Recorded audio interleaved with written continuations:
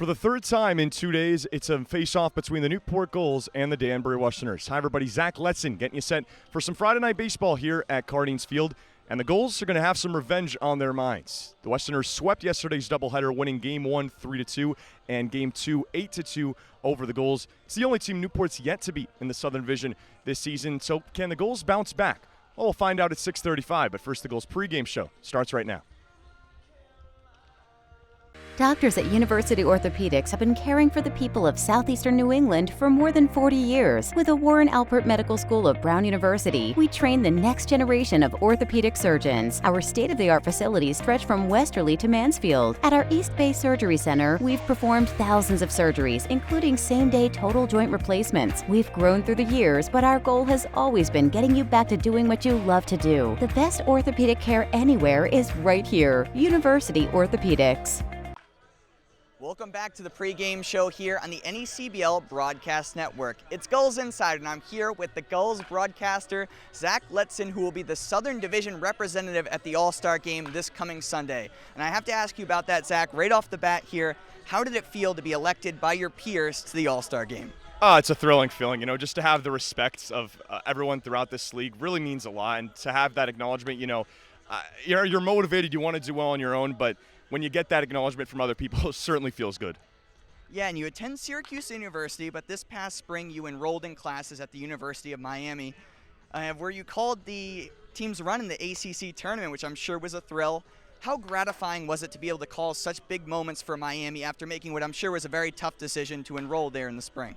Oh, it was a dream come true. I grew up a diehard Miami Hurricanes fan, going to Hurricanes baseball games to be able to have that moment come full circle and get to do games for them was a fantastic building experience. Like you said, getting to do postseason ACC NCAA tournament was incredible, and it really helped build me well for this opportunity this summer. Yeah, and leading right into that, you were a member of the media team with Newport Gulls in 2019. This is your second year with the team. What do you believe you've improved on the most from your first year here to where you are now? Oh, well, that experience in 2019 really helped make me who I am today. Certainly was some of the first on-air experience I got, so it was super cool and something I'll never forget. But I've had the opportunity. Syracuse has been fantastic in training me, and Miami as well. And it's just really all worked out so well for me, and I feel lucky. Well, congratulations, Zach, and thank you for your time. All right, thanks so much, Ryan.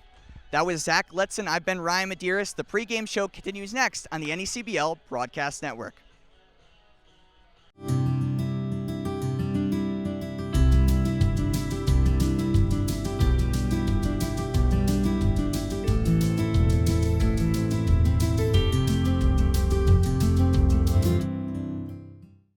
Welcome back to the Gulls pregame show here on the NECBL Broadcast Network. We're doing the five-man broadcasters roundtable here before Newport takes on Danbury for a third time in 2 days. I'm joined alongside the voice of the Danbury Westerners, Christian Gardecki, team journalist for the Danbury Westerners, Kyle DeSantis, as well as field reporters for the Newport Gulls, Liam Tormey and Ryan Medeiros. Christian, I'll start with you. Game number 6 between these two, and kind of in some stunning fashion, a series that Danbury has really dominated this year. Yeah, for the first time in Westerners history going back to 2010 with the two teams in the same division, the Westerners have won the season series. 5-0 right now with 2 left, and a lot of that goes to one man, John Anderson. 5 home runs of his 7 this year have come against the Newport Gulls. Yeah, and Kyle, this is a Danbury team really did well pitching-wise. They're able to sweep Newport 3-2 in Game 1, 8-2 in Game 2. The pitching really looks strong. The thing for Newport for key to this game is for the starters, they have to get against Danbury early. Combine the doubleheader, they gave up 9 total runs. If they want to keep the Westerners' run count low, they have to keep them off the board on offense. And meanwhile, Newport looking to bounce back now, loses a 5 straight in a row, Liam. And making a change, starting pitching-wise, Ethan Hoopengarner gets his first start of the summer. Yeah, we'll get to see Ethan Hoopengarner for the first time on the mound to start the game. He's played in 8 games so far this year for the Gulls. He has a 1-1 record, a 3.11 ERA. We saw him against the Sharks on Monday. Kind of got put in the tough situation, let up 1 earned run, but he's looked good otherwise in his starts, and he'll be going up against Danbury Westerner Sean Hogan, who has a similar ERA, a 3 ERA. He's 1-2 this season, and last played about 10 days ago. So it'll be an interesting matchup. It'll be nice to see Hoopengarner on the mound to start a game, who's pitched very well this season for the Gulls, and he'll get a new opportunity. And Ryan, this is a Newport team, just 2 runs apiece in that doubleheader yesterday. On injury to Sam Cochran, of course, Justin Guerrero departed, being selected in the MLB draft. An offense that's kind of right now just trying to find their identity. Yeah, the Newport Gulls team average is still pretty solid, second in the entire NECBL in average, 261 average. However, their slugging hasn't been as good, a 374 slugging, which is sixth in the NECBL. Still decent, but compared to that average, it is not as elite. And a big contributor to that average is Justin Guerrera. The Newport Gulls, unfortunately, are going to have to face the facts here, and the fact is that Justin Guerrera is probably going to sign with the New York Mets after being drafted in the 20th round of the MLB draft, and that's a big loss for them. But the other bats in the lineup are going to have to step up as a result of that. We haven't seen a lot of other hitters hit for power in this lineup. Justin Guerrera had 9 home runs. No one else has had more than 2. So some of these guys are going to have to step up, start hitting the ball with more authority. They've been putting runners on base. They just haven't been driving them in at as great of a rate as they would like to. But if they start hitting the ball with more authority, a guy like Cochran, for example, not a lot of extra base power this season. If he can start tapping into his power a little bit more, which we know he has, they can be much more successful on offense. All right, well, we're getting closer to matchup number 6 this year between the Gulls and the Westerners. But first, the Gulls pregame show continues right here on the NECBL Broadcast Network.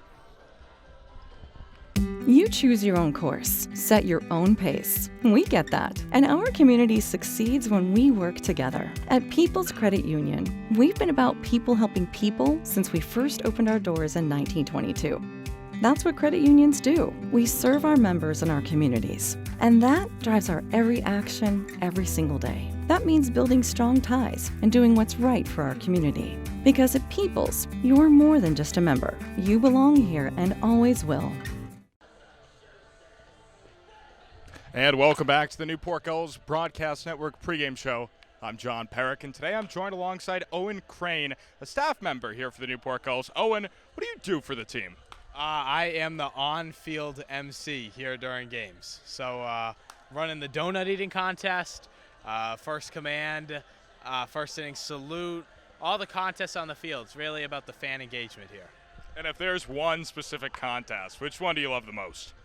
Not a contest, but I'd say the gully race is my favorite because of how many people do it.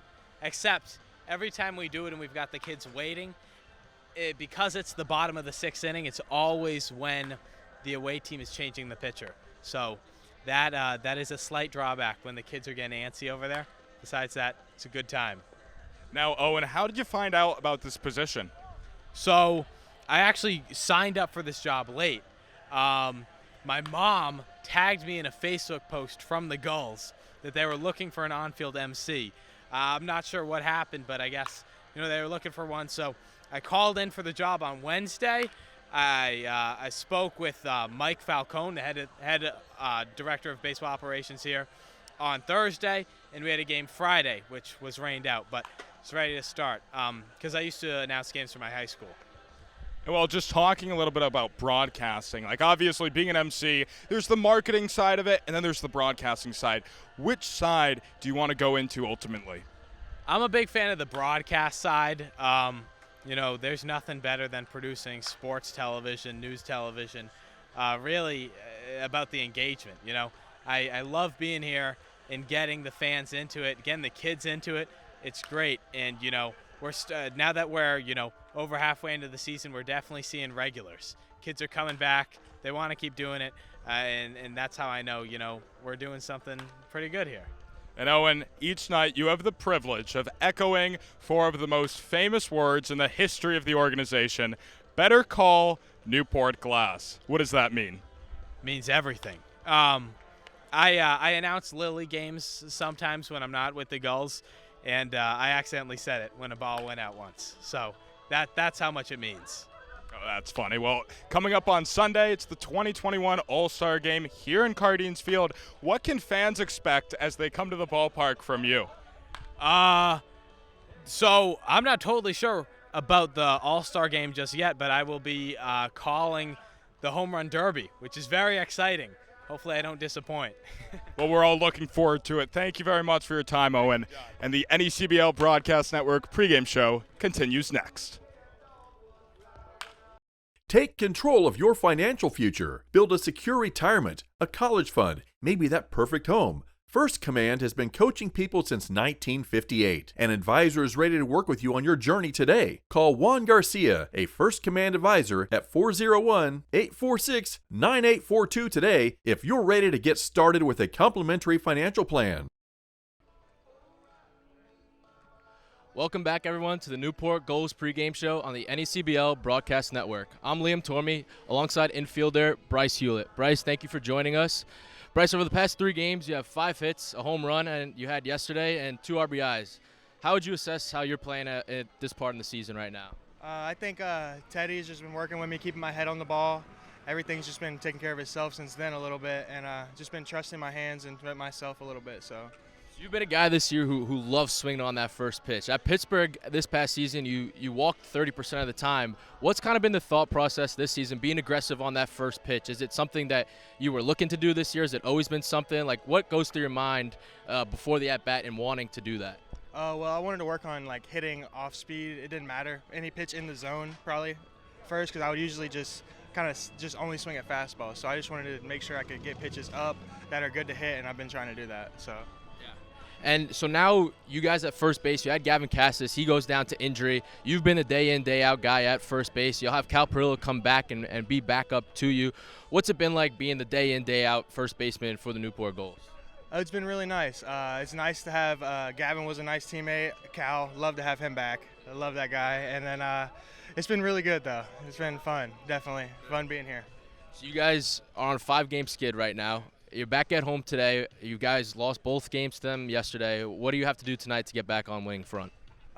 Just play clean baseball. I think we just got to put more timely hits together, limit errors on defense, and just play clean baseball. I mean, that's about it. So. All right. Well, good luck tonight, Bryce. Thank you for joining us. Appreciate it.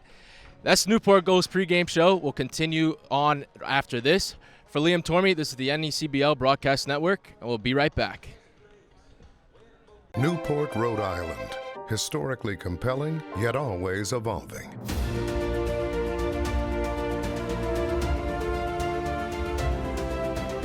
It is the classic coast. Discover Newport.org. You don't have to go far to experience the ultimate in Gilded Age architecture. Immerse yourself in these opulent palaces, the Breakers, the Marble House, and the Elms in Newport, Rhode Island.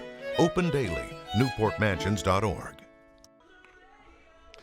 It's time for Gulls Eye View. Zach Letson joined alongside a pitcher for the Newport Gulls, Nelson Berkwich, here before Newport gets set to take on Danbury. And Nelson, I want to ask you looked really comfortable out there in that Game 2 of the doubleheader against Martha's Vineyard. First 4 shutout innings. You did pitch 10 times this year with the Vanderbilt Commodores, but that outing longer than any of them this season. What allowed you to get so comfortable so fast?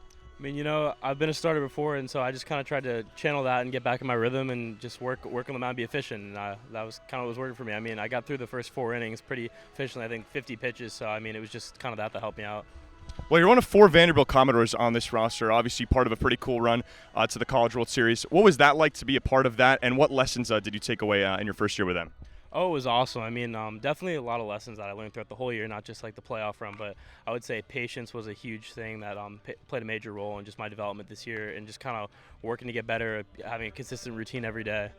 Well, this team's depth going to be tested a little bit, obviously. Jimmy Kingsbury, Jack Aldrich, 2 pitchers on this team, drafted in this year's MLB draft. What are you going to try to take away from that first start that worked well for you as the season keeps rolling forward? I would say just kind of try to work all my pitches, stay in the strike zone, let the hitters hit the ball, and hopefully get a couple more starts under my belt, keep going longer and longer. All right, Nelson. Well, thanks so much for the time. Thank you. Thanks. All right. Pre-game show will continue right here on the NECBL Broadcast Network.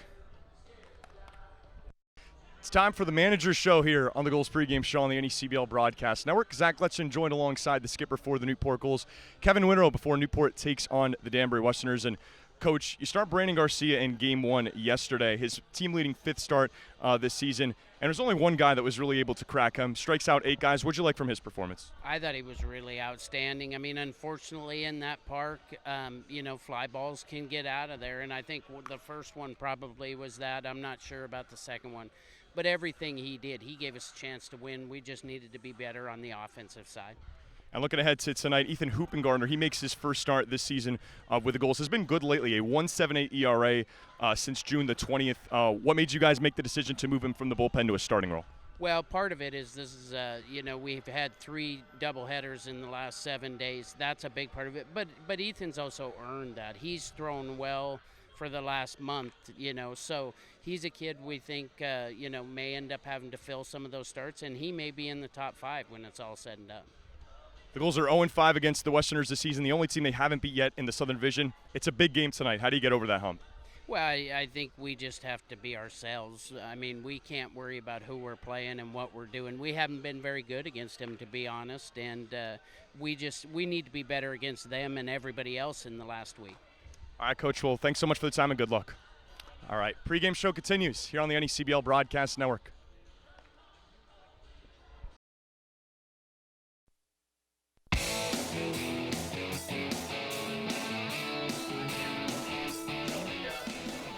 Well, it's the biggest game of the 2021 summer to this point for the Newport Gulls as they welcome their bitter rivals from Danbury, Connecticut, Gulls and Westerners here on a Friday night. With that, we welcome you to the Gulls pregame show. Zach Letson joined alongside the voice of the Danbury Westerners, Christian Gardecki, and the field reporter for the Newport Gulls, Liam Tormey. There's two teams pretty familiar with each other, Christian. A doubleheader yesterday, 2 games that Danbury took. Yeah, and for the first time in Westerners' history in the last 10 years, Danbury has beaten Newport in a season series. They're 5-0 right now with 2 games left, including tonight, which will back end this 3-game series. And when you look at the standings right now, Danbury is 2 games back at first, a whole game back on Newport. And we thought if Newport won one of those games yesterday, it would have a 3-team race. Well, guess what? It's a 4-team race now between Valley, Martha's Vineyard, Newport, and Danbury. And Mystic's not far back either. It's going to be a fun race to the finish, and this is a massive game for these 2 teams tonight. I'll break down a little bit of yesterday's doubleheader. It was a very close game one. Game 1, Danbury came out on top by a score of 3-2. Brandon Garcia got the start for Newport, made his team-leading 5th start this summer, and was pretty good for the Gulls, allowing just 3 earned runs, striking out 8 over 5 innings. But the one arch nemesis was John Anderson. Yeah, John Anderson has been a Gulls killer. 5 home runs of his 7 this year have come against the Newport Gulls. 3 at Rogers Park, 2 here, or rather 4 at Rogers Park, 1 here. And he's just been a guy that has come up clutch against this Newport team. And last night, bottom of the 5th inning, remember 7 innings, bottom of the 5th, hits one off of Garcia and puts the place into a frenzy. Westerners take game 1. Game 2 then it was all Danbury. Will Gursky with a grand slam. He's in the lineup today, and we'll talk about that as we go along here. Yeah, and meanwhile, Liam, this is a Newport team that was, of course, played 2 7-inning games yesterday. Their last 5 games, actually, not 9-inning games. Of course, 2 7-inning games against Martha's Vineyard, a game cut short after 6 innings against Mystic, and 2 more 7-inning games against Danbury. Games that they've all been on the wrong side of, but games that really could have gone either way. Could have gone either way, and we were here Monday and Wednesday for those doubleheader games. On Monday, I should say, the doubleheader game, and Newport could have won either of those games. It was close. 2-run scores in each of those, 4-2 and 5-3 in games 1 and 2. And then here on Wednesday, Newport goes down 11-2, doesn't play well in the beginning of the game, and then rallies back with 5 unanswered, and they can't do anything about the 5. And then they play another 2 games yesterday, drop both. First game a little closer than the second.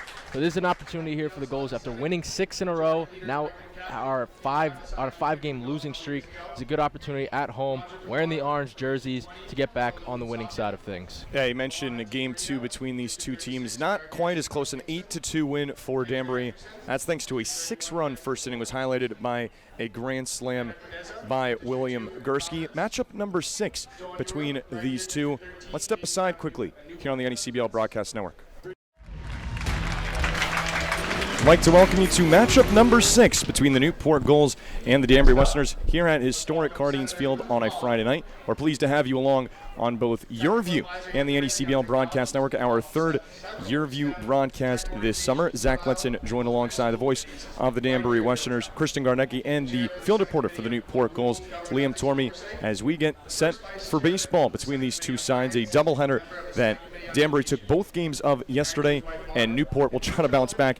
It has been 5 games that Danbury's took, but Christian, we've seen some great games between these 2, mostly decided in the final frames. 4 of the 5 games have been really good in this series between the Westerners and the Gulls, and I've really loved the way how Danbury's played. But you look at this stat here I figured out tonight. Of the 4 of the 5 games Danbury and Newport have played, Danbury pitchers have allowed 3 or less runs. Only exception is that first game, the 10-9 back-and-forth thriller. Yeah, and we look at this Newport team, certainly a very dynamic offense, Liam, been at the top of the standings batting average-wise in this division, but went a little cold yesterday, just 2 runs in each of those 2 games. Yeah, been a little cold, and I think it's just been some bad timing in hitting. Some guys have been hot, some guys have been cold, and then you kind of have that middle pack, and it happens a lot. But tonight, I think you need to get some guys like C.J. Pitaro and Spencer Smith going. And in the past couple of games, Pitaro is 0 for 7 in the past 3 games with only 1 walk. Spencer Smith, the guy that has been so great for this Newport team, batting in the 9th spot now, playing shortstop, 2 for 18 in his last 6 games with 1 walk and 8 strikeouts. So those type of guys are going to have to get things rolling, and big timely, not leaving runners on base for the goals is what's going to have to be their forte going forward in this game tonight. Well, getting closer to first pitch, we'll have starting lineups for you on the other side. I'll send it down to the opening ceremony as first pitch, Senator Mary Ellen Goodwin just threw out the first pitch, and we have National Anthem coming up here shortly here at historic Cardinals Field.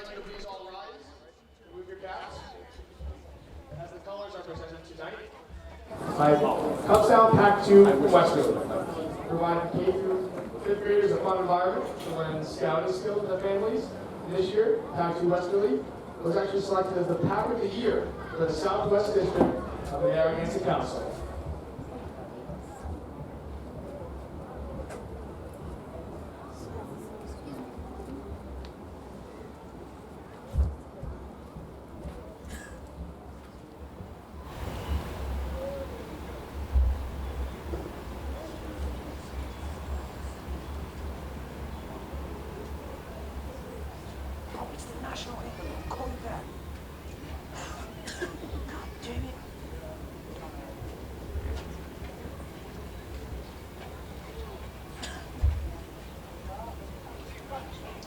Here with us tonight to perform the national anthem is a very old friend of Mark and Teresa, Mary McLaughlin Jenkins.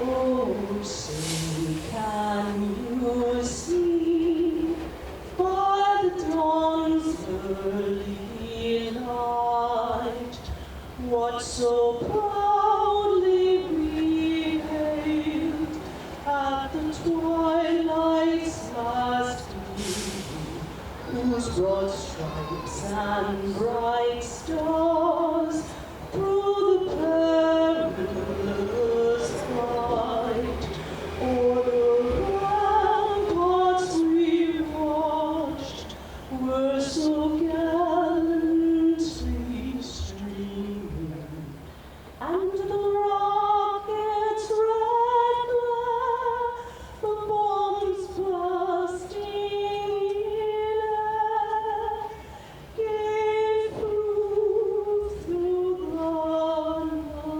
night that our flag was still there. Oh, say does that star-spangled banner yet wave o'er the land of the free and the home of the brave?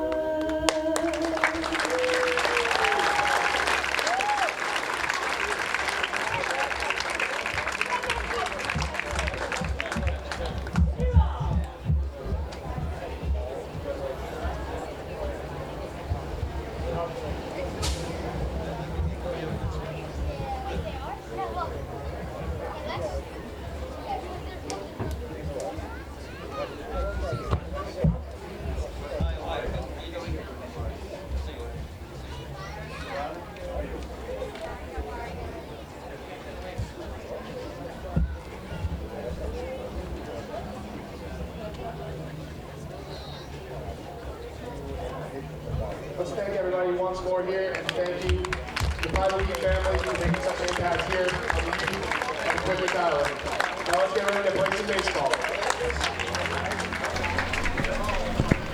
Let's get ready to play some baseball here at Cardinals Field. Matchup number 6 between these two.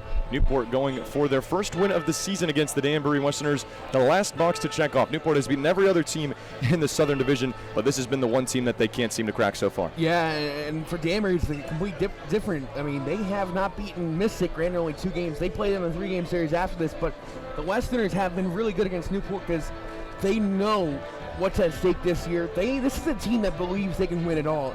And I don't think I can say that for any team that I've worked with in the last couple of years, the Westerners.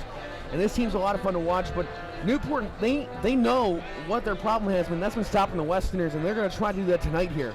Well, I'll give you a little something to say about maybe what's at stake here tonight. It's a division race in the Southern Division. That means a lot this year. Of course, the team that wins the Southern Division earns a bye. Everyone else has to play a single elimination game right out of the gate.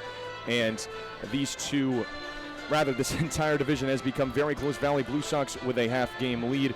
Martha's Vineyard Sharks ahead of the Martha's Vineyard Sharks. Newport in 3rd place right now, just a game back, and the Danbury Westerners 2 games back. Matchup number 6. So, Christian, why don't you take us through the starting 9 for the Danbury Westerners? Yeah, so for the Westerners, leading off in center field, it's Justin Jordan. At second, it's John Anderson. He is actually at third base, John Anderson. At catching tonight, it is Jack Payton, and right field, Hank Thomas. Batting 5th, first baseman, the man with the grand slam yesterday, Will Gursky. Justin Kapuscinski didn't play at all yesterday. He's in today, batting 6th in the DH. Thanks, Griffith at second. Sebastian Murillo batting 8th in the shortstop. Also had a homer yesterday. And Henry Stremecki is getting the start today in left field, batting 9th. And the pitcher from Williams College, it's Sean Hogan. And for the Newport Gulls, leading off with Kenny Oyama playing center field. Dawson Brigman hits second and plays second. Sam Cochran is back in the lineup dealing with an ankle injury. Did not play in game 2 last night between these two, but is back in the lineup hitting third. Matt Wood, who is red hot for the Newport Gulls, is the cleanup man and hits 4th doing the catching. Bryce Hewlett is the 5-hitter for the Gulls playing first base. Joe Fortin in the DH spot hitting 6th. Batting 7th, Jordan Rogers playing left field. CJ Pitaro is the 8-hitter playing the hot corner. And Spencer Smith, the 9-hitter, rounding out the order and playing shortstop. Well, the Gulls have taken the field for the very first time. Give you the defensive alignments for Ethan Hoopengarner making his first start on the bump, as you can see right there on your screen. But for Newport, in the field, left to right across the outfield, Jordan Rogers in left field, Kenny Oyama in center field, Sam Cochran out and right. Left to right across the infield, CJ Pitaro playing the hot corner at third base, Spencer Smith at the shortstop position, Dawson Brigman at second. Bryce Hewlett, who had a home run yesterday, plays first. And Matt Wood, the battery mate for Ethan Hoopengarner, who, as mentioned, makes his first start this season. The University of Southern California Trojan has been good for this Newport Gulls team. A 3.11 ERA over the first 8 games, 17 1/3 innings pitched, and has really turned it on since June the 20th. In that time, just a 1.78 ERA with 14 strikeouts. And Newport, we're relying on him tonight after a couple big Danbury wins. Absolutely, and we saw him last on Monday in game 2 of the doubleheader. He pitched 1 inning. It's kind of unfortunate, got put into a bit of a bad spot. Let up 2 runs, 1 earned run, struck out 1, walked 1, and allowed 1 hit. Interesting thing I think going to be tonight, Zach, is that the farthest Hoopengarner has gone this season is 4 innings in a 4-2 loss against Ocean State back on June 25th. We'll see how long he can go tonight in his first start, but he's been good, as you said, for the Gulls this year. 3.11 ERA in 8 games pitched so far. So I think he's excited for this opportunity, and the Gulls are going to have to play well defensively behind him if they want to get out to a hot start. Well, it's Newport and Danbury here at Cardinals Field. As I said, the 6th matchup between these two, and a lot of very close matchups before the 8-2 victory for Danbury. Of course, game number 1 here at Cardinals Field, a 10-9 win for Danbury. Game number 2, won on a walk-off grand slam by the 2-hitter John Anderson. And really, as we said, been nail-biters, been really entertaining baseball, and Newport's just been on the wrong side of it. Yeah, with the exception of game 2 yesterday, every game has been within 2 runs or so, or 3 runs rather. And I'm really excited to see how today is. And I got to say this, too. We mentioned off air. A great uniform matchup. Gulls going with their alternates. Danbury's got to keep it going with their alternates for a 3rd straight game here. Justin Jordan leads off. And by the way, to continue on the point in Hoopengarner and how long he can go, this season with USC only went 2 innings pitched, was the most he went all year. So I'm going to be very, very interested to see how long he stays in this game, because he hasn't been really a starter this year. He did have success in his first season with USC. Of course, the shortened 2020 season was named a freshman All-American with the Trojans. His first pitch to Justin Jordan fouled out of play. And we're underway at 6:41 here at the City by the Sea. 77 degrees and mostly sunny. Been a warm one here, and well, these teams are used to it. They played 2 games in some very warm weather out at Rogers Park yesterday as Jordan cuts on and misses at the off-speed pitch. Yeah, Jordan's been fantastic for Danbury this season. He is up towards the team lead in that batting average, but not in the league lead because he doesn't have enough plate appearances, but batting .406 now. Yeah, this is 10th game of the season with the Westerners, and he just gets out of the way of that. Fastball nearly came in and clipped him. And he gets on base a lot, too. He's been hit 4 times this year, believe it or not. And I was joking with his father, Billy, about how many times he's been hit this year, and he's like, if someone hits him one more time, I'm going to go out there and get him. 1-2. Just gets a piece of it, and looks like hits Matt Wood, and he will take a minute. Certainly something you don't want to see. Kind of the same thing happened when we hear on the 26 to Jack Payton of the Westerners. Now that got Wood in the leg or in a spot that he doesn't really want to be hit in. And he's getting up now, but I'll have to shake that one off. And the Gulls, as we've talked about, Zach, in other times, that they'll need Matt Wood, and Matt Wood's been fantastic for them, especially over the course of the past couple of weeks. And the Penn State catcher is trying to get his bearings back. Of course, the other catcher that has played the majority of the games for the Newport Gulls, Peter Ceruto, a scary moment for him as well. He took a fastball off the helmet last Saturday's doubleheader, and this someone who is a competitor for the Newport Gulls. Matt Wood looks like he is all right, to the relief of this Gulls team and this Newport crowd. Just having a little bit of a laugh about it now, so always makes you definitely feel a good sight to see. Absolutely. Yeah, I think he was like Justin saying, I'm sorry, Justin's like one of the most stand-up guys in this team, so obviously doesn't mean it was an unfortunate situation too. 1-2. Just able to hold back on the swing, fastball upstairs, and now we've gone even 2-2. His last appearance on July the 12th against Martha's Vineyard in that 5-3 loss for Hoop and Gardner. Delivers this pitch upstairs, and now it's a full count, 3-2. But over that stretch since June 20th, has appeared in 6 games for the Newport Gulls, just allowing 3 runs. But 1 batter and 1 base runner for Danbury as Justin Jordan takes ball 4. A base on balls to get things started. Yeah, nice job by Jordan there to battle back from an 0-2 count. And now this is probably the guy Newport does not want to see at the plate right now. Danbury, he's an all-star. He'll be back here Sunday. Danbury doesn't have Cam Masterman in tonight. He's getting the day off after playing, I think, what it seems like 6 straight games. And he'll also be here Sunday. So is Jack Payton, who's batting 3rd. The batter is John Anderson, as mentioned, a very dangerous bat. 7 home runs on the season, and 5 of them are against this Newport side, including 2 in Game 1 of the doubleheader yesterday. Check in on Jordan, who's back in time. Was responsible for all the RBIs for Danbury. A 3-2 win for the Westerners. Solo shot that led off the bottom of the first and then hit a go-ahead 2-run shot in the 5th with Newport up 2-1. Check in on Jordan again. Of course, not the only 2 big swings that he has against Newport this season either. Yeah, the grand slam back about 3 weeks ago, and of course the one here. Looks at the 0-1 in there for a strike from Hoop and Gardner, 0-2. The one stat I've looked at with Ethan Hoop and Gardner, and I always look at this with a lot of pitchers, is 19 strikeouts on the season, 10 walks, now 11 if you count the one to Jordan here. This is his first matchup with the Danbury Westerners. But Anderson swings and misses at the 0-2, strike number 3. Good morning, good afternoon, and good night to John Anderson, 3-pitch strikeout. That's a nice pitch and at-bat there from Hoop and Gardner, a little off-speed pitch to get him out of the way early. Anderson, who's been hot against this Gulls team, and we've seen this past week, Zach, in beginning of innings, the opposing teams here being on base without any outs. So as Hoop and Gardner throws back over again to Jordan, but it'll be good here if the Gulls can get out of this inning without any runs, of course, but they've let a lot of guys on early in the innings. Well, Jordan led this game off with a walk. He stands on first, but Hoop and Gardner able to bounce back and now faces Jack Payton, the starting catcher for the Southern Division. Of course, the All-Star game here on Sunday here at historic Cardines Field. Be the 4th All-Star game the Newport Gulls have hosted, first time since 2016.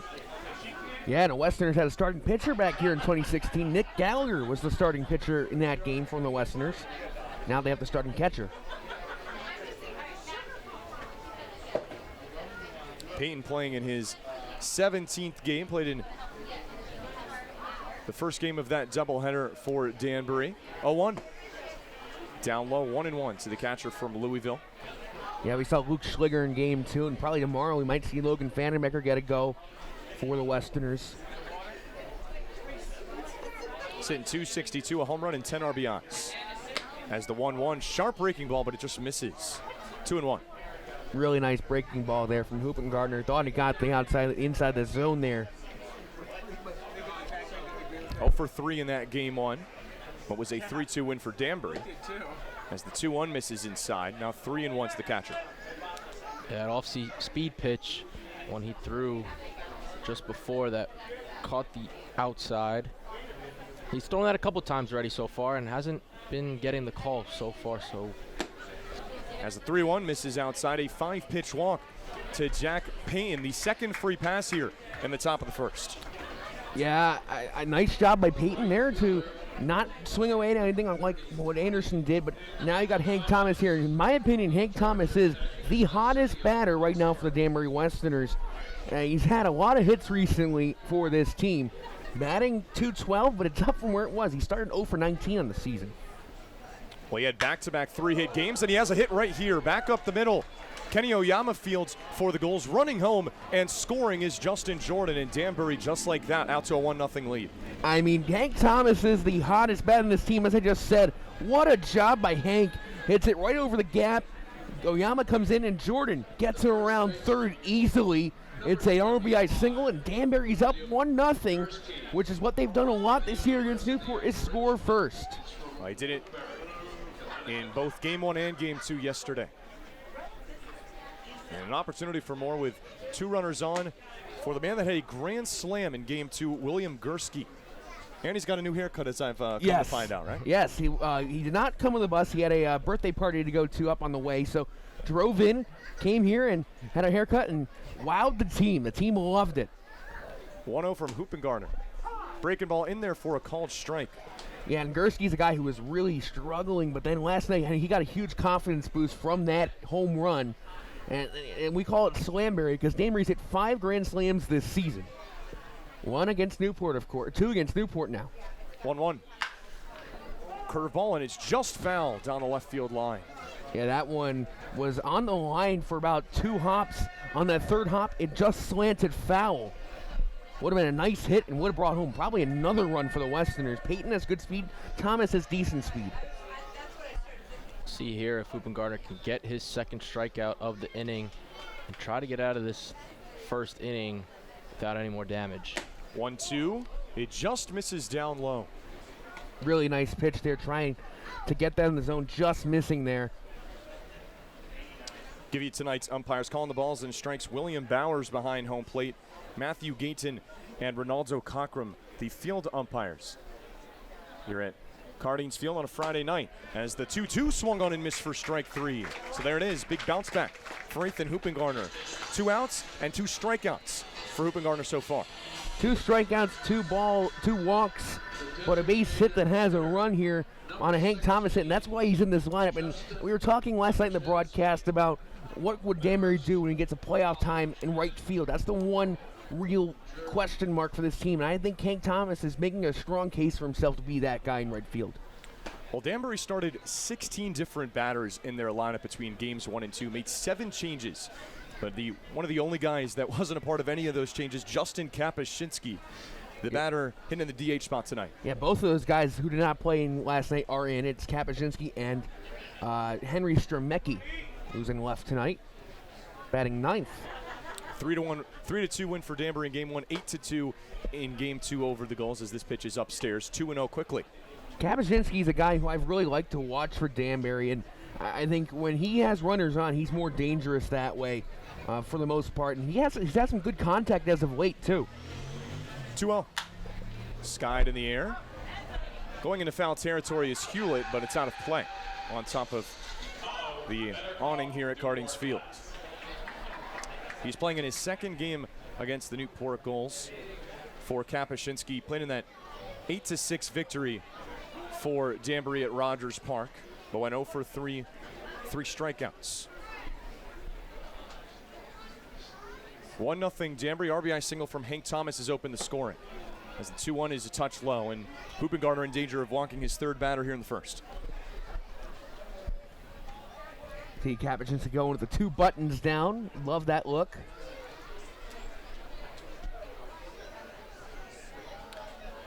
Pitch upstairs for ball 4. Another 5-pitch walk for Ethan Hupengardner. Third base on balls of the inning for the Westerners, and it has loaded the bases right away in the first. And it's really been almost rotating. He walked the first guy, walked the third guy, then he got a single and a strikeout there, and 2 strikeouts there. Then he walked the 6th guy. It was almost rotating, but now it brings up a guy who really got a huge confidence booster last night. He broke a massive slump, Banks Griffith, with that big hit in the first inning, off of the glove of Blake Mahmood, went to the shortstop, Acuff, and he could not get it in at first, but Banks is here trying to bring home some more runs here with 2 outs, and that's Danbury's good at. They're good at getting 2 out big hits. It's remarkable how this inning has played out compared to that first inning, and Banks right on cue back up the middle for a base hit. That scores 1 as Peyton's in. Thomas right behind him. Throw goes into second. Thomas scores a 2 RBI single for Banks Griffith, and in the blink of an eye, it's 3-0 Danbury. That's the second time where I've really said the guy had huge confidence booster last night and got a hit today. Hank Thomas first, and then now Banks Griffith. Here's the replay right through the middle. It was a nice hit. Nice speed there by Hank Thomas to get around third, and the Westerners are now up 3-0, and just not a good look for Newport so far. And for the Gulls, we have to say, if you're trying to get off that 5-game skid, being down 3-0 early is not the way to get back into this. And you have to remember, Newport was on a 6-game winning streak coming into this 5-game skid, and Danbury was on a 3-game losing streak before yesterday's doubleheader. And they have 2 big 3-game series here with teams they're chasing or who are chasing them right now in the standings. Sebastian Murillo, the batter, and he swings at the 1-0, pops it high in the air. Sam Cochran is there and makes the catch. That retires the side, but a big top of the first for the Danbury Westerners. 3 runs on 2 hits, and they strand 2. Newport gets their first crack and a home half of the first when we return on the NECBL Broadcast Network.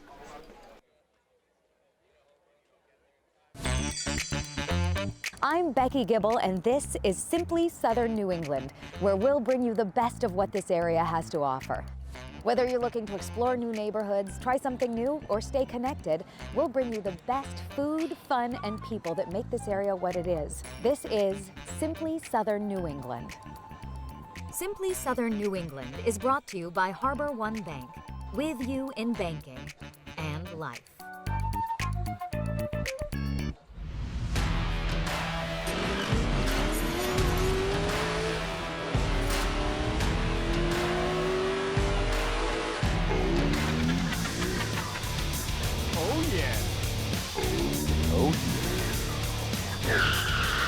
Great googly moogly.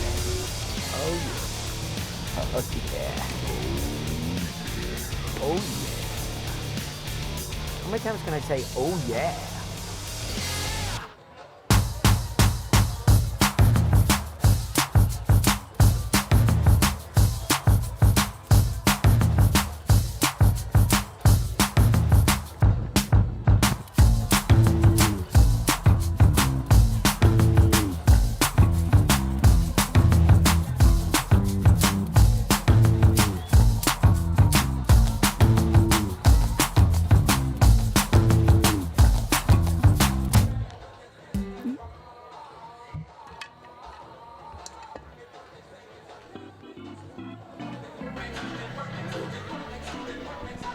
Back here at Cardings Field as Newport gets their first hacks off of Sean Hogan, the pitcher today for the Danbury Westerners, making his 5th start this season. Only Angelo Tonis has matched that with 5 starts, but starting against the Newport Gulls for the first time this summer. Yeah, I've really liked what I've seen from Sean Hogan this summer for the Westerners.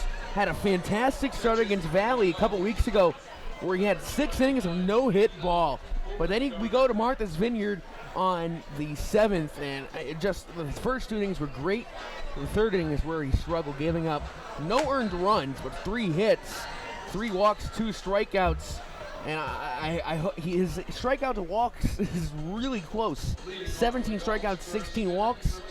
But I think he knows how important this baseball game is. And all day I've seen him, he's been locked in. Well, the defense behind Hogan on the mound, left to right in the outfield, Stremecki in left, Jordan in center, Thomas in right, left to right across the infield, Anderson at third, Murillo at short, Griffith at third, Gursky playing first, and Jack Payton is the battery mate to Hogan on the bump. To face Kenny Oyama to start things off in the bottom of the first, and he skies the first pitch. Stremecki is there, and he makes the catch, 1 pitch and 1 out in the home half of the first. Zach, we've mentioned in the top of last inning, but out of 3 of the past 4 games at home for the Gulls, they have gone down first. And as we've mentioned, it's not easy.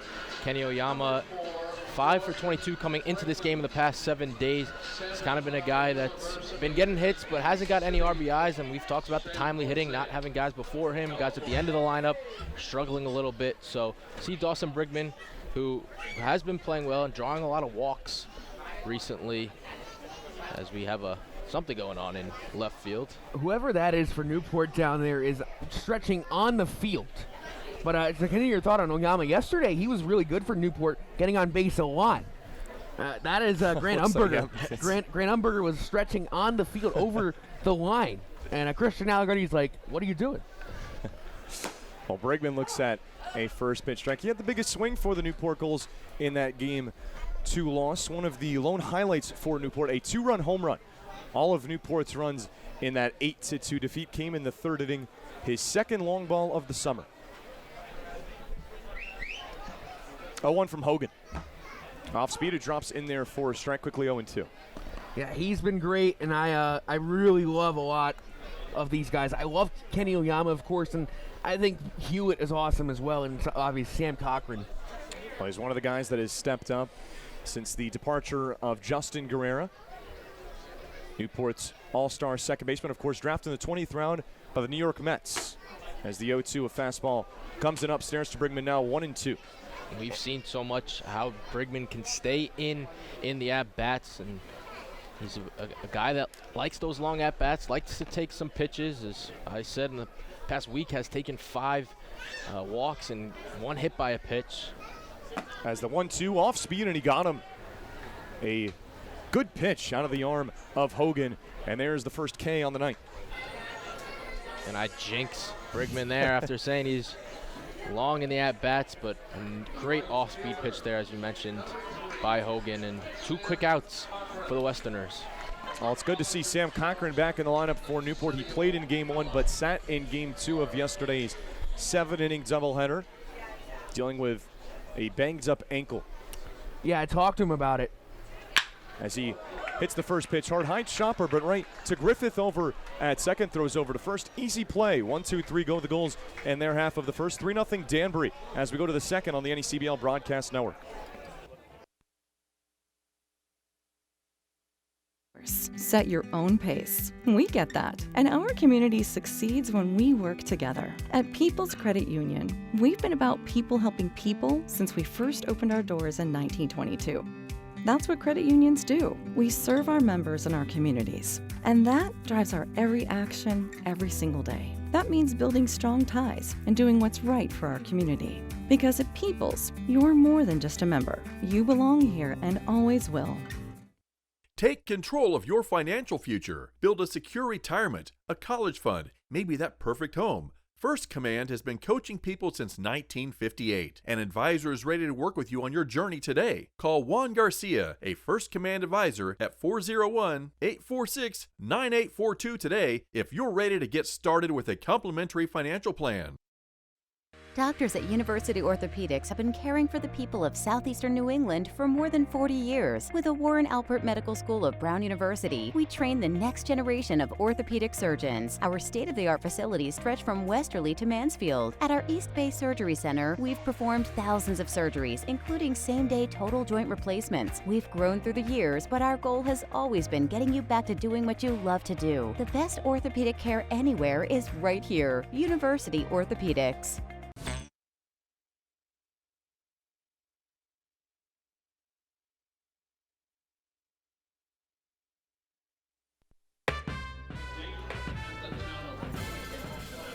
Back here at Cardines Field, 9-1-2 for the Danbury Westerners in the top of the second after sending 8 batters to the plate and scoring 3 runs right off the bat in the top of the first inning. And it's Henry Stremecki to start things here in the top of the second. You know, Hoop and Gardner's going to want to come out in this inning. The nerves probably have obviously gone away now after those 3 runs, but a look to back bounce here in a big way. 1-1 skips in the dirt. Now 2-1 to the left fielder. Yeah, the first pitch, Stremecki, we were coming back. Stremecki showed the bunt real quick, but he did not go. 2-1 pitch. Fastball lined over the head of Smith into left for a hit. Big turnaround first, and a helmet that falls off for Henry Stremecki, but he's on with the 3rd Danbury hit already tonight. Well, I mean, now you're getting your 9-hitter just like last night in Game 2. Your 8 and 9 hitters are getting big contributions. Granted, the Murillo had a really good contact in the ball that Cochran caught, but I mean, it's great to see that Stremecki, who didn't play at all last night, gets that big hit there, and he leads off the inning well. 3 hits for Danbury, team who has struggled hitting-wise as of late the last week or so. They had 6 hits in both games last night. Already 1 time through the order, and 6 of the 9 reached in that first time through. So top of the order, Justin Jordan, the batter, looks at ball 1. And now they've already half of what they got in both games. Both games got 6 in both. Checking over on first back in time is Stremecki. And Danbury's without a couple big guys tonight who did not make the trip. Nick LaRusso is at orientation from Maryland, and Zach Sellinger is not with the team. 1-0, just misses outside from Hoop and Gardner, and now it's 2-0 to Jordan. He walked in his first plate appearance. That started things off. Walk from Jordan, walk from Peyton. Hank Thomas with an RBI single, but the big hit coming off the bat of Banks Griffith. 2 more home for the Westerners on 1 swing of the bat on an RBI, 2 RBI single himself. If this Danbury team can play like this other than against Newport, against other teams, especially Mystic, who they're 0-2 against, and they play 3 straight games against them, this team can go a long way. But, I mean, we're still 2 weeks out from playoffs. Squaring around a bunt, runner off and going. Good throw for Matt Wood. The tag in from Smith. He's out. Oh, what a throw by Matt Wood on the money. We have seen that time and time again. Last night we saw it too. Matt Wood continuing. We see his arm quick out of the gate, throwing that ball over to Spencer. A great tag guy, Spencer Smith as well. But Matt Wood on both sides of the ball is just having a fantastic season. And Jordan tried to show bunt originally. He backed up. Now he looks at the 2-2 just a touch low, and we've gone full. He had 2 caught stealing attempts last night by Matt Wood. Now 3rd one today in this series against the Westerners. Here comes a payoff. On a line, and Spencer Smith now will play a couple funky hops, throw over to first, not going to be in time. He'll hold on to it. Hustle from Justin Jordan, he's aboard with a hit. As you said, it did take a little bit of a weird bounce coming off the bat of Jordan and Spencer Smith. I thought at first maybe he thought he was coming to him, that he could just catch it out of the air, and then he comes up and it takes another weird hop, and Jordan just too quick getting to first base and a no throw by Smith. That's 3 infield hits for JJ in this series now. Well, Danbury has won all 5 games of this series this season, but there's some pretty surprising numbers that may make you think otherwise. As the batter John Anderson looks at strike number 1.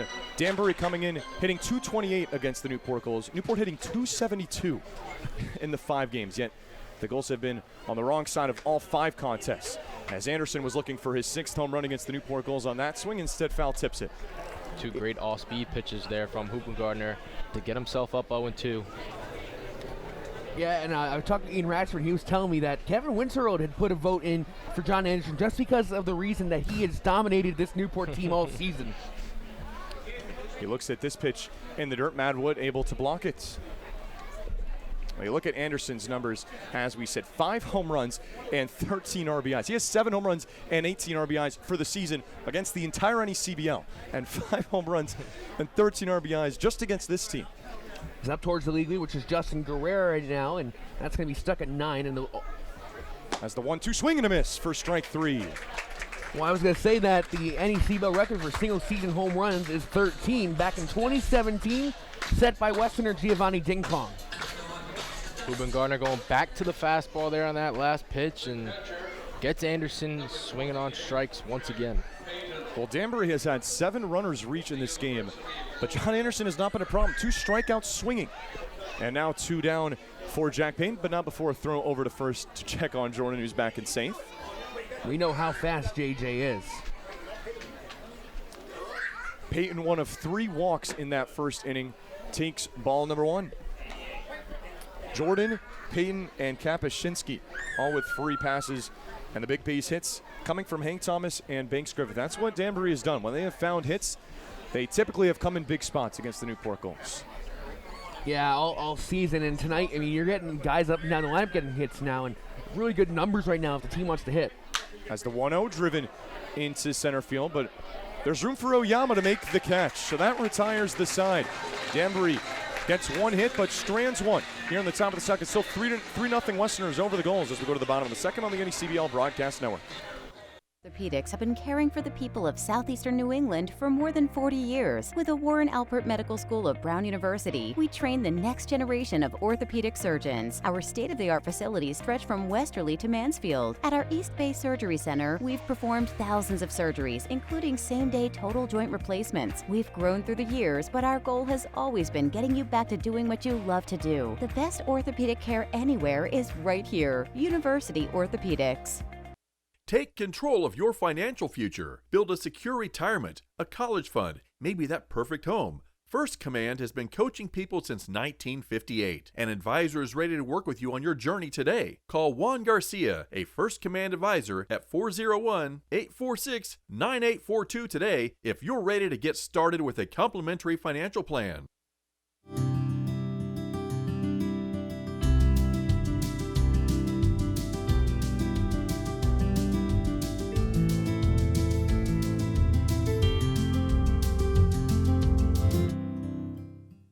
You choose your own course, set your own pace. We get that. And our community succeeds when we work together. At People's Credit Union, we've been about people helping people since we first opened our doors in 1922.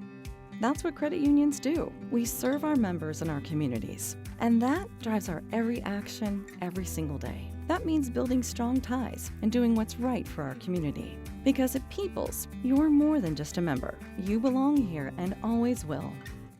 You choose your own course, set your own pace. We get that. And our community succeeds when we work together. At People's Credit Union, we've been about people helping people since we first opened our doors in 1922.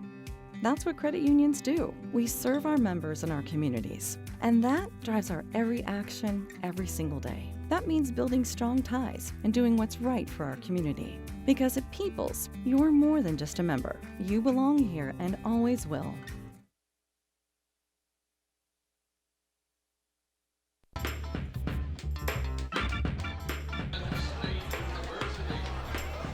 Four, 5, and 6 for the Newport Gulls in the bottom of the second, looking to answer from a 3-run Danbury top of the first inning. Matt Wood starts things off.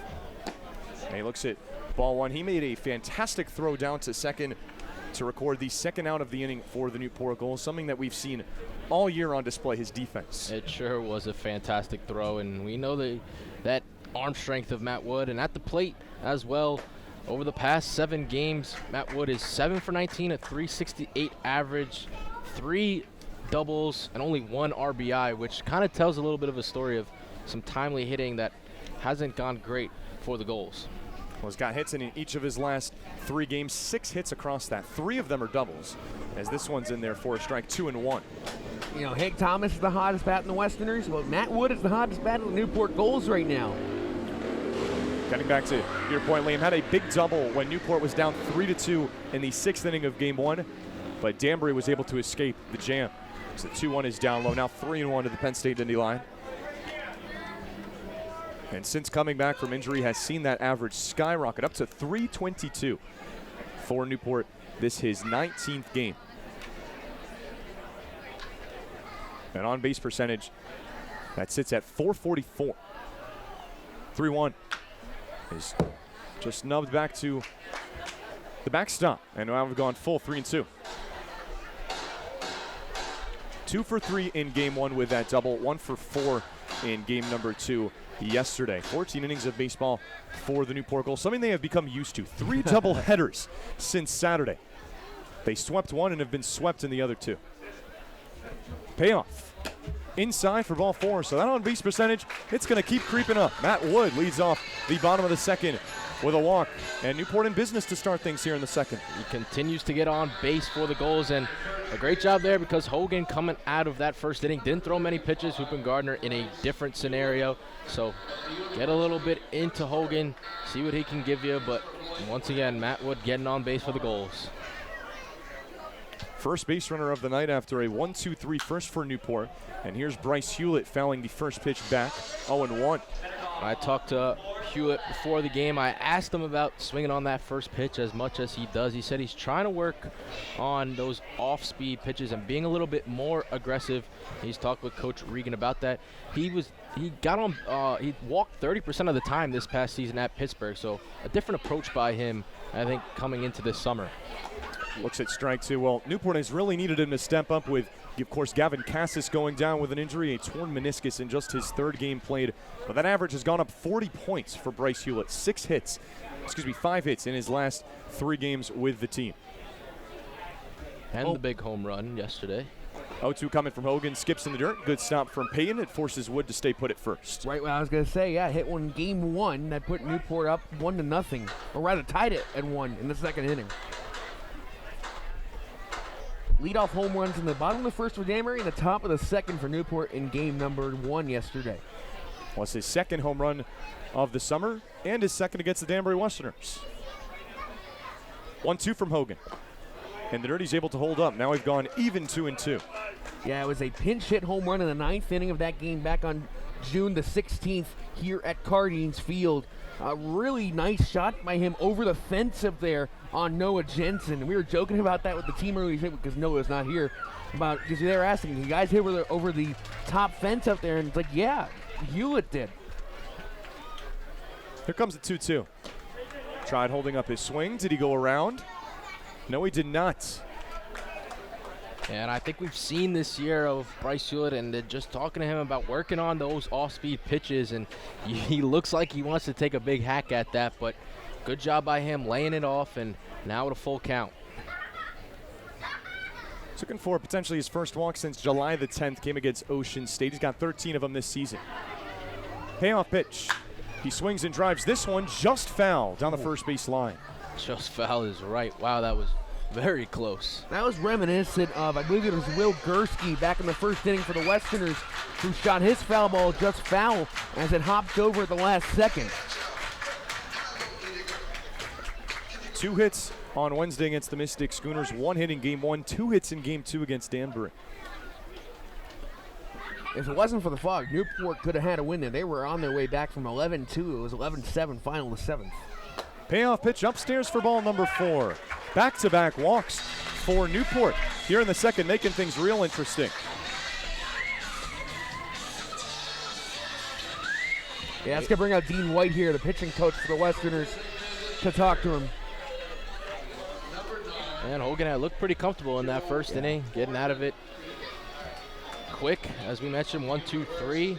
And now Joe Fortin will be up for the Gulls, who has also been playing particularly well over the past 5 games. He's batting .500, 5 for 10, coming in sometimes for a pinch hit and others, but 4 RBIs, 1 home run, and 3 walks as well. So look to see if Fortin can kind of go into a longer at-bat with Hogan having to be settled down just a little bit. Well, he had a pinch hit single in the 7th inning last night for the Gulls, and talking about Sean Hogan here in the Westerners, they don't really want to use the bullpen because they only have 4 guys available tonight in the bullpen, with another doubleheader coming up tomorrow, then an off day Sunday for the All-Star game. So it's a very light bullpen for Danbury tonight. 2 runners on 2 walks here in the second for the Gulls. Joe Fortin, who knows a thing or two about getting on base, takes this one upstairs. .469 on base percentage for Fortin in his 10 games with the team. And he did so twice for Newport. Yesterday in that doubleheader, as mentioned, the single off the bench. Reached in game 2 via a walk.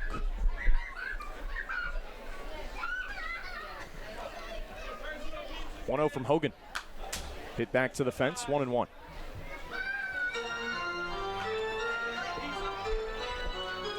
a 304 hitter for the Newport Gulls, who have called his name a lot more recently.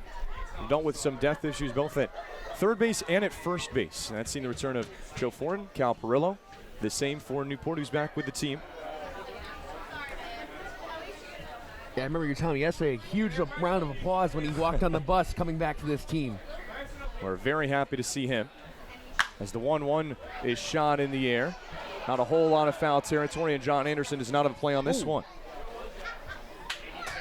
Looks like it found some fans over there. Hope that they're all right. Bryce Hewitt was also telling me, I was asking him about the first base position as Gavin Cassis went down to injury, and he gave me a little chuckle and a smile saying everyone on that team loves Cal Perillo, as you mentioned him getting the round of applause coming onto the bus. But it adds some depth to that first base position that obviously has kind of been back and forth due to injuries. And Perillo's been good against Danbury, too, in the 2 games he's played against Danbury. 1-2 to Fortin, no outs in the second. Here it comes. He swings and hits this one down the line, but it's going to find the warehouse. Nice little hop there off the warehouse, off the corner of it. Yeah, it looked like it hit the front part of it and took a, like I said, a weird bounce. Well, we'll do it again. Fortin does have, of course, he had that big hit yesterday, and his biggest hit was a 2-run home run on Saturday in the Game 2 of the doubleheader against the Ocean State Waves. A 2-run shot. Represents the tying run right here in inning number 2. 1-2. Comes in upstairs to Fortin, and now it's 2-2. Hogan's trying to get him to chase here for strike 3. He did that because he got ahead of the first 2 counts and tried to chase. Actually, the first at bat, he was behind and tried to chase on that strike 3 possible chance. Tried it again here. No hits yet for the Newport Gulls, but with a big opportunity to answer. 2-2.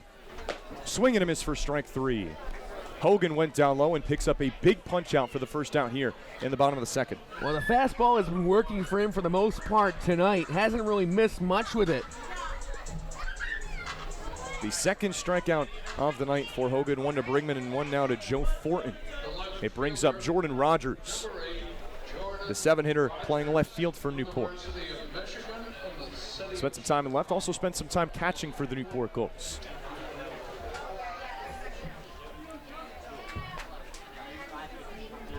Hogan gives a look over to Wood. Now here's the pitch. Swung on and hit back into center field. Jordan coming in, he makes the catch on a line. Good piece of contact from Rogers, but one pitch that he sees, and he's retired. Yeah, that's the first time I've seen Newport get a good contact on the ball here tonight. Rogers hitting that one out to center. Thought that was going to drop, but Justin Jordan has some great speed to get there. Here's the replay. Jordan comes in and finds it on a line. Brings up C.J. Pitaro, third baseman out of Vanderbilt. And C.J. Pitaro also another goal, kind of struggling towards this back end of the lineup. Him and Spencer Smith represent 8 and 9. He's 0-7 in his last 3 games with just 1 walk, but a big opportunity here to get himself some confidence and knock in a run. He has had a pretty good season overall, a .292 hitter. He looks at ball number 1. Been consistent for the Gulls, but looking for his first hit in the month of July. Last hit came in a big effort, 3 for 5 night against the Bristol Blues, an 8-0 victory for Newport.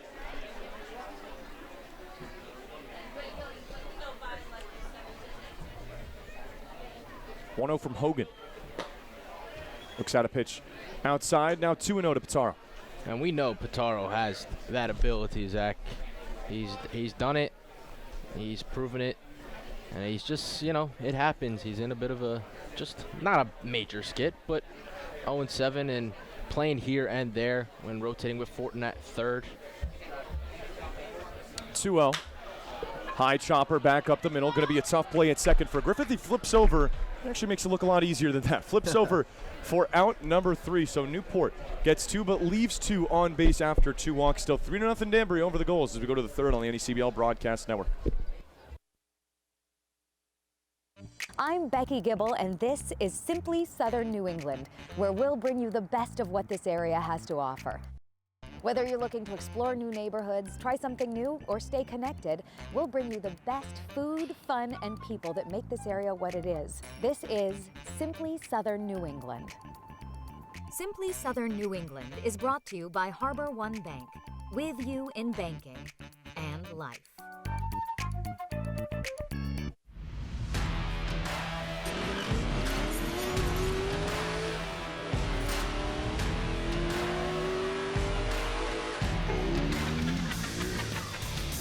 Oh yeah.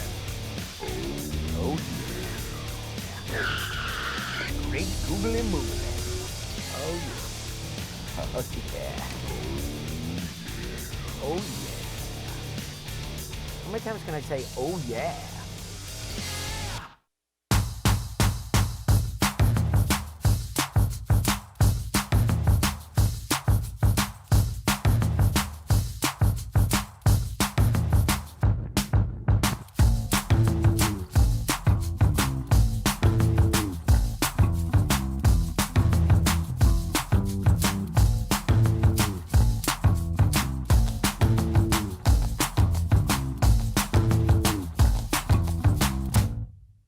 You choose your own course, set your own pace.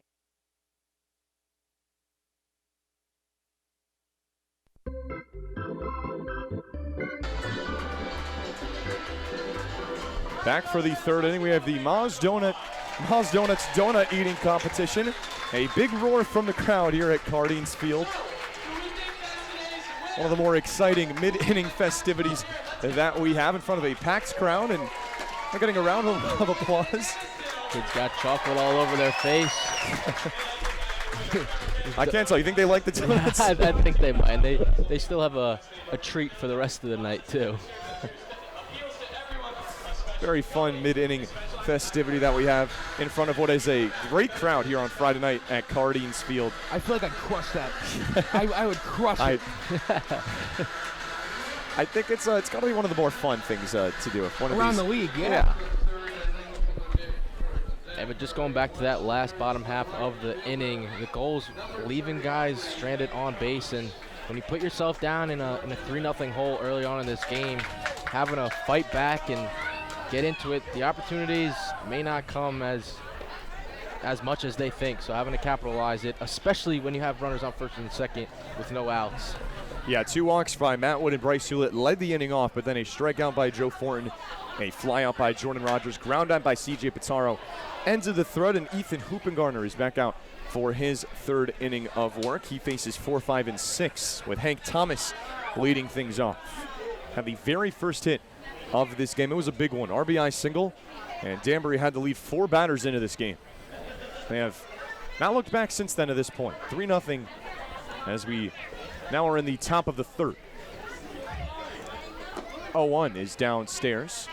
1-1 to Hank Thomas, of course, as we talked about, a transfer from Georgia Tech now to Ohio State. Yeah, as of last Saturday, he will go to Ohio State, closer to home.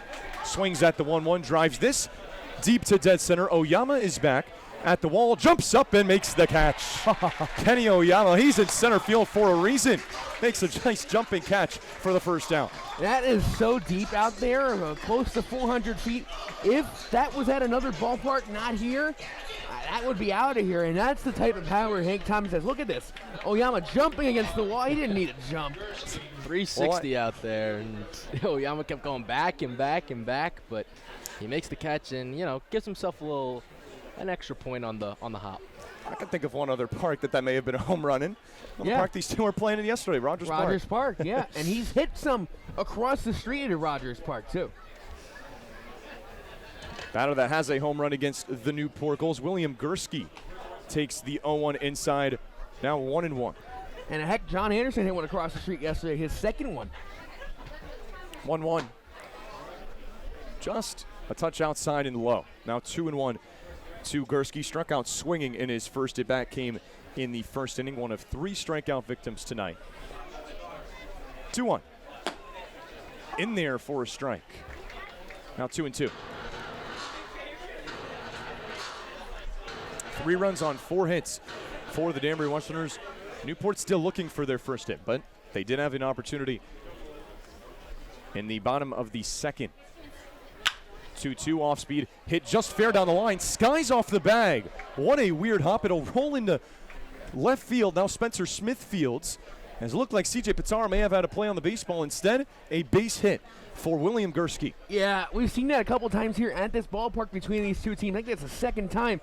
This one goes off of the third base bag, hops up over C.J. Pitaro, and then going to get it there is Spencer Smith. When we saw with the Westerners, on the other hand, last time we were here. And Pitaro can't do much about that. He's got a... As this pitch line, jumping play by Smith, he's got it. What a play by Spencer Smith, the shortstop for Newport, a jumping play. Kapusinski's laughing at he nice hit there, great hit by Cap, but Spencer Smith using the hops there. And just the other day, we saw Spencer Smith making a play on a ground ball and now jumping on this one to make a nice catch and get 2 outs for Hoopin. I'll say this, great contact for the Westerners in this inning. Absolutely. 3 really well-hit balls. First pitch to Banks. Griffith skips in the dirt. Now 1-0 to the second baseman that has the biggest of the 5 hits tonight for the Danbury Westerners. 2 RBI single, brought in runs number 2 and 3. 3-run first inning for Danbury. All the runs so far. Hoopin Garner doesn't get the call on a sharp breaking ball. Now it's 2-0. That was pretty nasty, if you ask me. Really slow, too. 62 miles per hour. I think that's kind of like an eephus. I'll throw back over to first. Check on Gursky back in time. Yeah, Will doesn't have the best wheels. I wouldn't expect him to go up, but you never know with Bobby Rodriguez at third base. And this pitch comes in upstairs to Griffith, who's ahead now 3-0. 29 balls to 28 strikes so far for Ethan Hoopin Garner, trying to finish off his 3rd inning of work in his first start as a Newport Gull. 3-0. Get me over fastball, gets in there for a strike. 3-1. Hitting .285 is Griffith coming into tonight. Had a fantastic start to the year.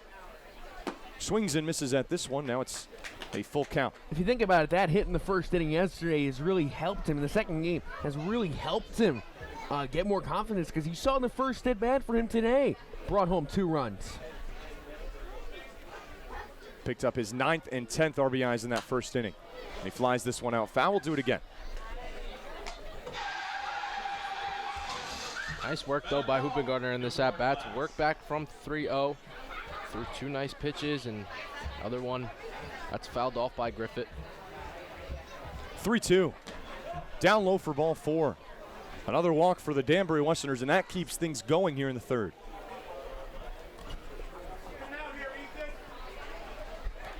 Hoopin Gardner now almost, he's actually at 61 pitches. His 4th walk tonight. 9 different Danbury batters have reached. Well, they've reached 9 different times, I should say. Yep. And extend this inning even further for Sebastian Maria.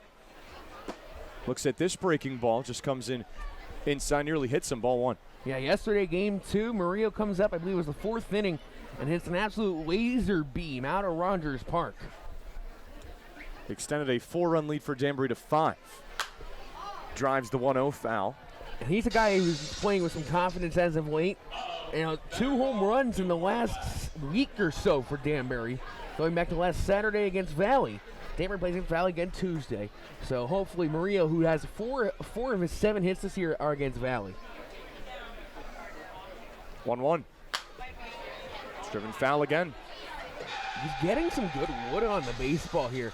It's just that more, is he going to get it in play and get towards and out of the ballpark here? Well, it was his 2nd home run of the season. 2 guys that have struggled at the plate a little bit with some big swings for the Danbury Westerners in game 2 yesterday. Yeah, Gursky, who has a base hit already in this game, with a weird kind, though. 1-2. Swing and a miss for strike 3. Ethan Hoopin Garner dances out of trouble in inning number 3. Still 3-0. Westerners over the Gulls as the Gulls look for some runs in the bottom of the 3rd. We'll be right back on the NECBL Broadcast Network.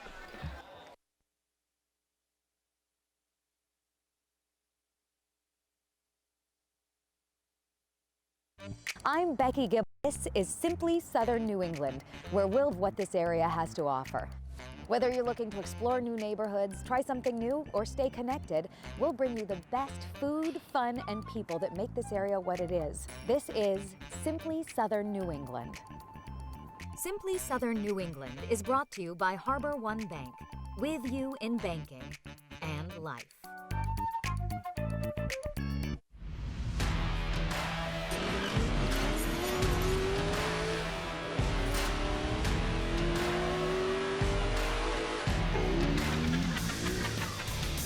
Oh, yeah.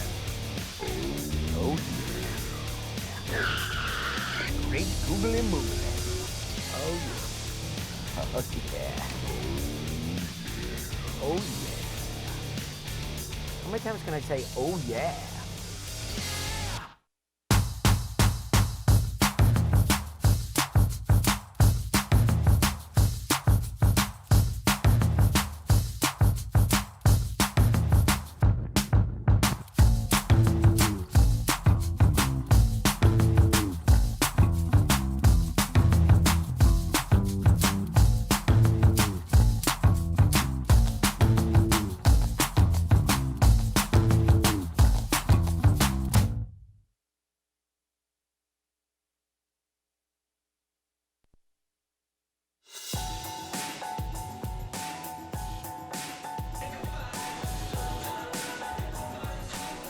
Back at historic Cardines Field. Beautiful Friday night for some baseball. Matchup number 6 between the Newport Gulls and the Danbury Westerners. 3-0 lead for the visiting side, and Newport sends 9-1-2. Let's try to change that. Spencer Smith, Kenny Oyama, and Dawson Brigman here in the bottom of the third. Yeah, we talk about Spencer Smith struggling at the plate in his past 6 games, just 2 for 18. He made that good defensive play in the top half of this inning. We'll see if tonight Spencer Smith can get back to good ways. First pitch from Hogan gets in there for strike number 1 on the inside part of the plate. He has yet to give up a hit, has the righty for Danbury. Newport had 2 walks in the second inning. The only 2 base runners to reach, Matt Wood and Bryce Hewlett. He's done that before. He went 6 innings without giving up a hit about a month ago against the Valley Blue Sox. And 2 walks to start the inning and then really settled down great. Smith looks at strike 2. We've also seen how influential Spencer Smith when he gets on base to that top of the lineup, when Oyama and Brigman and Cochran are then due up, that when he's getting out in these past couple of games and striking out, then you don't have that guy like Smith to be on base. 0-2, a shot, backhand by the shortstop Murillo on to first, split, and Gursky can't come up with it. Goes all the way into foul territory. Smith will stay at first. It'll be an error for the Westerners, and Newport with their first base runner here to lead things off in the third. Even if he's reaching on an error, I think Spencer Smith's going to take it. Got some nice contact to short, and just to see that ball go over him and reach base safely, it's a nice spot to be in for Spencer Smith. That error has been handed to Will Gursky, so it's an E3. Newport has their third base runner of the ball game here. And it brings up the man who got on base, I believe it was 5 times yesterday in the 2 games. Kenny Oyama got on base with a walk, got on base with a single, got on base with a hit by pitch twice. He's in the leadoff spot for a reason and looks at ball number 1 there. I wouldn't be shocked to see if the Westerners at some point tonight will go to Ren Lentz in the bullpen, who's been one of the more reliable arms for the most part for Danbury. A struggle last Saturday against Valley, but rather Monday against Bristol. Looks at this fastball outside. It's an on-base percentage that has creeped its way up above 400 at 402 for Oyama. And talking about Bristol, talk about a team that's hot right now. They've won 5 straight, including in 6, I think you include the Team Israel game. And we'll go through the out-of-town score after this inning, and some people will be surprised. 2-0 the count to the center fielder from Loyola Marymount. Off and running is Smith. Pitches in the dirt for a ball, and Smith has second base stolen. Got a great jump, and Newport has their second runner in scoring position here tonight. Spencer Smith with a little bit of the wheels.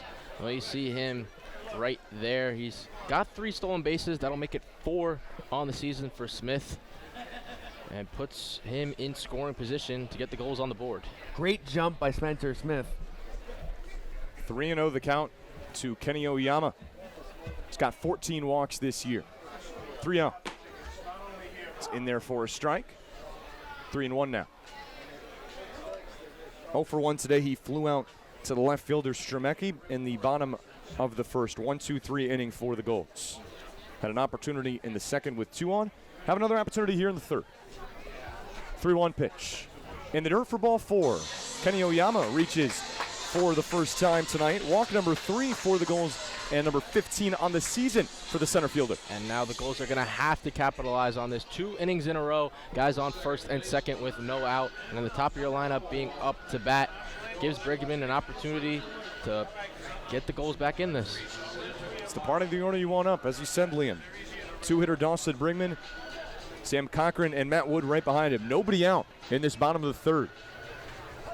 Newport trying to chip into a 3-0 deficit against their arch nemesis, the Danbury Westerners, trying to beat them for the first time this summer. First pitch off and running is Smith to third. Throw goes into third. He's in there safe, and Oyama's in a second. Heads up move by Kenny Oyama. Seeing Smith go, I think that was planned to have him go there.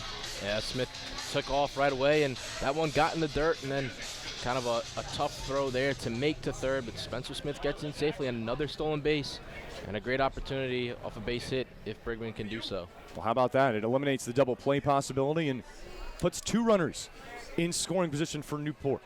And some speed on both base passes we just saw on display. 1-0 to Brigham. Big count and a miss for the second baseman, who struck out in the first inning. 1 of 2 Ks in this game for Sean Hogan, who still has not given up a hit. Needed that strike there. Give him some more confidence. Needed that. This would be a great time for the first hit of the night for the Gulls. 1-1 the count with no outs. Here it comes. Inside to Brigham, now 2-1. This is 23rd game this season with Newport. That only trails Sam Cochran and Spencer Smith. His time with Bryce Hewlett.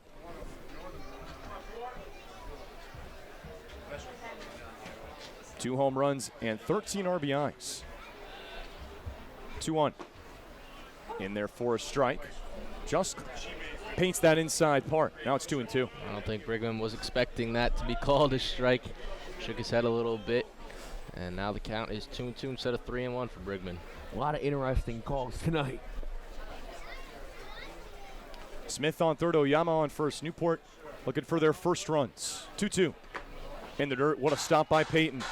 It keeps both runners at bay and makes this a 3-2 count now. Of course, had the big home run swing, all the runs that Newport had in game 2 yesterday. A 2-run home run. 2 hits in that game, too. A 2-for-4 day for Dawson Brigham. On base percentage, that sits at .461. It's the best among qualified hitters for Newport. Payoff. Very soft chopper in front of home plate. The flip goes to home. Smith's in there safe. Everybody's safe for the Newport Gulls. And the home side's on the board. It's 3-1. And that's going to count as a single. The run will go unearned because of the error by Gursky. But it does score, and now bring up the second meeting in the mound for the pitching coach, Dean White. It is a hit. I'll tell you what, that would have been unbelievable. If he got the out with the glove scoop. Oh, yeah. And it just wasn't in time. You have to think he probably had a close to what probably is a sure out at first base. Went a little more with the gamble, and everyone's safe for the Newport Gulls. And as you said, Christian calls for a mound visit as Sam Cochran comes up to the plate. Runners on first and third, and still nobody out. And that was tough from Hogan. When that ball bounces in his glove, Spencer Smith stole 2 bases already and has kind of flipped that. I think it just went a little too high for Peyton to then get his glove down to get Smith. And Smith comes in, running through home plate, and now scores 3-1. Still no outs for the Gulls, and Hogan will remain out there. Christian, as you said, the Westerners don't want to go into their bullpen with just 4 in there right now. And they don't want to go into early. They're going to have to, obviously. Of course, yes. You want to get a lot of innings out of Sean here. He's gone 5, he's gone 6 this year. I mean, you have a couple guys in there who can go long spurts or so. You have a guy who's an unknown right now, Tristan Sarconi, who hurt his elbow and hasn't played since last week in Vineyard. Brigman's running on the very first pitch. Peyton decides not to throw. Keep Oyama at third base. Oh, remember probably who's a pretty at third? Good reason not to throw, right? Who's at third? Kenny Oyama. He would have probably made it back. That, of course, eliminates the double play ball at first and second. So the Gulls have an opportunity once again with Sam Cochran on a base hit, can tie this game up. 7th stolen base this summer for Dawson Brigham. Just like that, moves the tying run into scoring position for the team hit leader, Sam Cochran. 1-0 comes inside for ball number 2. Still nobody out for Newport in this frame. Last night we talked about Sam Cochran didn't play in Game 2, but in Game 1 he did not get on base for the first time in 15 games, which ended his 15-game on-base streak. He has played in 25 games and been on base in 23 of them. That's just the second time all year. 2-0. Upstairs, ball number 3.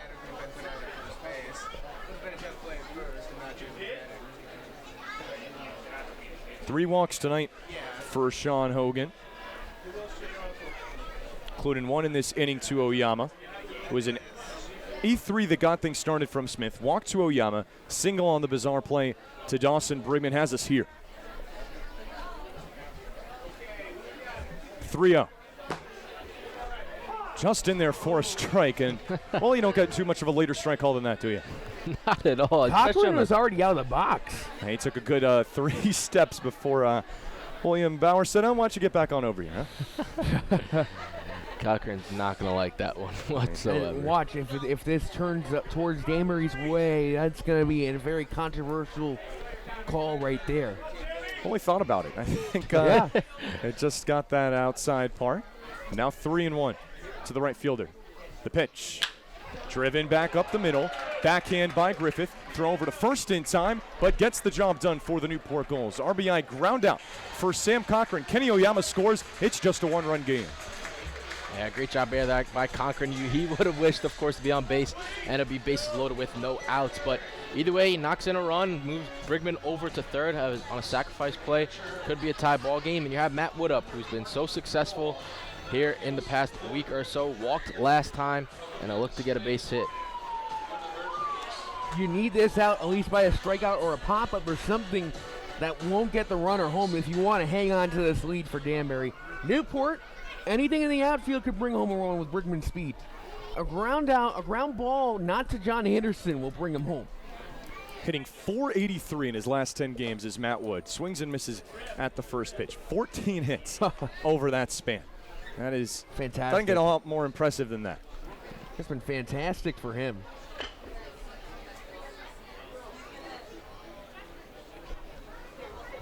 Tying run for Newport stands on third base with Dawson Brigman. 0-1. Comes inside. Another stop from Peyton. That keeps Brigman at bay. 1-1. That walk led off the second inning, was followed by a walk from Bryce Hewlett, but Newport unable to get any runs across. They have done that here in the third. 2 runs for Newport on 1 hit. Made just a 1-run game. 1-1. It's driven back out of play. We'll find the intersection, West Marlboro Street and America's Cup Avenue. Make it 1-2. Better call, Newport Glass. I think there was someone moving in the Newport section of the bullpen. Of course, they're shared, but we wonder if we will see Hoopin Gardner come back out. He's given up 5 hits here. Kind of been rattled a little bit, but a couple good spurts here and there from him. And Hogan got out of this inning. 1-2. Hit just fouled down the line on an off-speed pitch from Hogan, and we'll do it again. This is going to be a big at bat here for the Westerners and Gulls. If this game can get tied, momentum will shift 100% towards Newport. Hogan can get something like a strikeout here. Danbury's going to love it. Well, Hoopin Gardner has not gone more than 4 innings this year, and that's what they'd be asking him to do there and trying to go out for a 4th. Newport looking at tying here in the 3rd. 1-2 to Wood. Off speed and a good eye from the Penn State catcher. Bit inside. Now it's 2-2. Hey, try to get him again with that off-speed pitch, and Wood's not budging, especially when that's inside.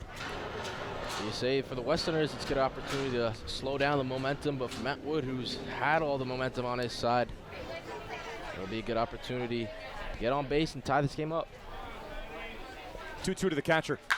Fastball driven in the air into deep center field. This ball is gone. Matt Wood, is he on fire? His first home run of the summer. And Newport, a huge 4-run inning here in the bottom of the 3rd, has jumped out to a 4-3 lead. Well, I just said a base hit, but why not a home run? Matt Wood, wow, oh wow. A great defensive play in the top half of the inning, and now a home run to get the Gulls back from 3-0 down, 4 unanswered, and a 4-3 lead in the bottom of the 3rd. What a big time for your first home run as a Newport Gull, Matt Wood. That was huge for Newport now. And now you wonder how Danbury's going to respond here. They haven't been down. They've been down this situation once this season. That was the 8th inning of that game on June the 16th. Will they rebound now? It's early in this game now, too. Keep that in mind. Here's Bryce Hewlett. He sees the first pitch, hits it back up the middle for a base hit. Newport on fire here in the bottom of the 3rd inning. 4 runs across, and the 3rd hit of the inning belongs to Hewlett. And both Matt Wood and Hewlett reaching base in both plate appearances so far this evening. You gotta love that for a guy like Hewlett. He's been hot the past couple of games and want to continue that. And you got a guy up in Joe Fortin can do the same. So available tonight for Danbury, I believe, is going to be Lentz, Justin Solomine, Coleman Picard, and the lefty Tristan Sarconi. So, and those guys don't usually go long innings. Lentz goes around 2. Picard pitched still very little bit in that fog game against Ocean State. And, of course, Solomine can go. He started a little bit this year with Manhattan, but you wonder if there is a pitch cap on him. So, and then Sarconi, you don't know where you get from him, especially with his elbow tightness he's had as of late. So I think you're going to try to keep Hogan for now. Try and get your bats back into this game and keep Sean Hogan in it for as long as he can. Well, check in back over on Hewlett, who's back in time. This is an interesting situation for Danbury, where they haven't really been down this early in the game a lot to Newport. They have a couple times. Boy, did Newport need this bottom of the 3rd inning. Trying to beat Danbury for the first time this summer, 0-5 in doing that. And after falling behind 3-0 early, have taken the lead. Fortin's still waiting for his first pitch. He'll have to wait a little more as I'll check on over on Hewlett, who's back and safe.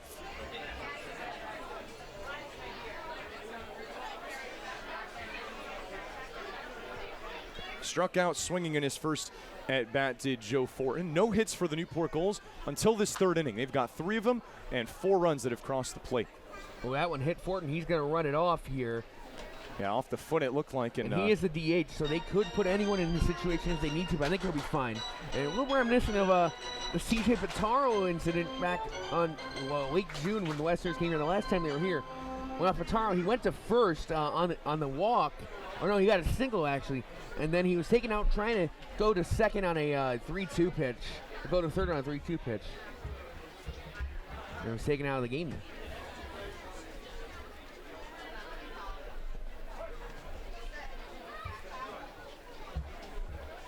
0-1 the count with 1 out. Hits this one again off of himself, off his leg. A little less painful, it looks like. Now it's 0-2.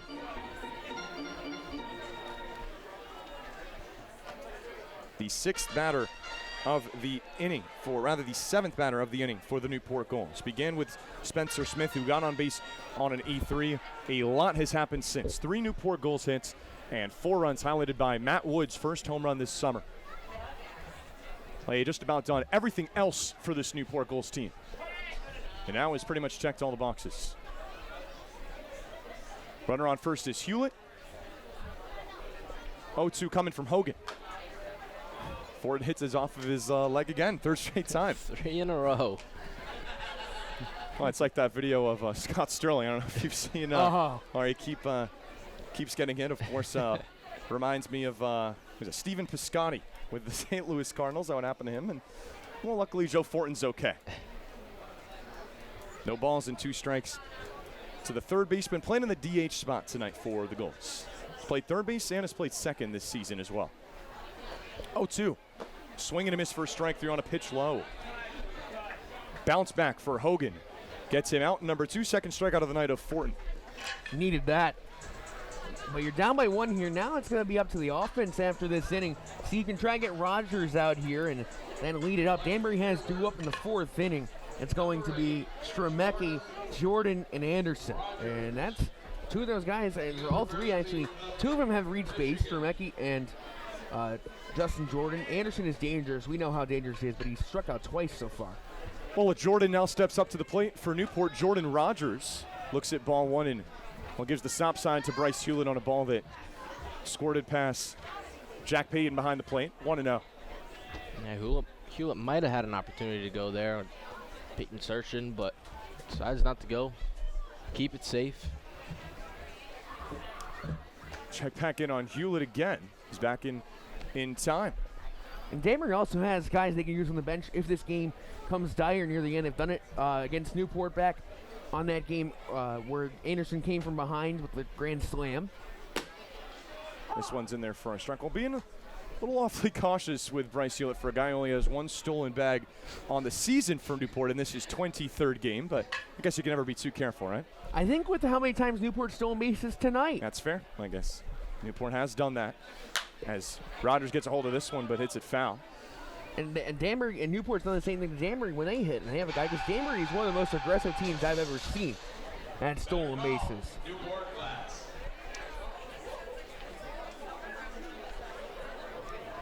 1-2 to Rogers.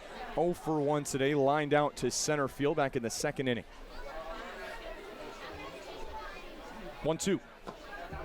Down low. And now Deuce is wild. 3 runs on 5 hits, 1 error for the Danbury Westerners. 3 runs that all came in the first. Newport did not have a hit until this bottom of the third, and now has 3 hits and 4 runs across the board.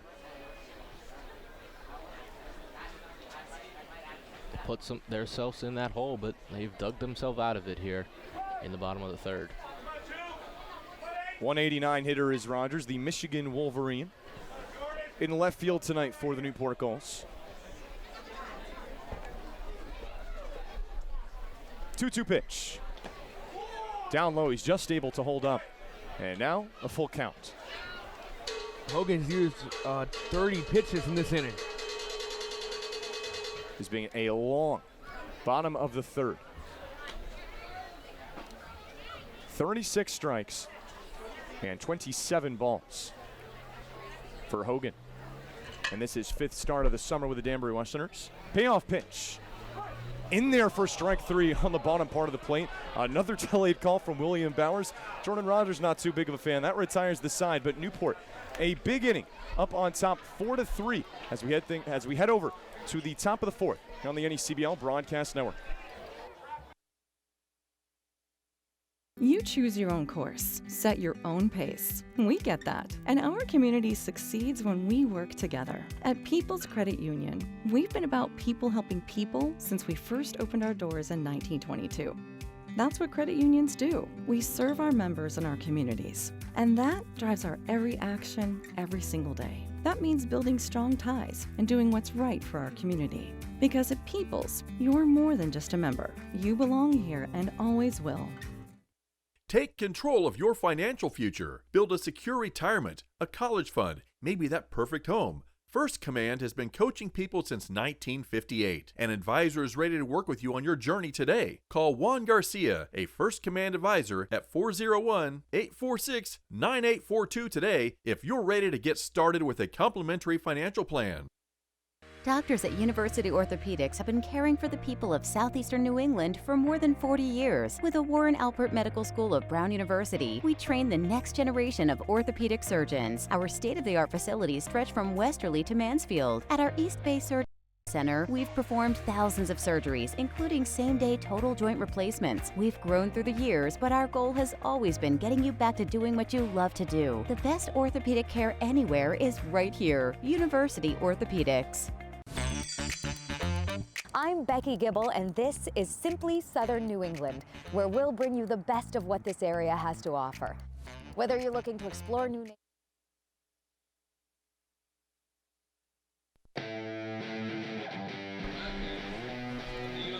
Welcome back here. Christian Gardecki's taking over as Henry Stremecki leads off. But while we're at it here, it's time for the out-of-town scoreboard. Liam Torney's going to take us through the out-of-town scoreboard in a very action-packed night around the league. There is a lot of games going on around the league tonight. In the Northern Division, we have Sanford up against Upper. It is 2-1 Upper in that game. In the bottom of the 5th, we have the North Shore Navigators up against the Winnipesaukee Muskrats. That game is 5-1 in favor of the Muskrats. In the top of the 6th, Bristol, who we've mentioned has been so hot, they're up against Mystic tonight. And in the top of the 6th, they are up 5-0. Ocean State playing the Vineyard Sharks. They're up 4-0 in the top of the fourth. And then the North Adams Steeplecats are playing the first place Keene Swamp Bats. That score is 3-2 in the bottom of the third. And then we have our game here. So I'll swing it back to you, Christian. Thank you, Liam. Now payoff pitch here to from Hoop and Carter to Henry Shermecki, and he will walk. And for Hoop and Carter, that is walk number 4 of the ball game.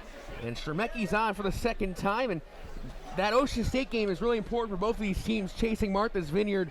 And even Bristol now getting a win on Mystic, who's chasing Danbury. They play him in 3 games. Yeah, 2 results in, right, as you said, the Mystic game and the Ocean State. That mean a lot for both of these teams. And it's just unbelievable how the game of baseball can work. Bristol starts 4-18, and now they're going for potentially their 6th straight win in a row. It's great to see. Justin Jordan lays down a perfect bunt down the third base line. Coming in the play, there's Pitaro. It is not in time. It's an infield single. 4th one of this series by Justin Jordan. Yeah. 2nd one of a bunt. Pitaro did everything he could, but it was just good defense, but it was just met by better offense. A perfect bunt, like you said, Christian, put down, and Newport, no way they could have been expecting that with what Jordan's done today. You know, you're expecting him to get maybe a base hit it into the outfield, but a perfectly put bunt down. It's a hit for Danbury and a pitching mound visit for the Newport Gulls. It's going to be a mound visit here. Kevin Winterroad, and it will be a new pitcher coming out for the Gulls, and we will tell you about him here when we come back on the NECBL Network. 4-3 for the Gulls here with 2 on, no outs.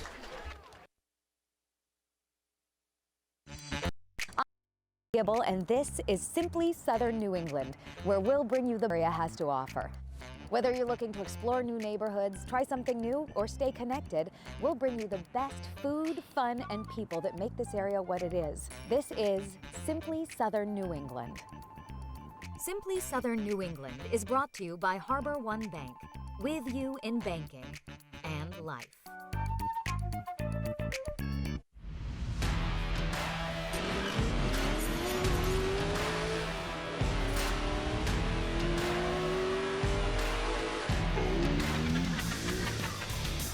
Oh, yeah.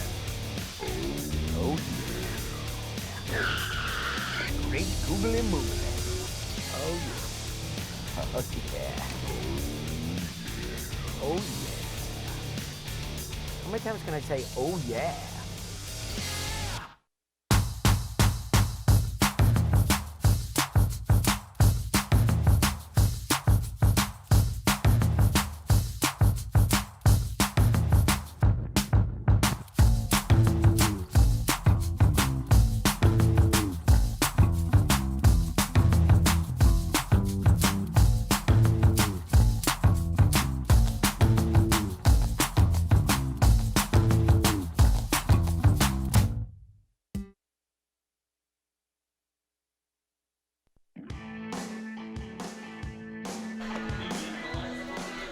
Welcome back here to Cardines Field, top of the 4th. Westerners and Gulls. It's 4-3 Newport after a 4-run 3rd inning. It's a new pitcher for Newport here. It's going to be Logan Wood out of Ann Arbor, Michigan, and he goes to the school in that town. It is University of Michigan in his 8th appearance of the season. Zach Letson, tell us about him. Yeah, Logan Wood has been one of the better arms for Newport out of the bullpen. Came a little late, of course. Michigan in the NCAA tournament, playing in the South Bend Regional, and for Newport has been solid to this point. 4.76 ERA, a 2-1 record, 15 strikeouts to just 6 walks, and 11 1/3 innings. And coming in a tight spot here, of course. Runners on first and second, nobody out in a 4-3 game. Opponents are batting at .289 on him this season. 4.77 ERA, on base percentage of 0.386. 15 Ks for him. Here's the pitch. Curveball in here to John Anderson, who struck out twice tonight. Danbury in this inning with a leadoff walk by Henry Sturmecki, and then a bunt single by Justin Jordan. And now it brings up the all-dangerous all-star, who has a DH on Sunday here at Cardines Field. The 0-1 comes in, and that is inside. It hit Anderson, I believe, as Sturmecki was going, and he is going to walk it off. And that is a good sign to see him walk, but Danbury's going to have the bases loaded now for Jack Payton on a hit by pitch to John Anderson, and he is walking it off pretty well. Yeah, it looked like a fastball coming in from Wood, and that one just got him straight in the ankle or in the leg, and he's taking a knee now just to stretch it out or make himself feel a little better. Now Danbury's got on base in this inning 3 different ways. Hit by pitch, single, and a walk in the opposite order there. And it's going to be Jack Payton, now the right-handed batter, the catcher for the Westerners, who walked in the first inning, scored Danbury's second run, then flew out in the second inning. And he will come up here with the bases loaded. A massive opportunity here in what has been a seesaw battle a little bit here tonight, as have most games in this series. The season series and this series as well. Here's the pitch from Wood, is upstairs. See how he moves his body on that pitch. Logan Wood has been very good for Newport. He's going to have 13 hits in his 11 1/3 innings this season. The runners at second and third are not his. That one's away. Those runners are going to Ethan Hoopengardner right now. And you wonder, Sean Hogan will probably come back for Danbury. And as we mentioned earlier in the broadcast, fellas, that Danbury has a really light bullpen. So you wonder what Ian Rashford would do. But anyway, a 2-0 count here to Jack Payton from Wood. The pitch upstairs on a fastball at 81. Maybe a little harder too. But it's a 3-0 count now to Jack Payton. Trying to bring home the tying run any way he can. And you can see here how Wood moves his body. Here's the pitch. Low, and the Westerners tie it on a bases loaded walk for Jack Payton, his second walk of the game. And Danbury is right back in it. Yeah, just struggling with the command a little bit. You can see if you're Danbury, of course, it's a huge spot to come up in, but you don't got to swing the bat if Newport can't throw strikes. And that's been the MO of this Newport team. You got to be able to throw strikes to have success. When Danbury had that big inning in the first, really a huge part of it was because they got the 3 walks, and it's playing a huge part here in the fourth. Here is Hank Thomas. He had an RBI single to open the scoring for today. That one's inside. Jordan's coming home. Sliding there is Wood. The throw is not in time. Runners to second and third, and Danbury takes the lead. And a weird situation for Wood as he came in, and both his legs are straddled around that little fence there. A very awkward position, but Danbury has retaken the lead. They're going to call that I believe it's a pass ball. Yeah, and once it gets away from Wood, you know Jordan's thinking home all the way. A lot of speed out for him is, big play there. And like you said, seesaw battle so far. Very seesaw battle. And now Hank Thomas comes up from the Westerners. Yeah, 1 for 2. Other thing it does, it eliminates the double play ball, and now things get even more interesting. Here's the pitch from Wood. Thomas is inside. That is 6 straight balls here from Logan Wood. Especially after Wood threw that nice first pitch breaking ball for a strike, and then throws a hit by pitch, and now struggling to command the strike zone. And as you were telling me, Zach, we haven't seen this a lot from Wood, him struggling like this. That's inside. Those 2 earned runs will go against Hoopengardner, but now Wood is responsible for the runners at second and third. And he struggled in his last game with 2 earned runs and a hit in that game against Ocean State. He has a loss this year as well to Ocean State. He's 2-1 in the year. A little different. In the Ocean State game, he came in when Newport had a 6-run lead, and now he comes in with a 1-run lead that's now been evaporated. The pitch to Thomas is low, and the bases are loaded once again for Danbury. They'll bring up Will Gursky. And yesterday with the bases loaded, hit a grand slam. As we're going to have a pinch runner here. I think John Anderson is hurt. And it's going to be Cameron Norgren coming in.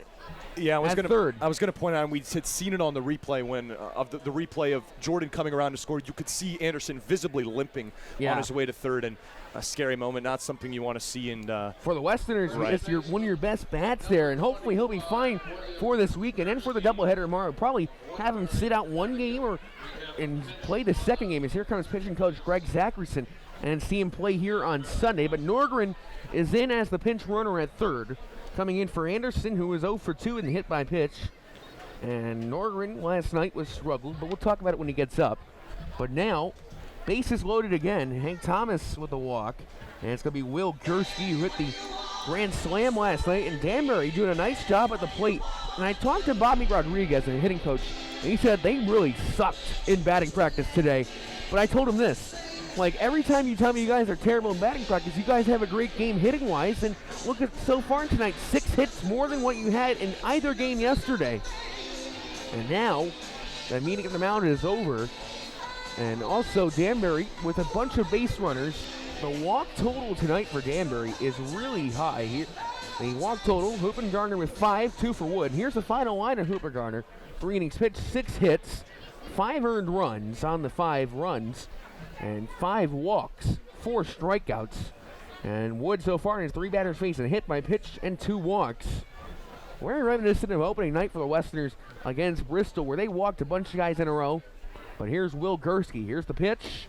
And that one misses. It's 1-0 now. Yeah, and the scary part about this for Newport is you've seen this movie before. You've actually seen it twice before against the Danbury Westerners, where it's a little bit of a struggle to throw strikes, and you throw one over the plate, and Danbury makes really good contact with it. The 1-0 here from Wood. That one is in the dirt, held up by Matt Wood. No relation. Of course, the two. Yeah, we should mention we have a Wood battery here. Not something that you see every day with guys with the same last name, but of course, Martha's Vineyard has Matt Woods, right, from Bryant, right down the road here. Very confusing for us when they were here for a doubleheader, and he played both games. The 2-0 here from Logan Wood. It's hit high and deep by Gursky. Back there is Rogers. He's going to look over at that ball, and it is a foul ball onto the street. Can you take a sigh of relief if you're the Newport Gulls? Really good contact, and like I said, the 2 times I'm mentioning, the bottom of the 9th, of course, when Danbury came back and scored 6 runs, and then did it again in the first inning of Game 2. It was the same story. They got guys on base, not via hits. You just get guys on base, and what this Danbury team has done against Newport is found the big hits with those opportunities, and if you're Newport, you've got to be able to avoid that right here. So a 2-1 count here. First strike in a long time. Only the second today for Wood. That one is inside. It's now his 12th ball of this game. You got 2 strikes, and it's Logan. The first one was against Anderson in that first at bat. He certainly has had his stuff this year for Newport, and it's been a command issue here tonight so far. The 3-1, and he will walk Gursky, and Danbury is now up 6-4. And here comes Kevin. Nope, not yet. But Winterode is out. Now he's going to come. And here comes Kevin Winterode, and that run will go against Wood. He will have all 3 runners on base tacked to him. Newport with their second pitching change of this inning, probably. We will tell you who it is when we return here on the NECBL Network.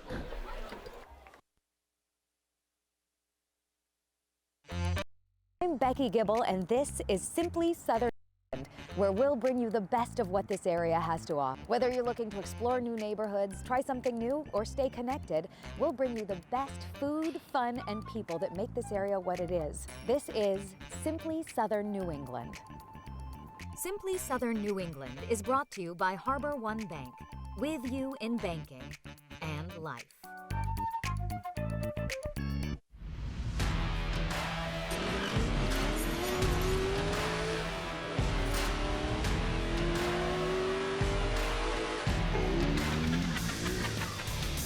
Oh yeah. Oh yeah. Great googly moogly. Oh yeah. Oh yeah. Oh yeah. How many times can I say oh yeah?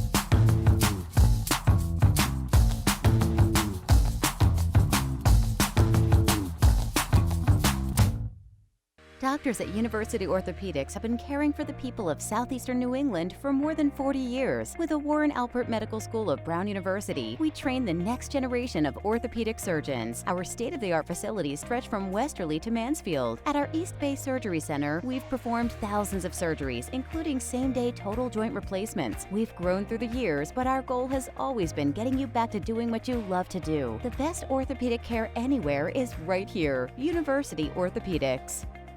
Take control of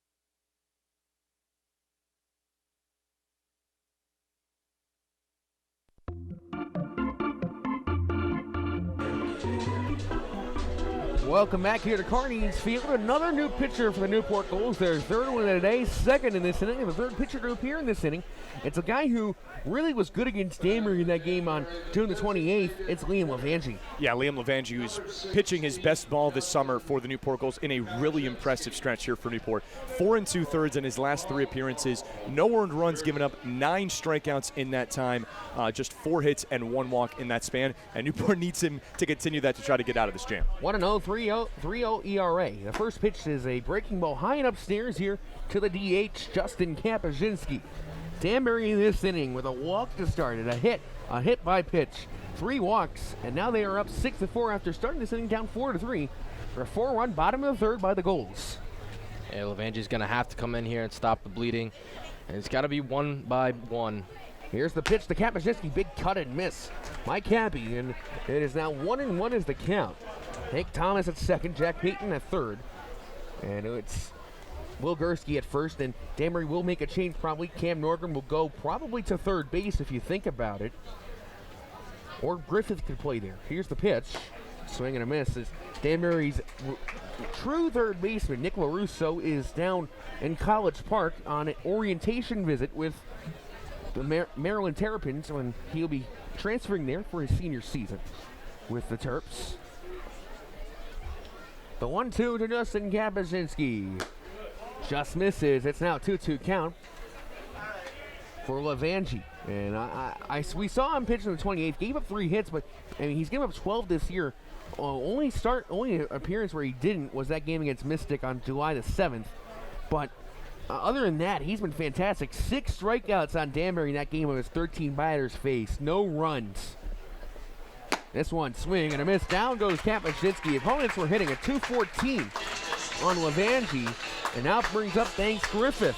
That is just what the doctor ordered for the Newport Gulls. You need a guy who's going to come in and pound the zone, and that's what Liam Levangie does. His 21st strikeout in 15 1/3. Christian, that compared to just 3 walks. So a guy that knows how to hit the zone, and if you're Newport, you got to be able to throw strikes because there's nowhere to put anyone. You have the bases loaded here if you're Newport, already giving up 3 runs in this frame and trying to get out of this jam, and so far so good for Levangie. Here comes Banks Griffith. Levangie had a very good season for Bryant this year. Here's the pitch to Banks Griffith. It is driven high and deep. Oyama has it. He can't find it. And now he does. Tagging up is Payton. The throw to third, but Payton scores. It's 7-4. That run will go against Wood. Oh, he deked him. Well, yeah, that was an absolute deke by Kenny Oyama. He saw the ball the entire time.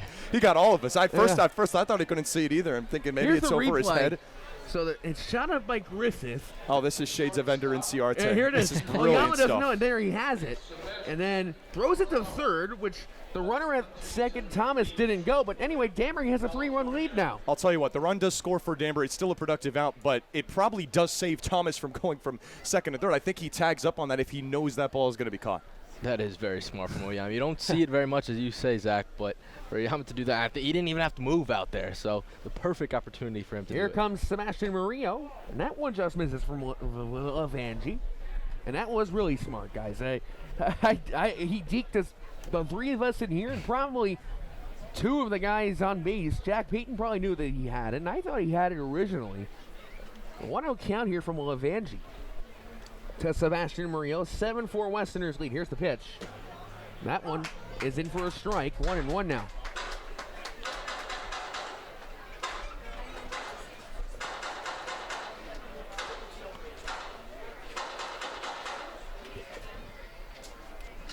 Here's the 1-1 pitch from Levangie. Third base is now open. Runners at first and second. It's Gursky and Thomas, who I usually think look alike, but a little bit. The 1-1 fouled right back to us. Off the fence, 1-2. Yeah, who needs coffee when you got a little foul ball right into the wheelhouse to wake you up, right? There you go. Now it's a 1-2 count here. Levangie trying to get out of the inning for Newport. His longest appearance this season was against Danbury, 3 innings in that game. And actually, he pitched 3 innings also on June the 13th against Bristol. Here's the 1-2 to Murillo. He holds up. Did he go? No, he did not. It's a 2-2 count, 2-1. And as Zach, you said earlier, deuces are wild. Deuces are wild. That's really wild. Yeah. Danbury with 1 hit in this inning. Now they have 6 in the game. But This is a big opportunity if Murillo could get something big here for Danbury. On a 2-2 count here to Liam Levangie, who has been one of the best stars for this team on the bullpen. Shocked he didn't make the All-Star team. The pitch, swing and a miss in the dirt. And it is down Murillo's tagged, inning over. Danbury tacks on 4 of their own, and they regain the lead at 7-4, heading to the bottom of the 4th here on the NECBL Network in your view. I'll tell you what, the run does score for Danbury. It's still a productive out, but it probably does save Tom.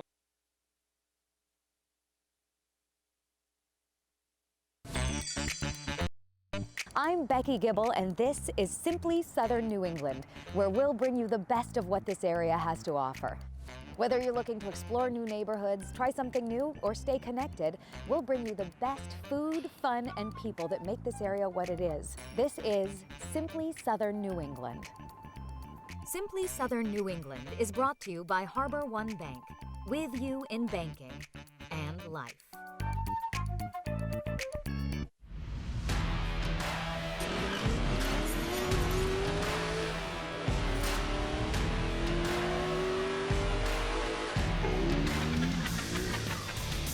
Oh yeah. Oh yeah. Great googly moogly. Oh yeah. Oh yeah. Oh yeah. How many times can I say oh yeah?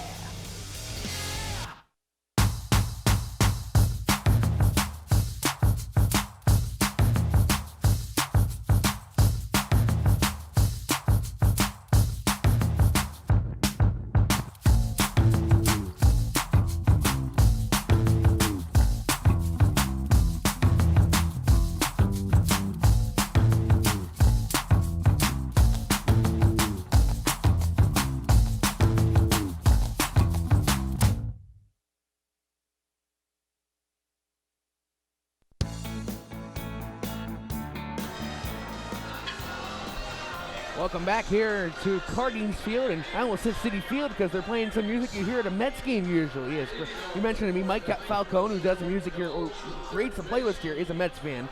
And they were playing some Blaster Jack's Timmy Trumpet, which is the intro song for Edwin Diaz.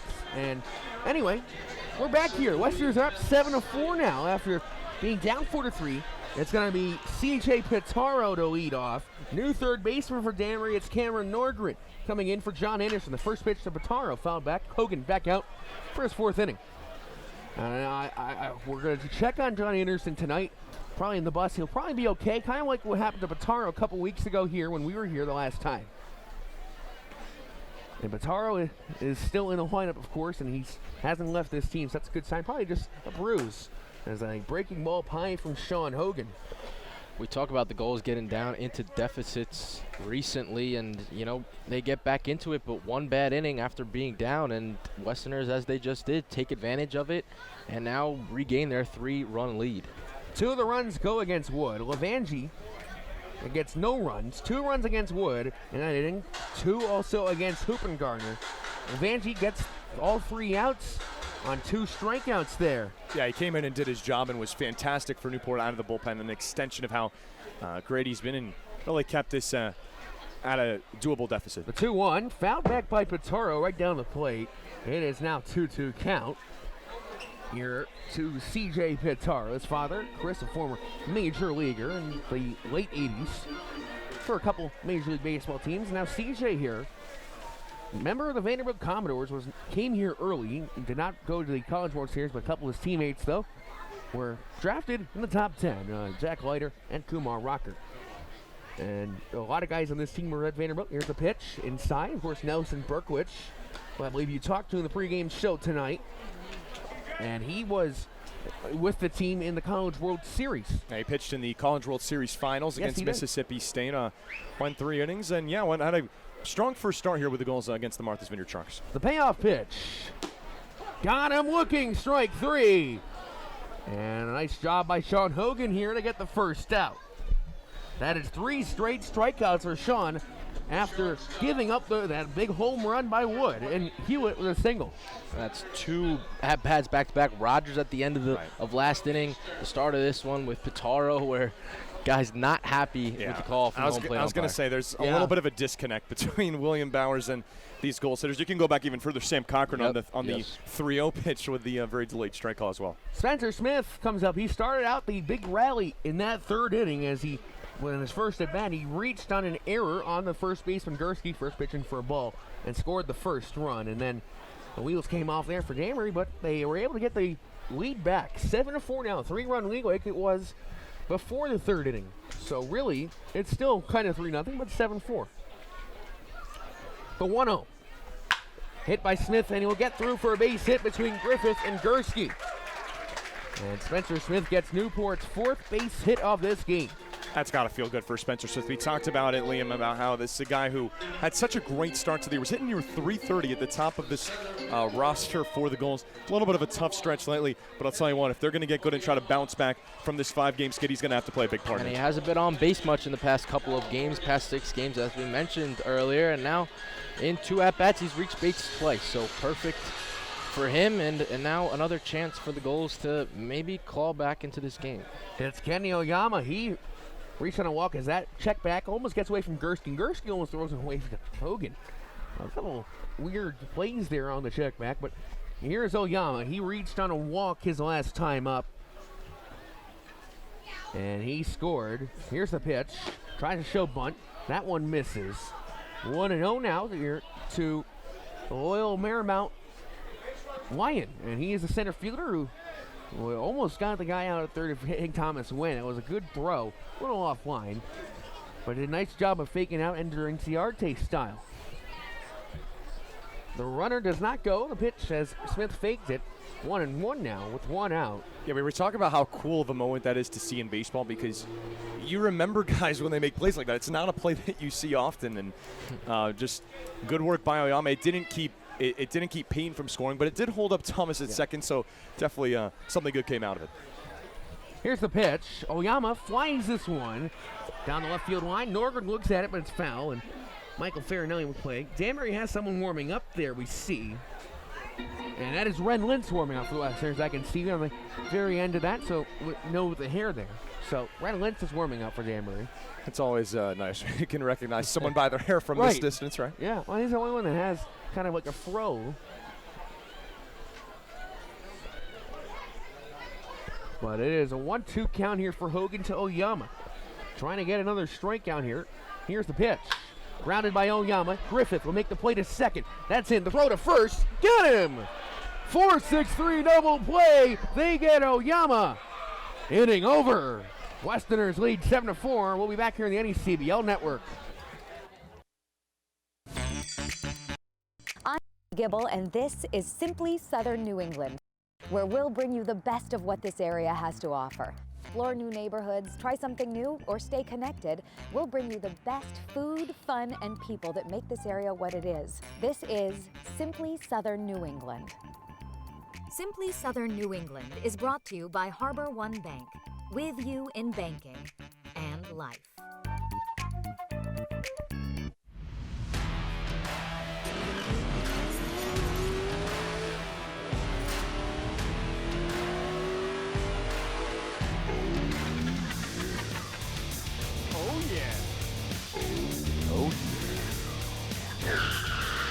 Great googly moogly. Oh yeah. Oh yeah. Oh yeah. How many times can I say oh yeah?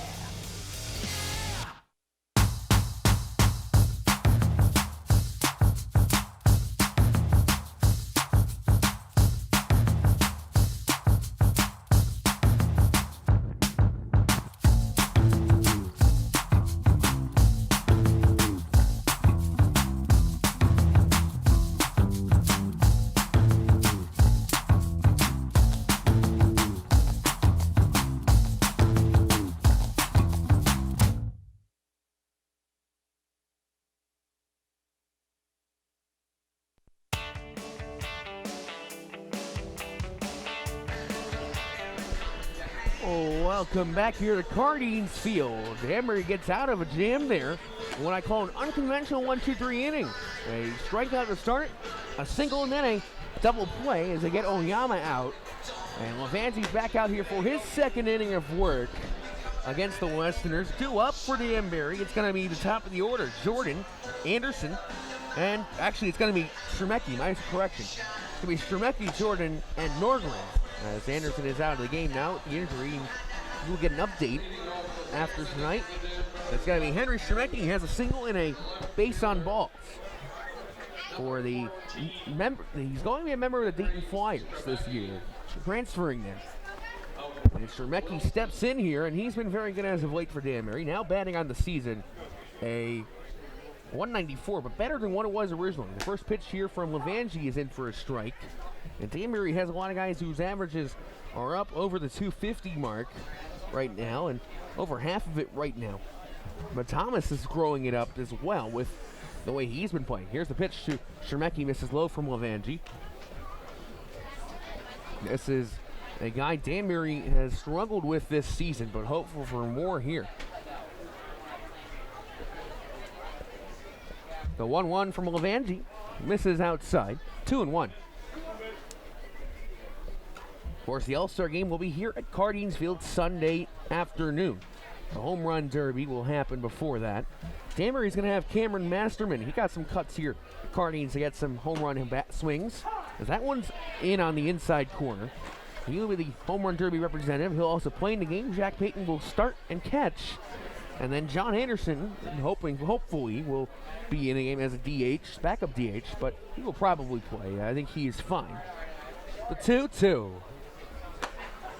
Just misses. Stremecki holds up. It's now a 3-2 count. Nice pitch by Levangie. I think we both thought, you and I, Zach, that with the Rogers and Pitaro at-bats, that one might be a late call, strike 3, but full count. Payoff pitch. Fouled back by Stremecki. Now I thought that was strike 3 as well with that late call almost. But now Stremecki battles it here. He's got now 6 hits in the season. He's got a home run, which happened against Valley, and 3 RBIs on this season, including that 2-run home run. As Stremecki pops this one up, will go out of play and towards the firehouse behind us. It's now a 3-2 count again for Henry Stremecki.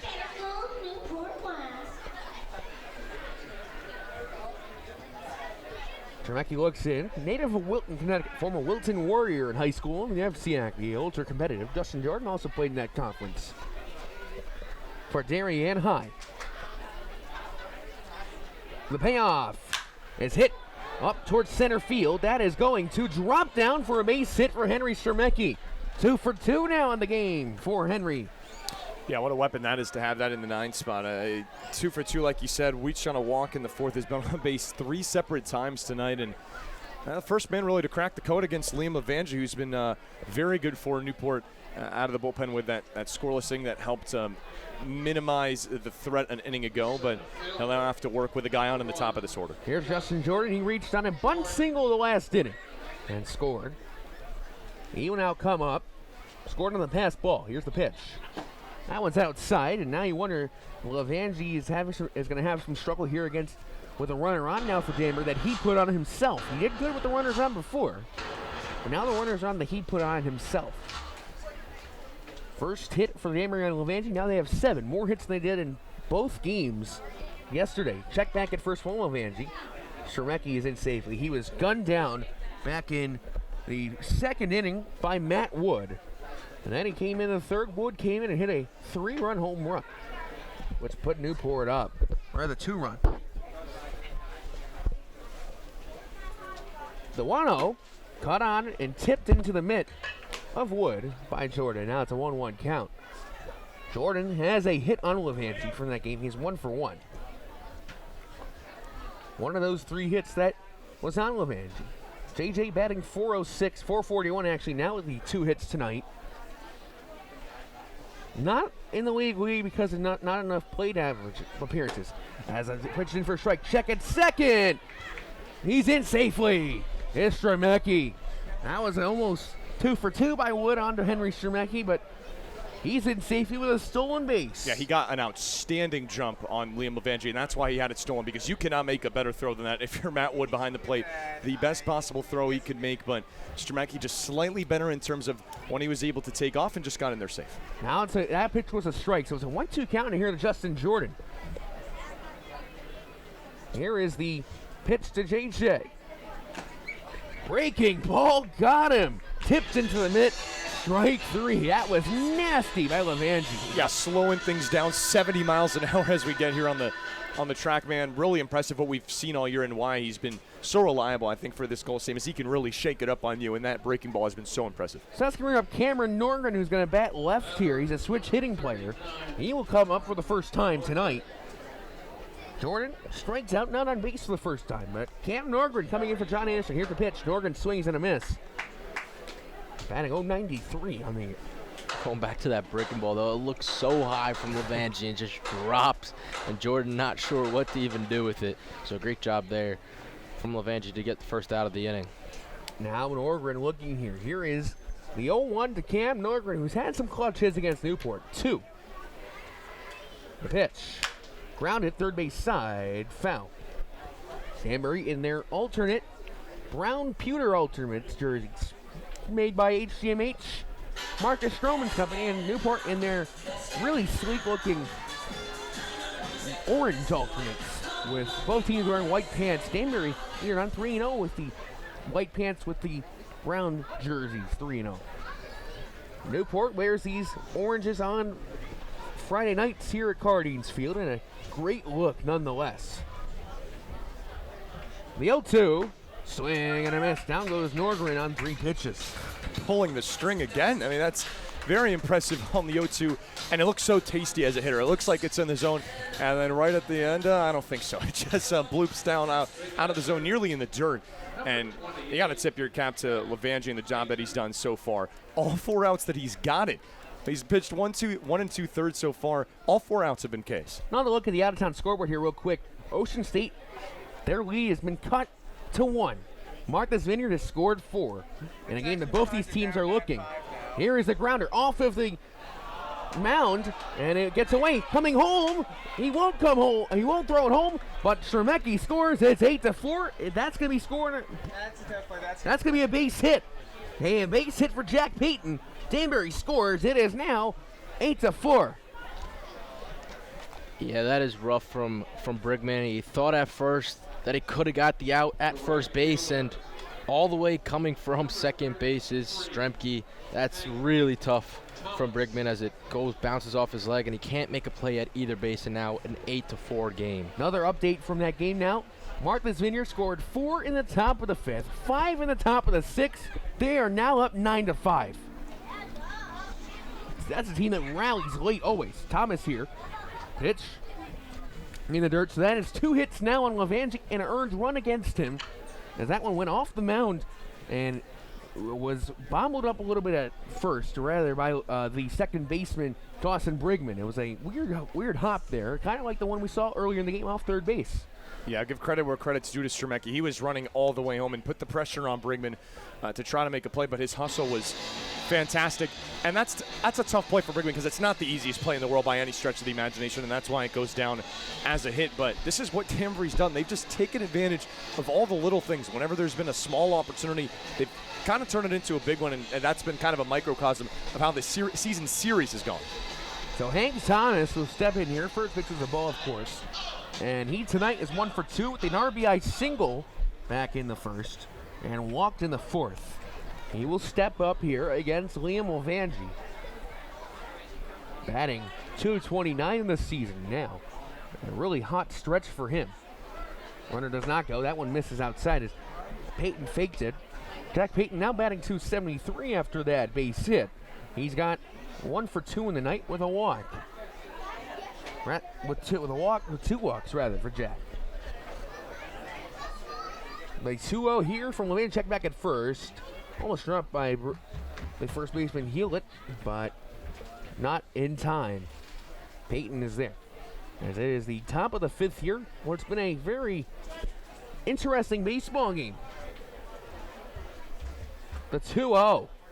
Upstairs, Thomas hangs on and does not swing away. Danbury doesn't have anyone warming up. You wonder if Redlands will come out or Danbury will give it Hogan and give him the 5th here and try to minimize the amount of innings you'll get out of your bullpen. 3-0 count here from Liam Levangie. Man has only thrown 3 walks all season. Here's the pitch. And that one is in for a strike. 3-1 now from the Bryant Bulldog. Teammates with Danbury's Christian Allegretti, who pitched an absolute gem in Game 1 yesterday. He's been good in his 3 starts against Newport for the most part. And when he's on the mound, Danbury's 4-0. He got his first win finally yesterday.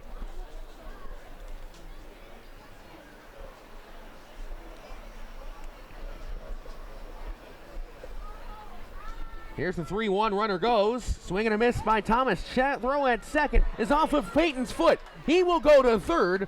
It's going to be a stolen base and an error on the catcher Wood. That's a brutal break for the Newport Gulls. It's not a bad throw at all from Matt Wood from his knees, considering that pretty good throwing. Just a bounce that goes the way of Danbury. You're looking at the throw coming down.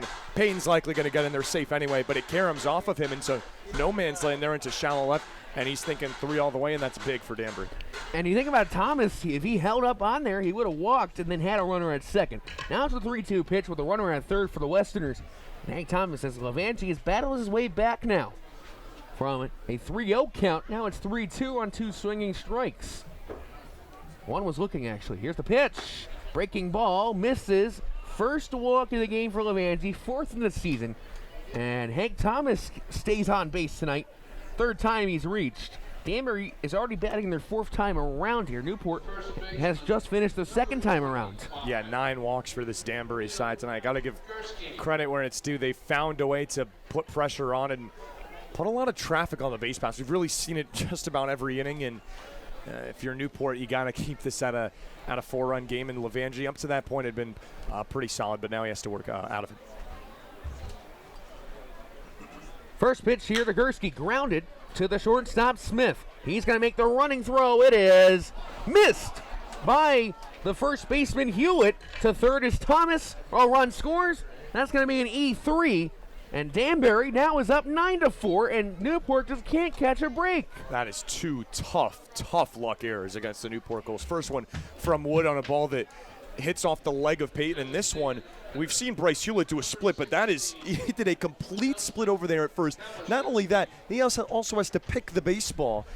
Very tough play, and he was forced to make it. It was going to be a close play, and Danbury, again, they take advantage. Here's Justin Kapczynski with runners from the corners. Gursky at first, Thomas at third. Here's the pitch from Levangie. Big swing and a miss by Cappy. You got to also go back to, that Levangie working back from 3-0 down and could have had that one pitch to get out of the inning, and now instead make it still a 4-run game, now a 5-run game, 9-4, with another opportunity for the Westerners. 0-1 here from Liam Levangie. Glad to be with us here on the NECBL Network. Here's the pitch. Swing and a miss by Kapczynski. Glad to be with us here on the NECBL Network and Gulls Baseball on the YourView channel, which is on Friday nights. Christian Gardecki, Liam Tormey, Zach Letson, the voice of the Gulls here. I'm the voice of the Westerners. And it's a 9-4 Danbury lead now. What was a 3-0 Danbury lead to start the first, then 4 in the third by Newport. As Kapczynski swings and a miss. 2 runs in this inning for Danbury, but they lead it by a score of 9-4. We'll be back for the bottom of the 5th here on the NECBL Network.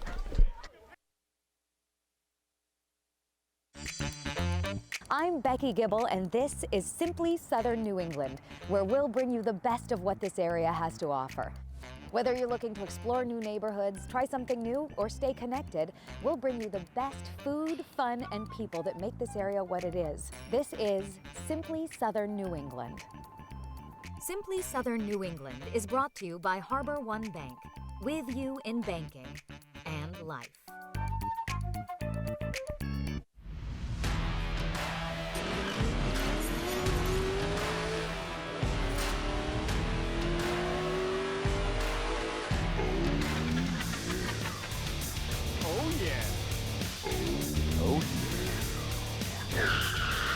Great googly moogly.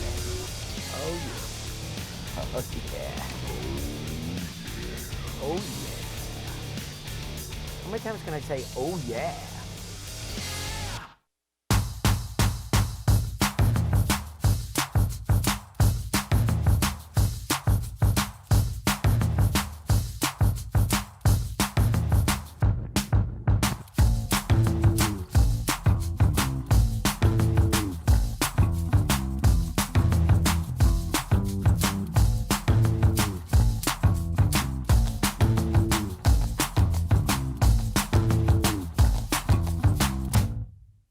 You choose your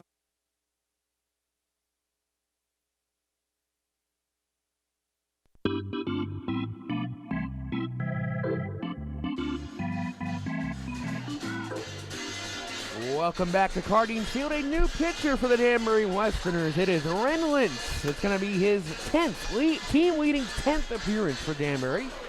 And at a 5.94 ERA with a win. That game against Bristol on the 17th. He's got, this is the big stat here, Zach, 18 strikeouts, 2 walks. But here's the other stat, though. In his 16 and 2/3 innings, 25 hits. So Lentz comes in here. Opponents are batting .347 on him. Struggled in the second inning of the game against Bristol last week, on Monday rather. And now he will come up here against the Newport Gulls lineup. And in leading off in this inning, it's going to be Dawson Brigman, Sam Cochran, and Matt Wood, who had a lot of the offense in the big third inning for the Gulls here.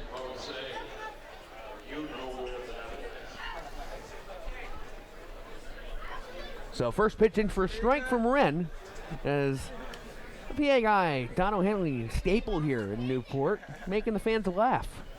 The 0-1. That one's in the dirt. Almost scooped out by Peyton, but gets away, but no worries, no one's on the base. Paffs here. Yeah, Rickman with us. Go ahead. Yeah, he can really bring this place to life. Is just what I was gonna say. He really fits. He fits this park perfectly, and yeah, it cracks us all up here in the booth. The 1-1 inside. I was the PA guy at one point in my career at the Westerners back in 2019. I made a lot of people laugh as well, but nothing like the man here in Newport who has been here almost since the beginning of this team. The 2-1 from Wren misses in. It's now 3-1. Lentz, his best outing was the inning against Mystic in the 3-0 loss on the June the 23rd. He had 1 hit, but his best was a 5 strikeout affair against Martha St. This one has a bat goes flying. Griffith going in. He will make the catch. A little squibber as Brigman's bat goes flying. It is over on the towards the wall on the left field line. Yeah, not a broken bat, but a bat that just went flying out of his hand, like you said, Christian. And impressive play by Griffith there. He, as you kind of look at the replay, he was looking at his bat, and they weren't even looking that he hit the ball into the outfield. But Griffith, with his back turned there a little bit, made a good play to cover some ground. That's a pretty easy play to drop for, as Cochran fouls that one off. But we've seen a bunch of times of those types of plays just being dropped by the infielder. Right. A good play by Griffith to pick up the first out for the Westerners. So it's 0-1 there on the first pitch. Foul by Sam Cochran tonight. Did bring home a run on the RBI ground out, but has grounded out both times to Banks Griffith. Here's the pitch. A cut and a miss by Sam Cochran. And he has not been on base since the game against Mystic the other night, without going on base against Danbury last night. The 0-2 here in the bottom of the fifth from Ren Lentz. Cochran slaps this one down. It will get down, and he's on base now. He will round first and head to second.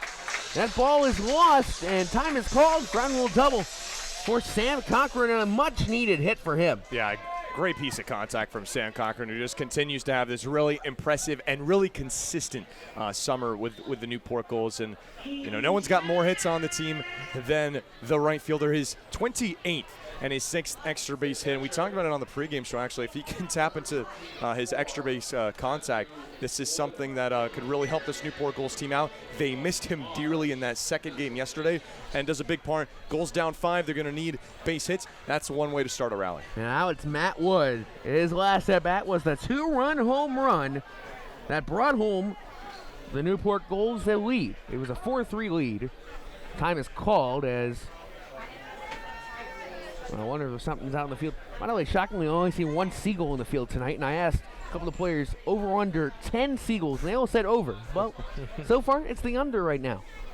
The pitch from Lentz misses inside here to Matt Wood, and that's the thing with Ryan Lentz is he gives up a lot of big hits. He strikes out a lot. He's a strikeout machine, but it's tough for him because he's a two-sport athlete at Bucknell. He also plays football for the Bison. He's a wide receiver. Here's the pitch. Has one catch in his career last season as Wood flies this one deep. Stremecki is there, and he will make the catch 2 away. Well, on the home run ball that Matt Wood hit, it was a fly ball, hit well, but it kept carrying a lot, and that one hung up for a while as well. Another good piece of contact, just barely got under it a little too much, and it being hit out to left field. I think if that's hit in that spot to right field, you see Sam Cochran ponder a move to third potentially, but in a 5-run game, the right call, not trying to run there. It is Bryce Hewitt now. Walked in a single. This is the third time around the Newport order. Danbury with 4 now. Hewitt drives this one deep, but there is Thomas. He will make the catch on the line out. Danbury gives up a big hit by Cochran, but the Westerners still lead 9-4. 3 outs for Ren Lentz. We'll be back here in the NECBL Network 9-4 heading to the 6th.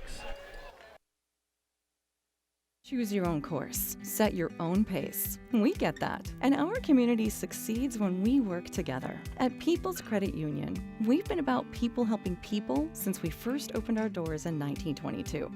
That's what credit unions do. We serve our members and our communities. And that drives our every action, every single day. That means building strong ties and doing what's right for our community. Because at People's, you're more than just a member. You belong here and always will.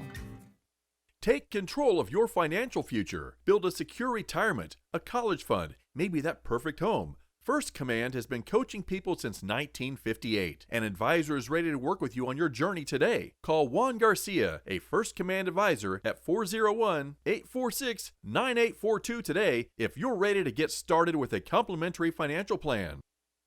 Doctors at University Orthopedics have been caring for the people of southeastern New England for more than 40 years. With the Warren Alpert Medical School of Brown University, we train the next generation of orthopedic surgeons. Our state-of-the-art facilities stretch from Westerly to Mansfield. At our East Bay Surgery Center, we've performed thousands of surgeries, including same-day total joint replacements. We've grown through the years, but our goal has always been getting you back to doing what you love to do. The best orthopedic care anywhere is right here. University Orthopedics.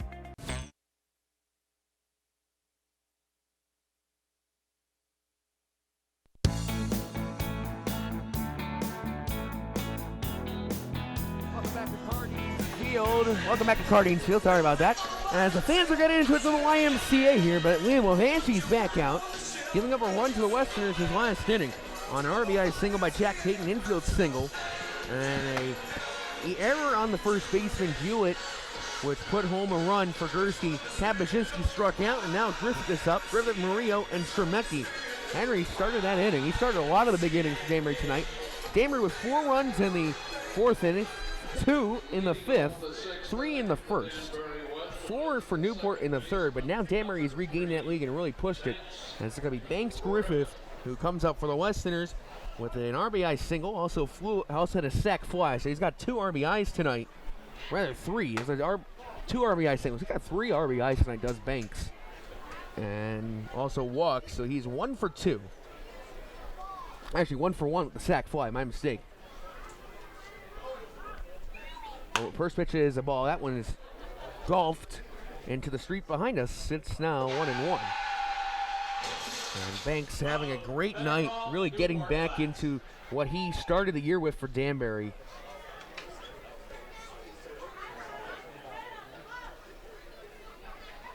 Here's the pitch, misses low.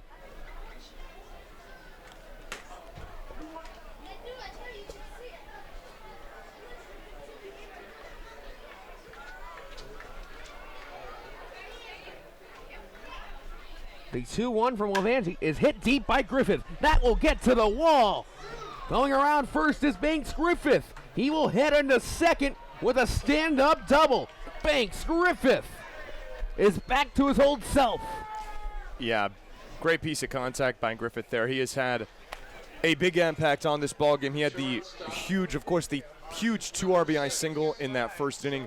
And if you're Danbury, it's a Newport team that can score runs, need all the runs that you can get already out to a 5-run lead in. That is one way to start an inning with an extra base hit. A huge hit by Banks. And now he is 2 for 2, still has 3 RBIs. And now Sebastian Murillo comes up, struck out twice here, but flew out in the first inning. Danbury in their 4th time around the order. They will almost get to 5th here. Here's the pitch from Levanti to Murillo. It's popped up, foul. Hitting the netting behind us and into the Newport dugout. Shermecki on deck. And for Levanti, that's, of course, the total opposite of what he wanted. Coming out of 2 runs in the top of the 5th, and a leadoff double by Griffith is not what Levanti wanted. This is the final meeting of the year here at Cardines Field. One more meeting will be the last home game for Danbury this year at Rogers Park on July the 29th in about 2 weeks. That one's upstairs. That will be a Thursday night showdown at Rustic Rogers. And Danbury will close out the season in Bristol. A 1-1 count here from Levanti to Sebastian Murillo. Here's the pitch. That one misses as Wood tried to frame it. 2-1 now. I mean, the hitting has been fantastic tonight for Danbury, mostly in this series. 6 hits and 2 7-inning games each. And now 9 here, already through the first part of the 6th. On the leadoff hit in the 6th. Here's the 2-1. Murillo pops it up, but foul. It's now 2-2 with a runner on second. And for Newport, there's just, how can you crack this Danbury team? Now Anderson out, but Danbury's still firing up and down the lineup. Gursky's having a very good game. Shermecki has been fantastic. Kapuscinski has been okay. And Griffith has been great tonight. But now it's a 2-2 count here. What a performance by Danbury thus far. And Sean Hogan was pretty decent. That one, breaking ball, got him looking, strike 3. Levanti with a nice breaking ball. Final line for Sean Hogan. 4 innings pitched, 4 hits, 3 earned runs. 4 runs in general, 3 walks, 5 strikeouts. Run Lentz into this game, trying to give Danbury some innings on the bullpen with a very depleted bullpen. Yeah, for Levanti on the mound, 6 punch-outs now and 2 1/3 innings. 6 of the 7 outs that he's gotten have been, for the kid, really impressive to see that. Here's the pitch to Shermecki, another breaking ball. And most of these strikeouts have come looking on that breaking ball. It is just nasty. And his spin rate is always very, very good. That was at 70 the last pitch. Here's the pitch. And that's skied high and deep by Shermecki. Back to the wall, and it is out of here. See you later, baseball. Henry Shermecki with his 2nd of the season. His family's in town, and they love it. Danbury is up 11-4. I absolutely crushed by Henry Shermecki, no doubt about it. And I mean, to have the kind of game that he has had in that 9 spot really speaks volumes to the game offensively that Danbury's had here tonight. And that ball was smoked, and it's impressive to see off of Levanti, who's looked so good for Newport, and to see the 9-hitter Shermecki crack him. What a game he's having. You got to tip your cap. It is 11-4 now, and he apparently, I didn't know, some of his family came down, and they're down the third base line. They are loving it. But Henry Shermecki, first pitch is in for a ball to Justin Jordan, the center fielder. That one looked like a no-doubter off the bat.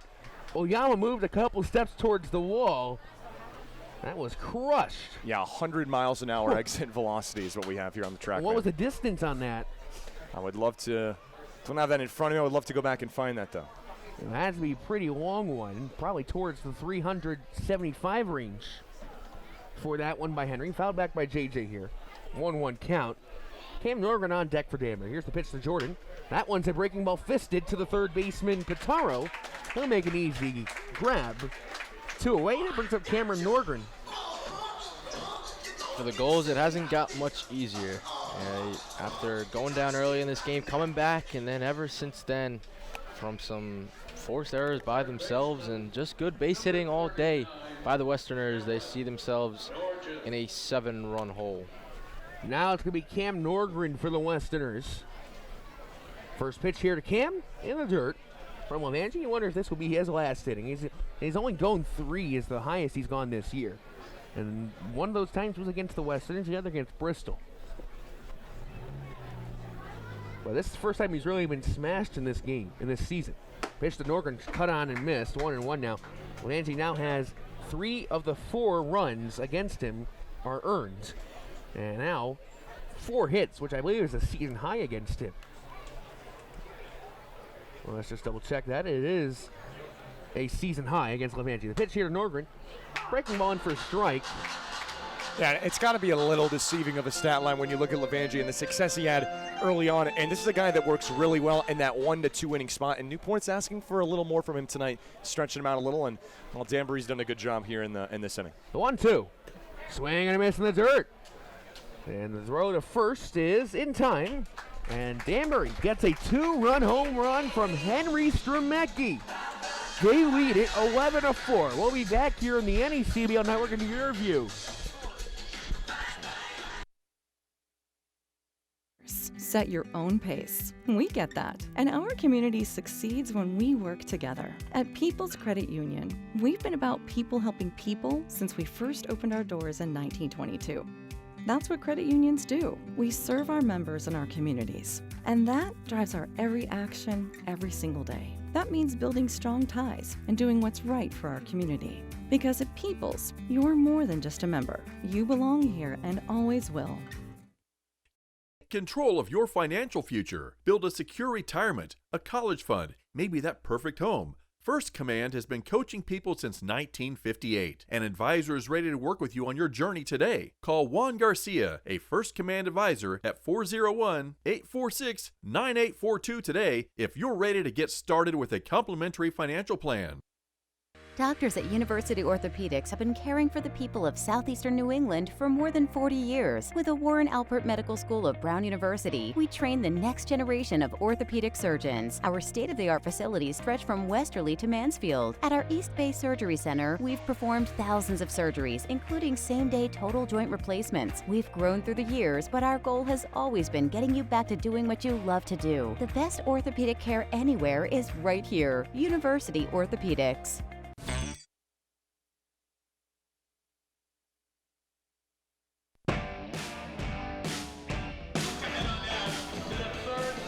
Welcome back here to Cardines Field. 11-4. Westerners lead after a 2-run home run by Henry Stremecki, and we found out the distance on it. By far, it's the longest home run the Westerners have hit this year, tracked by TrackMan, because we don't have TrackMan at Rogers Park. 406 feet by Henry Stremecki, an absolute bomb that went over 100 miles per hour on the velo. And it's going to be Redlands here against Joe Fortin to start the 6th inning. First pitch here from Wren is upstairs from the Bucknell Bison. Yeah, really impressive game that Stremecki has had. It reminds me of when the Valiant Blue Sox came here, and they had a 9-hitter who happens to be playing in the All-Star game, Mason LaPlante, who had a 4-hit game himself. He was NACBL Player of the Week at one point. This one fouled down the line, first base line. He was the Player of the Week in Week 4. That was the game. That was one of the games. That was the highlight of that week for him.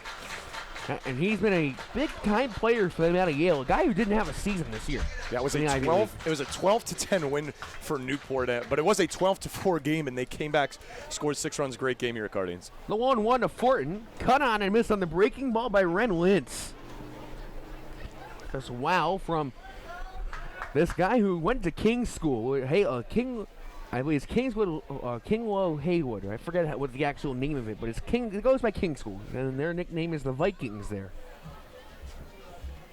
As this one is chopped up, fell onto America's Cup Avenue. Now in back-to-back games, the Gulls have let up at home 11 runs. It's not what we've seen very often from this team, and it came back a little bit against the Schooners before the fog ended that game. We'll see if it's hard to do that back-to-back. But we'll see if the Gulls have it in them. Here's the pitch, and Fortin drives this one deep. Back at the wall, Hank Thomas makes the catch at the wall. Just how you know things are working for Danbury. He just finds the mitt of Hank Thomas. Yeah, I was thinking the same thing you were thinking, well, but maybe in the opposite way in my head. How how things are going for one team, and just hasn't been Newport tonight in a lot of ways. What we saw with a couple incredibly tough luck errors from Matt Wood and Bryce Hewlett, and You want to talk about just getting underneath one if you're Joe Fortin. Very close to hitting that out for his second of the season. As Reynolds, he went to what is known as Kingsfield, formerly King Low Haywood Thomas. That's a mouthful, but he went there. That's in Stamford, Connecticut. He's from Norwalk, which is the town right over. Pitch is in 1-0. Did not go to Norwalk High. They grew up with Eddie McCabe, former Westerner, now with the Frederick Keys of the draft league. Is that one fouled off by Rogers back behind us? And he was a popular guy in 2018 for Danbury. Now he's in the draft league out of Georgetown. You wonder if he'll return, but anyway, he might sign. But Eddie's a good dude, and Reynolds grew up with him. Here's the 1-1. Grounded by Rogers. There is Murillo. Backhand sliding, but he can't get the play. That's going to be a hit. He tried to turn it, but bumbled it. Base hit for Jordan Rogers. Yeah, good piece of contact for Rogers, and good by Murillo just to keep that in the infield. It's going to be tough. He did the first part, but the second part, not really a whole lot easier. Getting it out of the glove and making a quick throw because you got an outfielder, Rogers, some speed over there hustling down the line, and that's it for the Gulls. Murillo slid up quickly on that. You thought he was going to make a highlight play there, but can't get it out of his glove, and when that ball comes that quick, it's hard to do. But Rogers on base and Pitaro with the chance to move him along. Here is C.J. Pitaro. Pitch misses. It is now 1-0. Ocean State has cut that lead down to 3, 9-6. It's fouled back by Pitaro as Rogers thought about going. Peyton had it ready to throw it back. Bristol now they're in Mystic tonight, second game of that back-and-back series. Danbury plays Mystic for a doubleheader tomorrow and then a game next week. That game is 7-2 last time we checked between Bristol, the Red Hot Blues. Don't let the Bristol Blues get hot. Roll Scott Gladstone. Our colleague over in Bristol, the 1-1. Inside, 2-1 now. And good for him to get called some really good baseball now for Bristol, who is playing their best baseball after starting the year 4-18. Now they are on a 5-game win streak. I believe 4 in league. The pitch from Lintz misses. It's now 3-1. It is 7-2. That game is final. So Bristol wins. A big look for Danbury because they are chasing. They're trying to stay ahead of Mystic. Martha's Vineyard now up 9-6 at Ocean State, who the Blues are chasing themselves. Checked back at first by Lintz. Schmecki gets it. Now the Blues now, if the results hold up, the Blues will be now a game back actually a game and a half back of the Ocean State Waves. Pitch from Lintz misses. It's now 3-1, and now it's a walk again, rather. And Pitaro is on with a walk. We'll bring up Spencer Smith, who has a single tonight. Yeah, for the Gulls, you got to chip away. It is what they did in the game against Mystic when they were down 11-2. You chip away. You got to do the small things. That starts by getting guys on base. And Smith had dealt with a little bit of a slump, but has been great for Newport if you're looking at this entire summer in terms of getting on base. And now Newport could really use that to happen here again. Westerners and Gulls, 6th meeting of the year. Danbury is 5-0 on the year. For the first time in franchise history, the Westerners have won a season series with the two teams in the same division. They've won a season series before. That was in 2011, but they only played 2 times compared to 6 or 7, which is in this current format this year with 7 with no visits up north. Rogers face out Lintz. The 1-1 is away. 2-0, rather. The 2-0. As they will talk now but for Danbury, this has just been a fantastic season. We came here early in the year. We just thought Danbury would get a couple wins on a very talented Newport team. But now I think the thing for Newport, and you guys, we've talked about this last night, is losing Justin Guerrera and a couple of your arms has really hurt this team as of late. It's gut check time for this team, and I think it's a challenge that they're going to be able to bounce back from, but it definitely takes time, I think, to make that adjustment, and they're trying to find their identity both on the mound and at the plate, and I think you can see that. Newport has lost 5 straight coming in tonight. Danbury's won 2, which was the big doubleheader yesterday. Here's the pitch. In for a strike, 2-1 here from Reynolds to Spencer Smith with 1 out. Runners on first and second. It's a Speedy Rogers second. C.J. Pitaro at first. And if Smith can get on base here, they have the top of your lineup next and 1 out, and anything can happen. Pitch cut on and missed by Smith. It's 2-2 now with 1 out. It's probably a pitch Smith wants back, chasing outside. He's been good at bat tonight. After not so well as we talked about, that's a pitch I'll probably want back. Here's a 2-2 here from Ren Lentz. No strikeouts yet today for Ren. Looking for his first one of the game. Here's the pitch. Fouled back off of the mitt of Peyton, just missing. Ren has 18 Ks on the year. Yeah, that close to a foul tip into the mid for strike 3, but another opportunity for Spencer Smith and just trying to stay alive and put a good at bat here together to pass the baton to the next guy. The walk to Batoro is, by the way, Ren Lentz's third walk, his first one since June the 26th in Bristol. Here's the pitch, popped up by Smith, up there.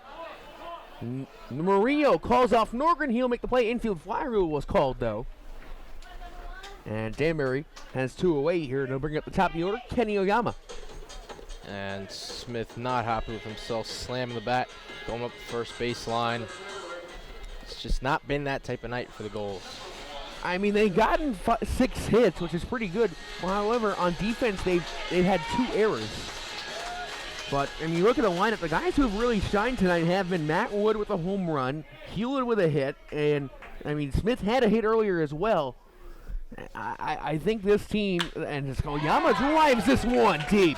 Back there is Jordan, he gets over his head. Around home, one will score, and Rogers. Pitaro throws the helmet off, he will score. A 2-run RBI double. Let the wings fly, baby. Kenny Oyama. Yeah, great piece of contact by Kenny off the bat. He's 5'4", but he can swing a big bat, and we've seen that this season.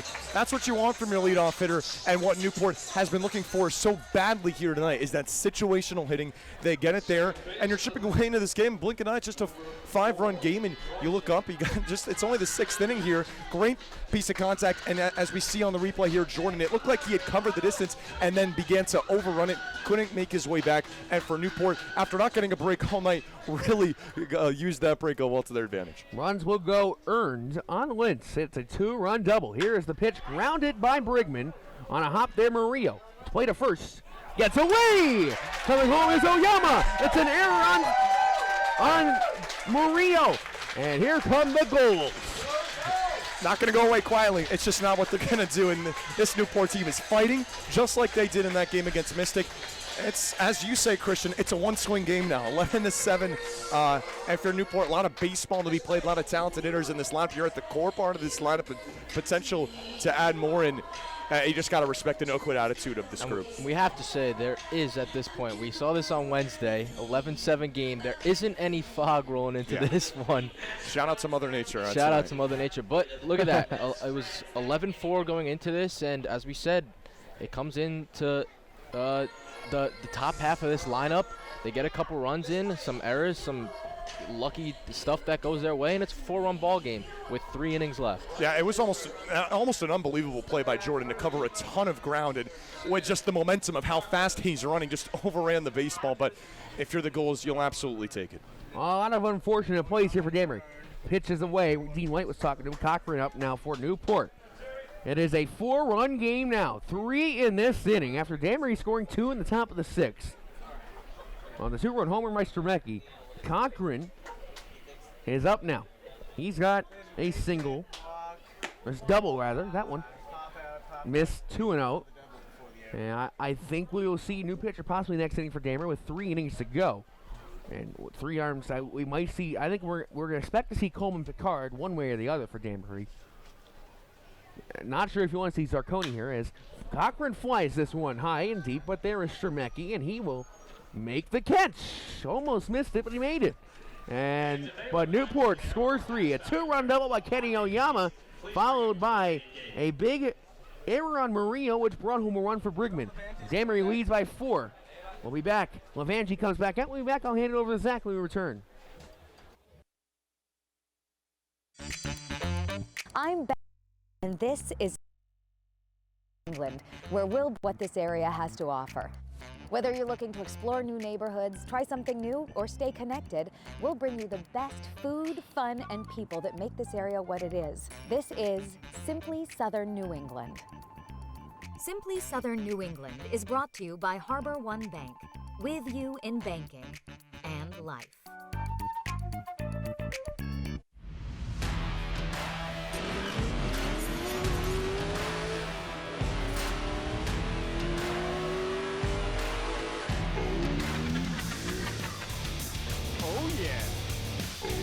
Oh, yeah. Great googly movie. Oh, yeah. Oh, yeah. Oh, yeah. How many times can I say, oh, yeah?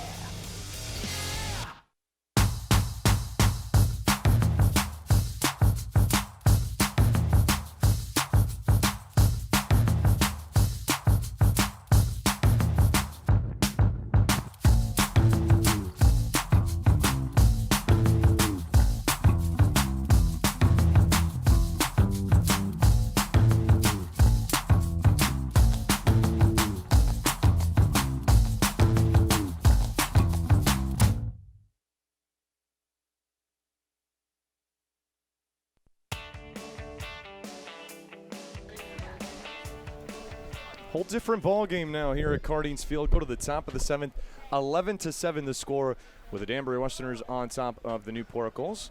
Thanks so much for joining us on a Friday night on the NECBL Broadcast Network and on YourView. Zach Letson joined alongside Christian Gardecki and Liam Tormey as the first pitch to the three-hitter. Jack Payton comes in a bit upstairs from Liam Levangie, who remains in the ball game for the Newport Gulls, working into his 4th inning here tonight. We were talking, we're a little surprised to still see him in this game. A lot of trust from Kevin Winterode as Newport's cut this deficit to 4, and 1-0 is skied into the air. Will there be a play for Bryce Hewlett going near the wall? And he made the catch. Little blocked here are we from seeing that, but Bryce Hewlett went as far as the foul territory took him and made the play, 1 down. That one, it looked like at first that it was going to keep carrying, and then it seemed like it stayed at one spot. Hewlett makes an easy catch, and that hasn't happened very often where you get an out right away on the first batter. So good for Levangie, and you'll take all the luck you can get. Right fielder Hank Thomas will dig in, cleanup man for Danbury, who's had a big night so far. Looks at strike 1. This is officially the longest outing for Liam Levangie here in the summer of 2021 with the Newport Gulls. He went 3 innings twice. Once against the Danbury Westerners as Thomas is fooled by the off-speed pitch. 71 on the gun, quickly 0-2.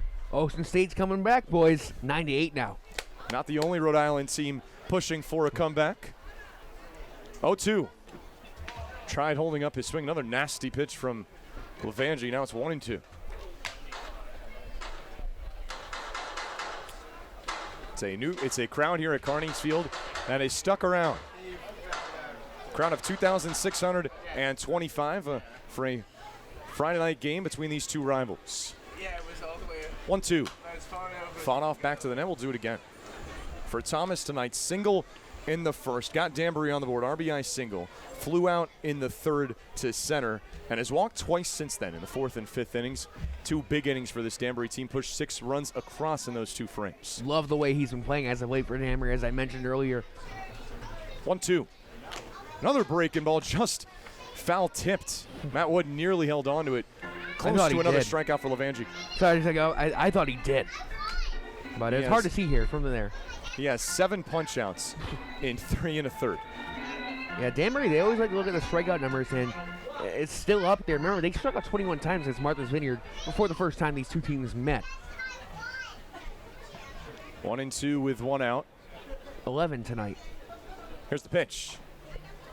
Comes in and looks like it hit Matt Wood again away from the protective gear, and that certainly a scary sight as he takes the mask off.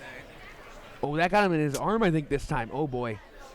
And or might have even hit him in the face. It looked like somewhere on the upper body area, and different from the first time around, and boy, a scary moment as he's down on the ground.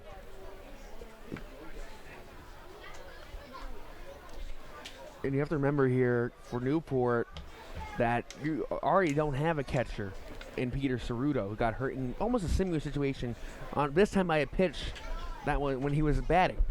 Yeah, one other. Oh, you see the replay there. That one, oh boy, up high. Yeah, scary moment for a guy that's been a leader for this Newport Gulls team and really stepped up, and a competitor, to say the least. It's second time tonight he's had to wear one, and gets an applause from this Cardines Field crowd. Will certainly need a minute, being attended to by Kevin Winterow, Greg Zackerson, and a couple members of the training staff here for Newport. And Certainly hope that he's all right.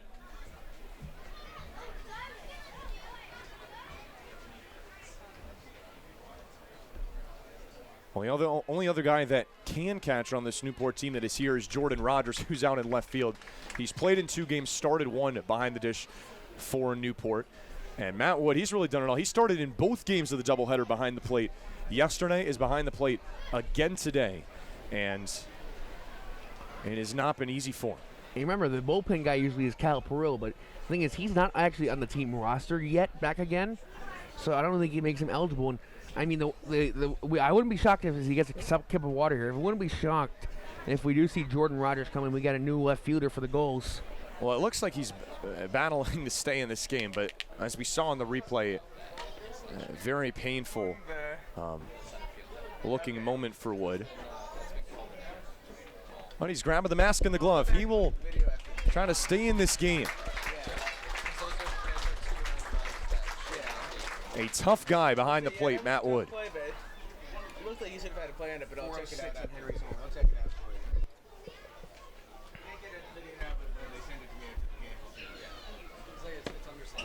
Yeah, good to see him back here. No warm-up pitches given, but we wonder how he will fare.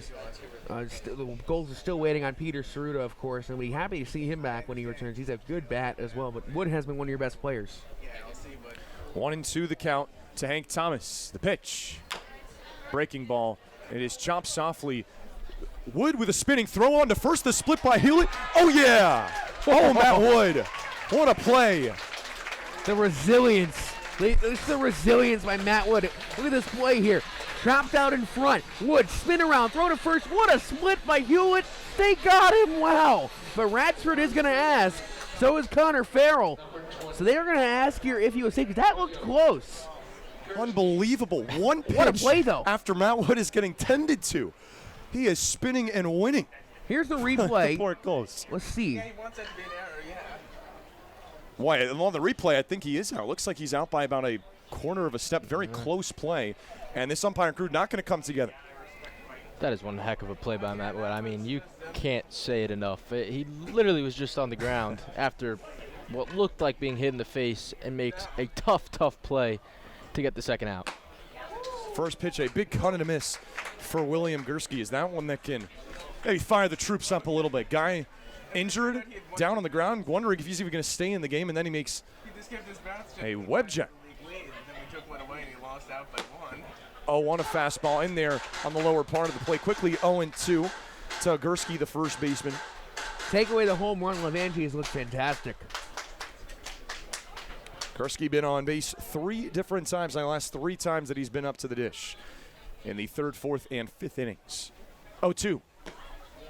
Just a touch outside, off speed stuff. Make it 1-2. I think we will see Coleman Picard come out for the 7th inning. And him and Justin Salman and Tristan Sarconi are the 3 available pitchers left for Danbury. Looking for it, his 8th punch out, as this one is down low out of the arm of Levanti, trying to finish off his 4th inning. And again, a reminder, he has not gone more than 3 this season with the Newport Gulls.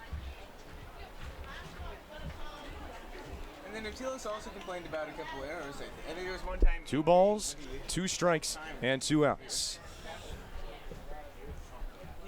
He was a character. Here it comes. Ball outside, says home plate umpire William Bowers.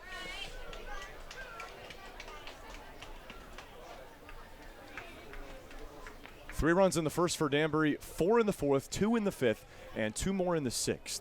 Newport with their response 3 in their half of the 6th. As this fastball is shot right to C.J. Pitaro. Across the diamond they go. One hopper. Picking machine at first base. Bryce Hewlett.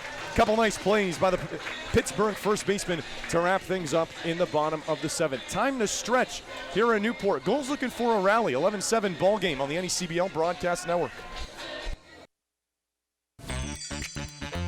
I'm Becky Gibble, and this is Simply Southern New England, where we'll bring you the best of what this area has to offer.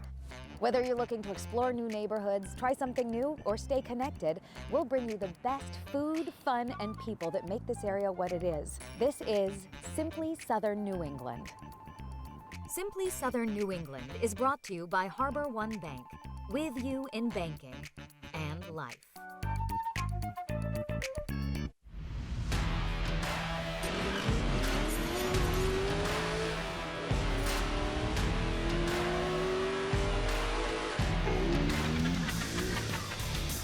Oh yeah. Oh yeah.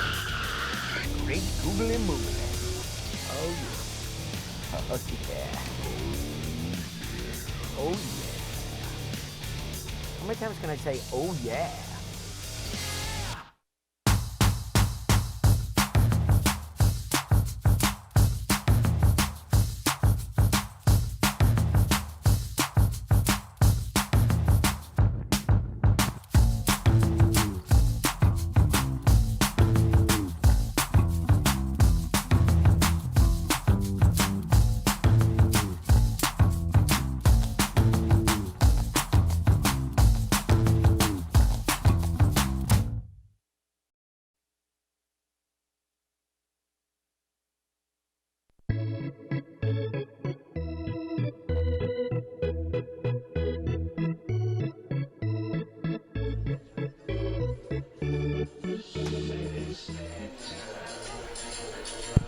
Time to stretch here at Cardines Field. What a game between the Danbury Westerners and the Newport Gulls.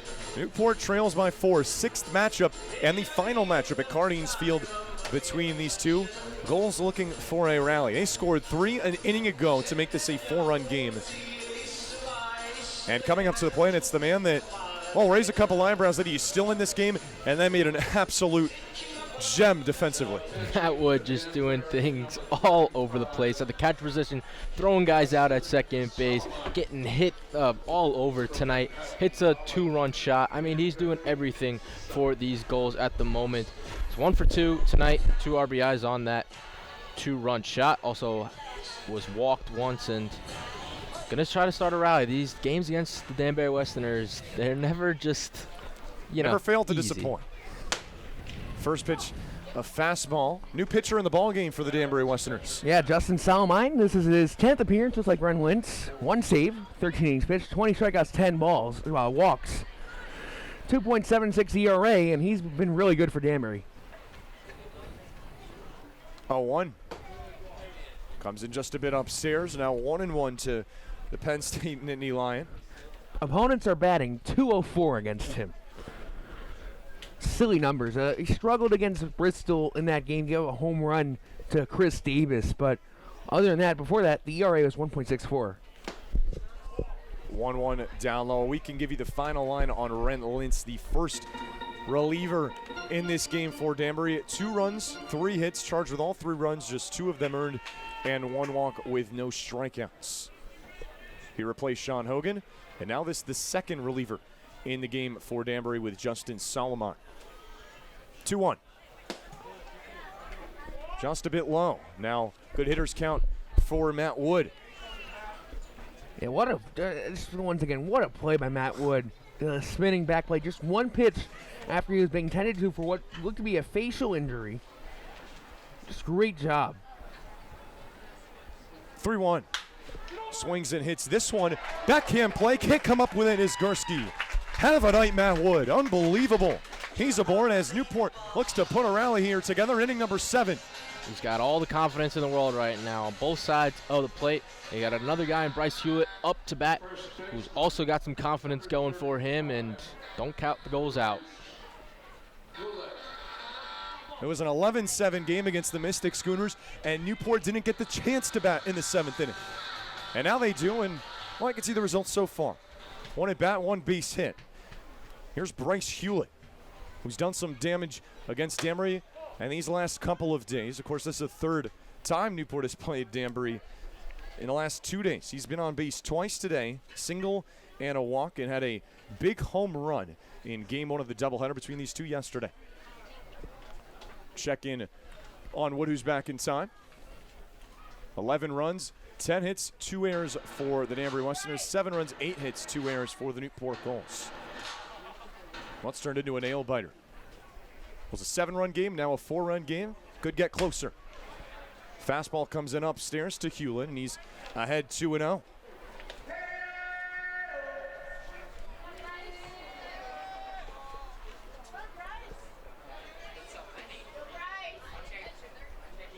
3 runs for Newport in the bottom of the 6th to make this a 4-run game.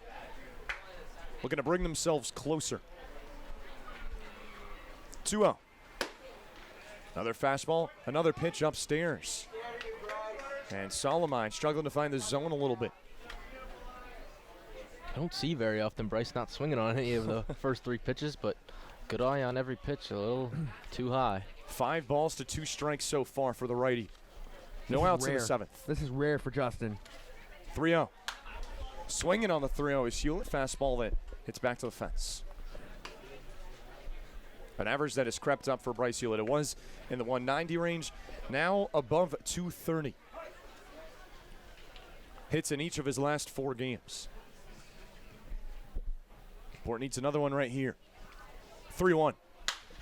Shot in the air into the infield. Coming in is the new third baseman Cameron Norgren, and he makes the play just in fair territory. Nice job by Norgren to get under that one. So there's out number 1 in the 7th. Brings up the DH, Joe Fortin. So going to reach base for the first time tonight. Something he did in each of the 2 games of the doubleheader yesterday. Of course, Norgren, as you see on your screen there, he came in for John Anderson, who left this game. He was hit by a pitch and tried to stay in the game, but was limping around the base paths and was pulled.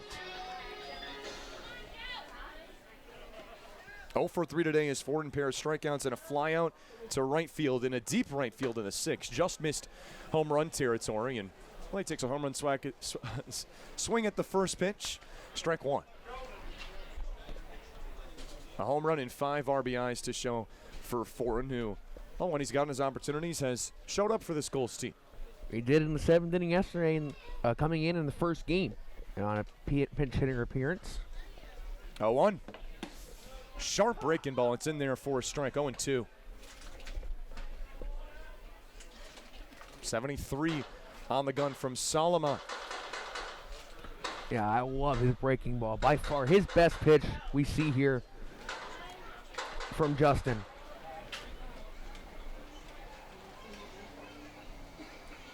Runner on first with 1 out for the Gulls. Leadoff single from Matt Wood. 0-2 to Fortin. Just gets a piece, stays alive, does the third baseman. Solomon this season, his 10th appearance, and like you said, has been very impressive, that 2.76 ERA. Yeah, the only blip on that is really the 2-run home run he gave up in the 7th inning on Monday to Chris Davis, of all people, of Bristol, who's he's more of their leader, I think, but that was his first home run, and really impressive to see what Chris Davis did. Well, those 2 runs equal to the entire earned run total he had given up all season before that. 0-2 cut on and miss for strike 3. So Fortin goes down on strikes for the 3rd time tonight, and Solomon has out number 2. Yeah, I love it when he's confident, too. When he's confident, he's his best. And remember, he's a homegrown kid, too. And he's from Danbury himself. Played for Ian's father, Sean, at Danbury High. Well, it brings up Jordan Rogers. 2 down here in the 7th. 1 runner on for Newport trying to claw their way back. Goes back to the breaking ball to Solomon, but can't get the strike there. 74 on the gun, 1-0. Rogers today 1 for 3. A line out in the 2nd, strikeout looking in the 3rd before a single in the 6th. 1-0, goes to the fastball, chops this one hard up the middle. Tough play. Murillo can't make a play. No play up the middle. Be a base hit for Jordan Rogers, and that keeps things alive and well for the Newport Gulls in inning number 7. That's back-to-back hits. Rogers hit right at Murillo. Murillo can't handle it on either attempt, and Rogers is safe at first. And now you have a man on second and a man on first, and CJ Pitaro with the opportunity to put the Gulls in with another run.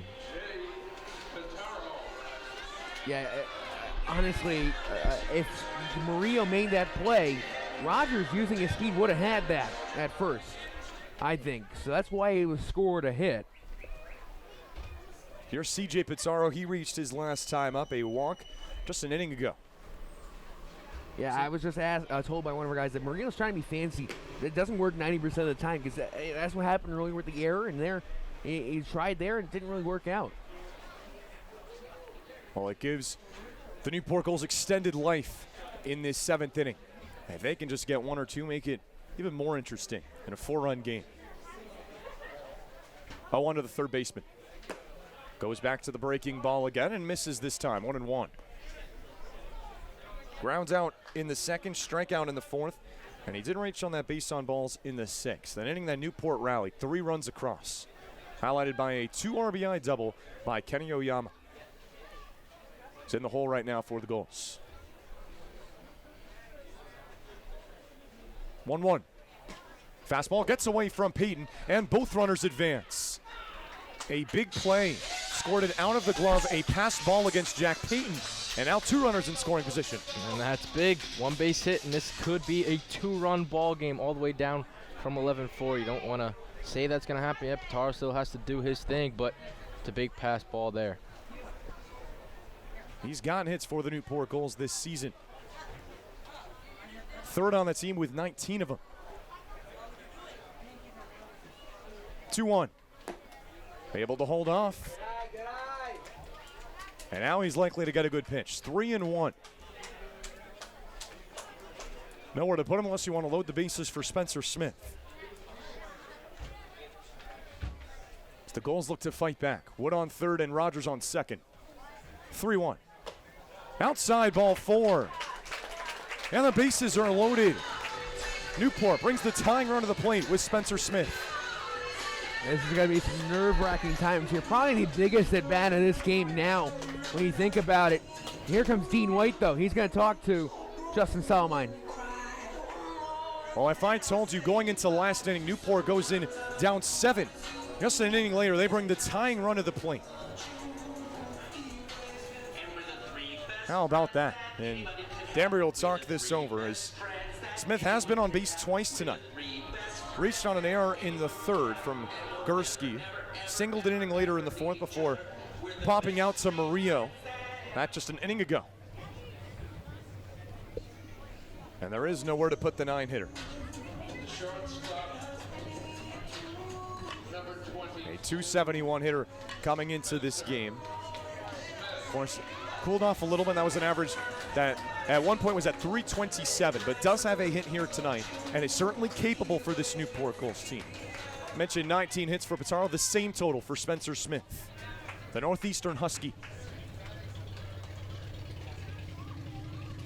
First pitch skips in the dirt. What a stop by Payne, probably saved a run. That was huge by Jack Payton. Kept Wood at third base. Rogers is at second, and CJ Pitaro at first. Gulls down 4 and have the tying man potentially at the dish. And their 9-hitter Smith. 2 down here in the 7th. 3 runs for Newport last inning, looking for another big spot here an inning later. 1-0. Takes a fastball up and in. And forcing the absolute best out of Solomon. A walk to Pitaro. And now 2 straight balls. You have to remember, there are only 2 guys left in the bullpen for Danbury. 6 straight balls for Solomon after going ahead 0-1 on Pitaro. 2-0. Just in there for a strike on the lower part of the plate. Big strike for Solomon. 2-1. 7 runs on 9 hits for the Newport Gulls, just 1 less than the Danbury Westerners. Looking for a rally here. 2-1. Driven up the middle, on a line, caught by Murillo. Good contact from Spencer Smith, but Sebastian Murillo was there to end the threat. Newport strands 3 here in their half of the 7th. It's an 11-7 ball game as we go to the 8th on the NECBL Broadcast Network. Course, set your own pace. We get that. And our community succeeds when we work together. At People's Credit Union, we've been about people helping people since we first opened our doors in 1922. That's what credit unions do. We serve our members and our communities. And that drives our every action, every single day. That means building strong ties and doing what's right for our community. Because at People's, you're more than just a member. You belong here and always will. Take control of your financial future. Build a secure retirement, a college fund, maybe that perfect home.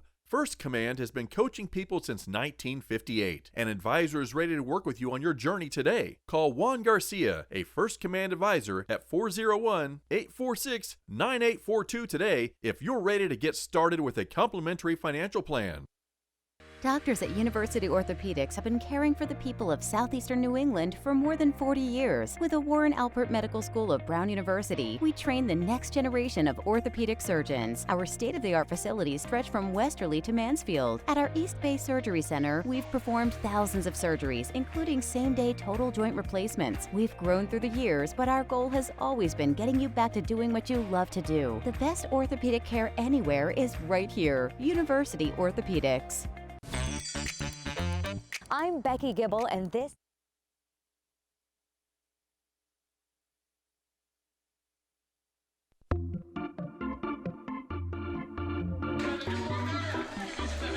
A rally halted in the bottom of the 7th inning.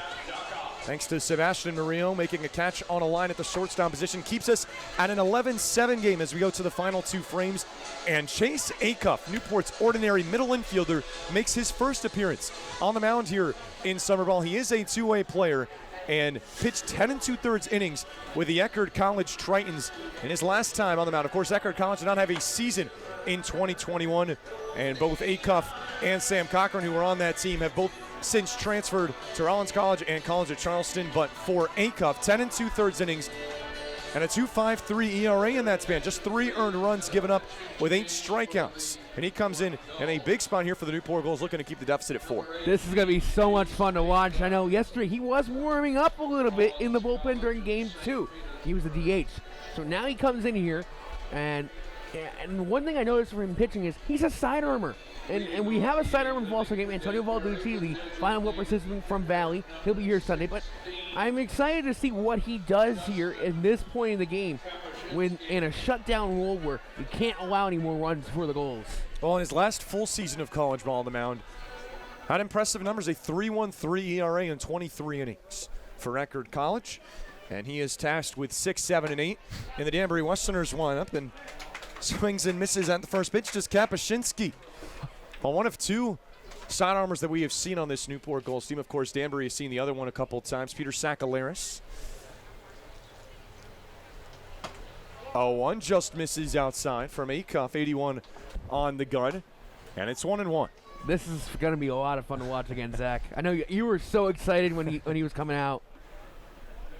Well, he has made some nice plays in the middle part of the infield, and now Newport's asking for a big task on the mound. But the one thing I do worry about for Acuff here, that one misses. The one thing I do worry about is how will he do in his first time pitching in a game situation since March of 2020 before the shutdown. 2-1. Just misses outside again, going for that outside part and just missing the edge of the plate. It's now 3-1.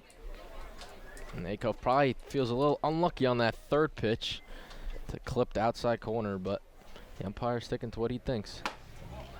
And this one just misses for ball 4. Well, 4 pitches that were all in very similar spots. None of them go the way of Chase Acuff. And in the end, a 5-pitch walk for Kapuscinski, his second tonight. Well, I mean, good thing for Justin to get on base here after striking out 2 times in a row. But I still think Acuff has some cobwebs. We're going to have a pinch runner here for the Westerners. It's going to be Matt Zaffino, the pinch runner. So Kapuscinski's night is done, and Zaff will be the pinch runner now. He takes over Kapuscinski's spot, which was a designated hitter, also doesn't necessarily entail a change defensively for Danbury. But whatever the case, it's Banks Griffith, the batter, who has played a big part in this game for the Danbury Westerners in the 7th spot. First pitch from Acuff, scoring around to bunt, and another ball that just misses outside. 5th straight ball from Acuff, and for Griffith, each one of his plate appearances, he has done something productive. A 2 RBI single in the 1st, walk in the 3rd, sac fly in the 4th, and a double in the 6th. Scoring around a bunt again is Griffith, but can't get this one down in fair territory. Yeah, Zaffino has good speed. Zaffino now, as of today, a new athlete of Jocko Fuel. It's some sort of protein supplement energy drink. So he's now he's using his NLL, which is now available, and he's now a Jocko Fuel athlete. So congrats to Matt. Zafino 10 code. 1-1, scoring around a bunt again. This one's right back to the pitcher. Acuff goes to second for one, and Smith will hold on to it. But how about that? Heads up by Chase Acuff, and Newport gets the lead runner for the first out here in the top of the 8th. That's a big heads-up play by Acuff, especially on that sidearm. You're kind of throwing off the mound a little bit, but Acuff right there gets it over to Spencer Smith and allows their runner not to be in scoring position. One out, double play can get Acuff out of this. So Banks Griffith trades places with Matt Zafino, and it now brings up Sebastian Maria, who made the catch to end a bases-loaded threat for the Newport Gulls.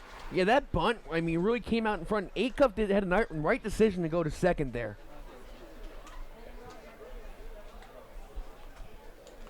Maria is the only Danbury Westerner to not reach base today of the 9 starters. This pitch comes in. A little slider action out of the arm of Chase Acuff. It's in there for a strike. Love it. I love to see this. For Maria, looking to avoid his 4th straight punch-out. And he chops this one hard off of himself, so that'll be a dead ball. It was rolling foul, too, if Acuff didn't get it. Even if it wasn't hit off him. But, I mean, for Sebastian Murillo here, yesterday had a home run.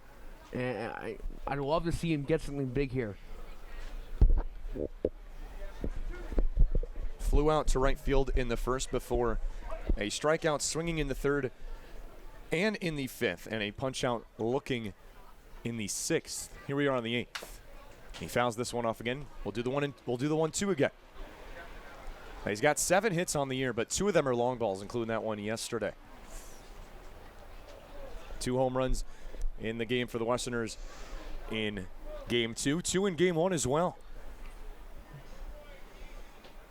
1-2. Swing and a miss for strike 3. First punch out as a Newport goal for the two-way guy, Chase Acuff. There's 2 down. 70 miles an hour on that one. Gets him with the little off speed, and nice job by Acuff.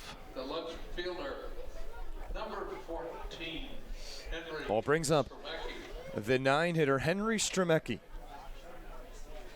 Well, you'd have to say probably been the player of the game for these Danbury Westerners. Looks at strike 1 on the outer part of the plate and has reached base in every time he's been up. Most recently, a no-doubter home run, over 400 feet in the 6th inning, 2-run shot.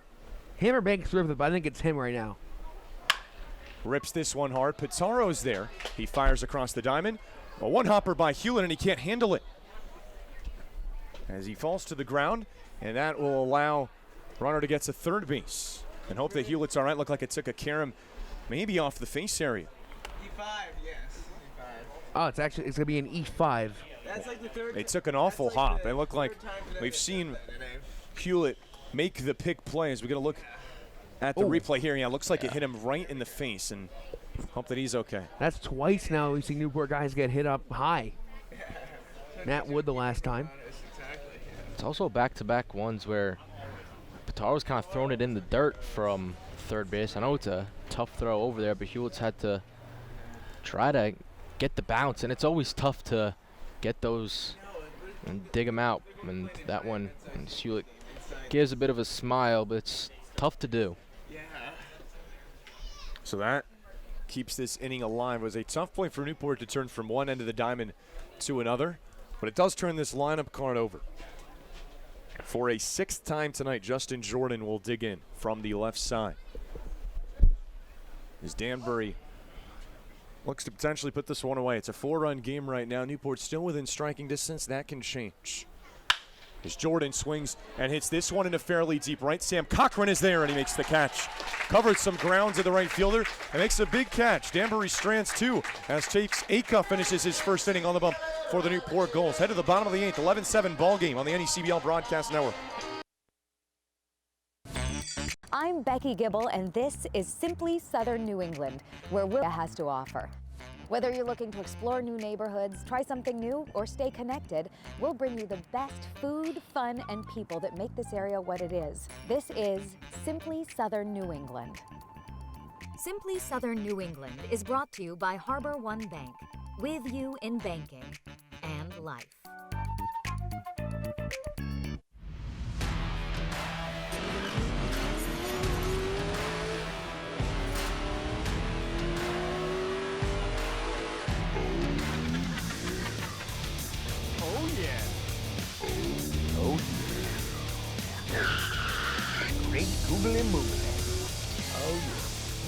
Oh, yeah. Oh, yeah. How many times can I say, oh, yeah?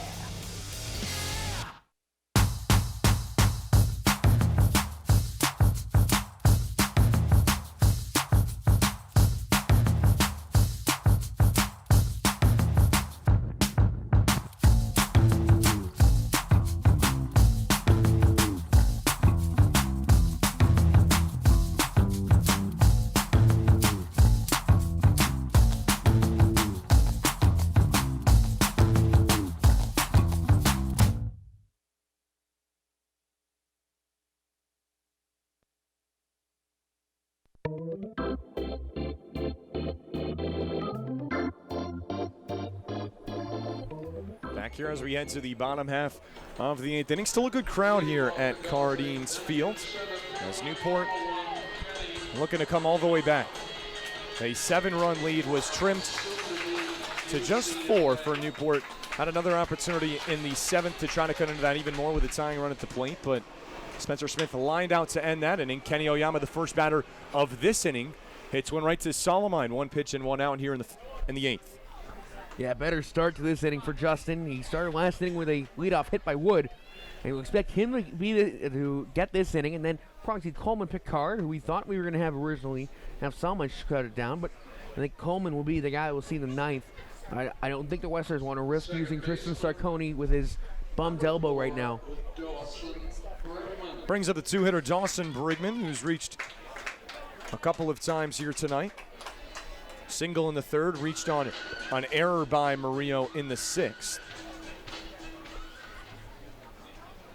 1 out here in the 8th. Newport 5 outs to work with, needs 4 runs. First pitch of fastball at 87 on the gun upstairs for ball 1.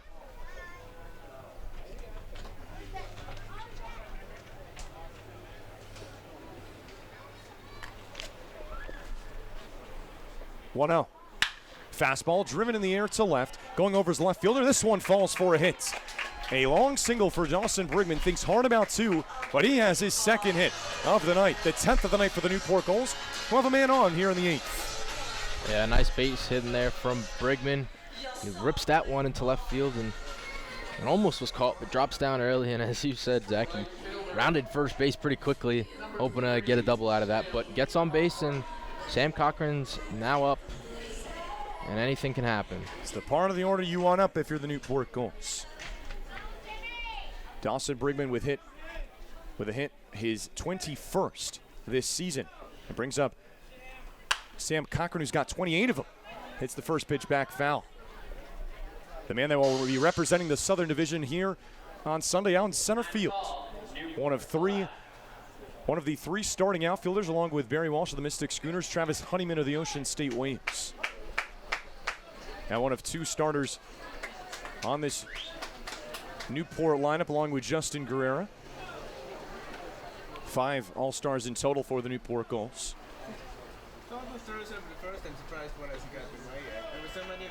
One of the other 5 on base in Dawson Brigman, who got Newport's 10th hit tonight. Same total as the Danbury Westerners. Newport needs 4 runs. Sharp breaking ball comes in upstairs, and now it's 1-1 to Cochran. A double for Cochran in the 5th, but he was stranded at second base.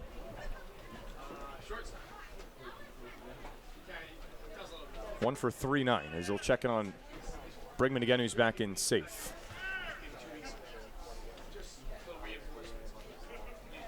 A ground out and a single here in the bottom of the 8th inning. Newport looking for another rally. As Cochran grounds this ball up the middle. This ball's through for a hit. Bounces off the glove of Murillo as Brigman thinks hard for third. He'll stay at second. A diving attempt by Murillo. Just barely got a glove on it. Could not come up with it. Back-to-back hits for the Newport Gulls. Yeah, after flying out last time up, Sam Cochran comes in and gets a base hit right up that gap. And now you bring Matt Wood to the plate, who's just been fantastic tonight. 2 for 3.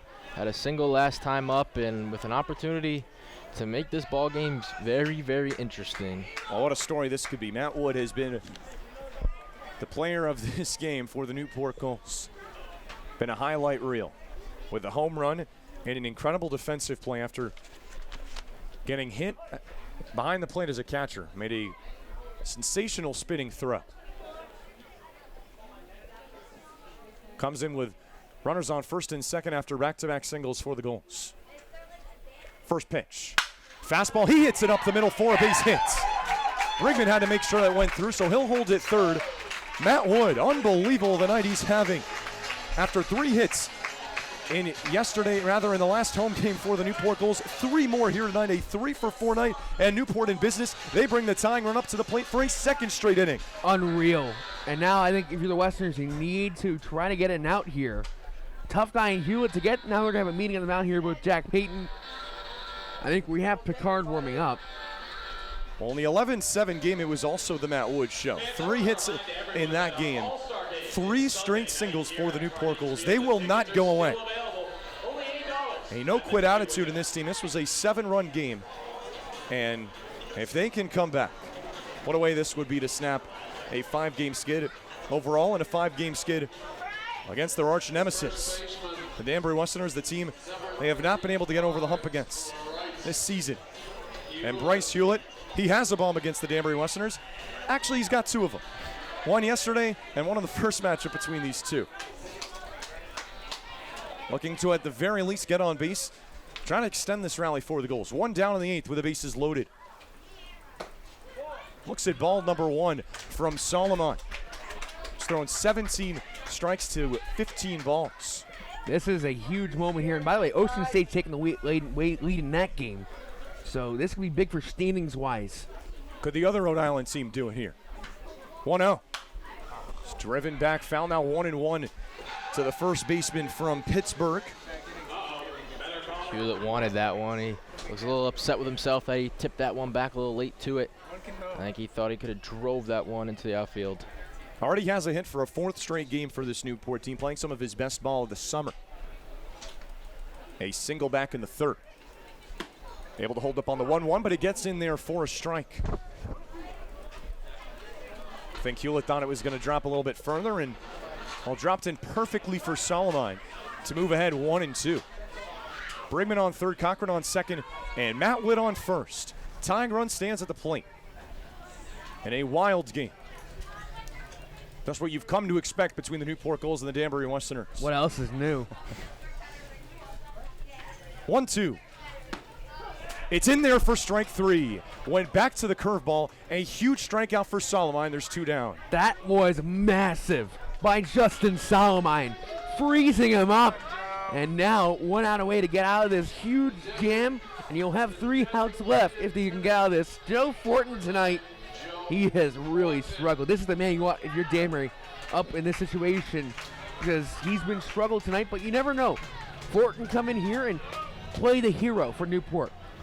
And he's trying to do that right now. And it only takes 1 swing of the bat to make this a whole different ball game. A home run and 5 RBIs for Fortin this summer. Going back to the breaking ball, a 3rd straight from Solomon. And why not? Strike 1. If it works, it works. Keep going with it. And I think you might see a change here from Solomon, because you never think you're going to go after the same pitch 3 times in a row, because guys are going to know that, and they're going to jump on it. A 1-3 ground out to start this inning since 3 singles, giving the Gulls an opportunity, and then the strikeout to Hewlett. Now 2 away. And a 1-1 count to the University of Rhode Island 3rd baseman. Inserted back into the rotation of this team and has stepped up. Hitting .304 coming into tonight. 0 for 4 tonight, 3 strikeouts and a fly out, looking for a big swing here. Try to maybe bring Newport a little closer at the very least. Another breaking ball, another strike from Solomon. 74 on the gun, 1-2. He seems to keep clipping that same spot on that outside corner. And he gets it sometimes on the inside too. That last at bat, the 2nd strike on Hewlett came on the inside. This is going to be huge here. Newport had the tying run at the plate an inning ago. They have done it again here. Can they find the big hit? 1-2 with 2 outs in the 8th. Here it comes. Fastball, he just gets a piece off the inner part of the bat, and we'll do it again. I said before, I think he was going to change it up here. Now what does he do? Does he go back now? Does he stay with the fastball and try to get it high heat or inside heat? This is a big-time moment, and his control has been fantastic, Justin Solomon, with the only exception on 2 strike plays. 1 ball and 2 strikes to the 6-hitter Fortin. 1-2. Tried holding up his swing, and he was able to. He went back to the curveball. I can't say I'm surprised he did. Went back, it was a touch low, and Fortin able to hold up this time. Deuces are wild. Oh boy, this is going to be fun here. Biggest at bat again in this game. We said it last inning, now here it is again. This game is, one swing could tie it. One swing could cut it lead in half. One swing can make it a 1-run game. Buckle up. Brigman on third, Cochran on second, 1 on first. 2-2. In there on the inner part of the plate, he got him looking. A huge strikeout on the mound for Solomine to strike out 4 in his 4th time tonight, and Newport leaves the bases loaded for a second straight frame. Head to the top of the 9th, 11-7 ball game, Danbury on top on the NECBL Broadcast Network. Set your own pace. We get that. And our community succeeds when we work together. At People's Credit Union, we've been about people helping people since we first opened our doors in 1922. That's what credit unions do. We serve our members and our communities. And that drives our every action every single day. That means building strong ties and doing what's right for our community. Because at People's, you're more than just a member. You belong here and always will. Take control of your financial future. Build a secure retirement, a college fund, maybe that perfect home. First Command has been coaching people since 1958. An advisor is ready to work with you on your journey today. Call Juan Garcia, a First Command advisor, at 401-846-9842 today if you're ready to get started with a complimentary financial plan. Doctors at University Orthopedics have been caring for the people of southeastern New England for more than 40 years. With the Warren Alpert Medical School of Brown University, we train the next generation of orthopedic surgeons. Our state-of-the-art facilities stretch from Westerly to Mansfield. At our East Bay Surgery Center, we've performed thousands of surgeries, including same-day total joint replacements. We've grown through the years, but our goal has always been getting you back to doing what you love to do. The best orthopedic care anywhere is right here, University Orthopedics. I'm Becky Gibble.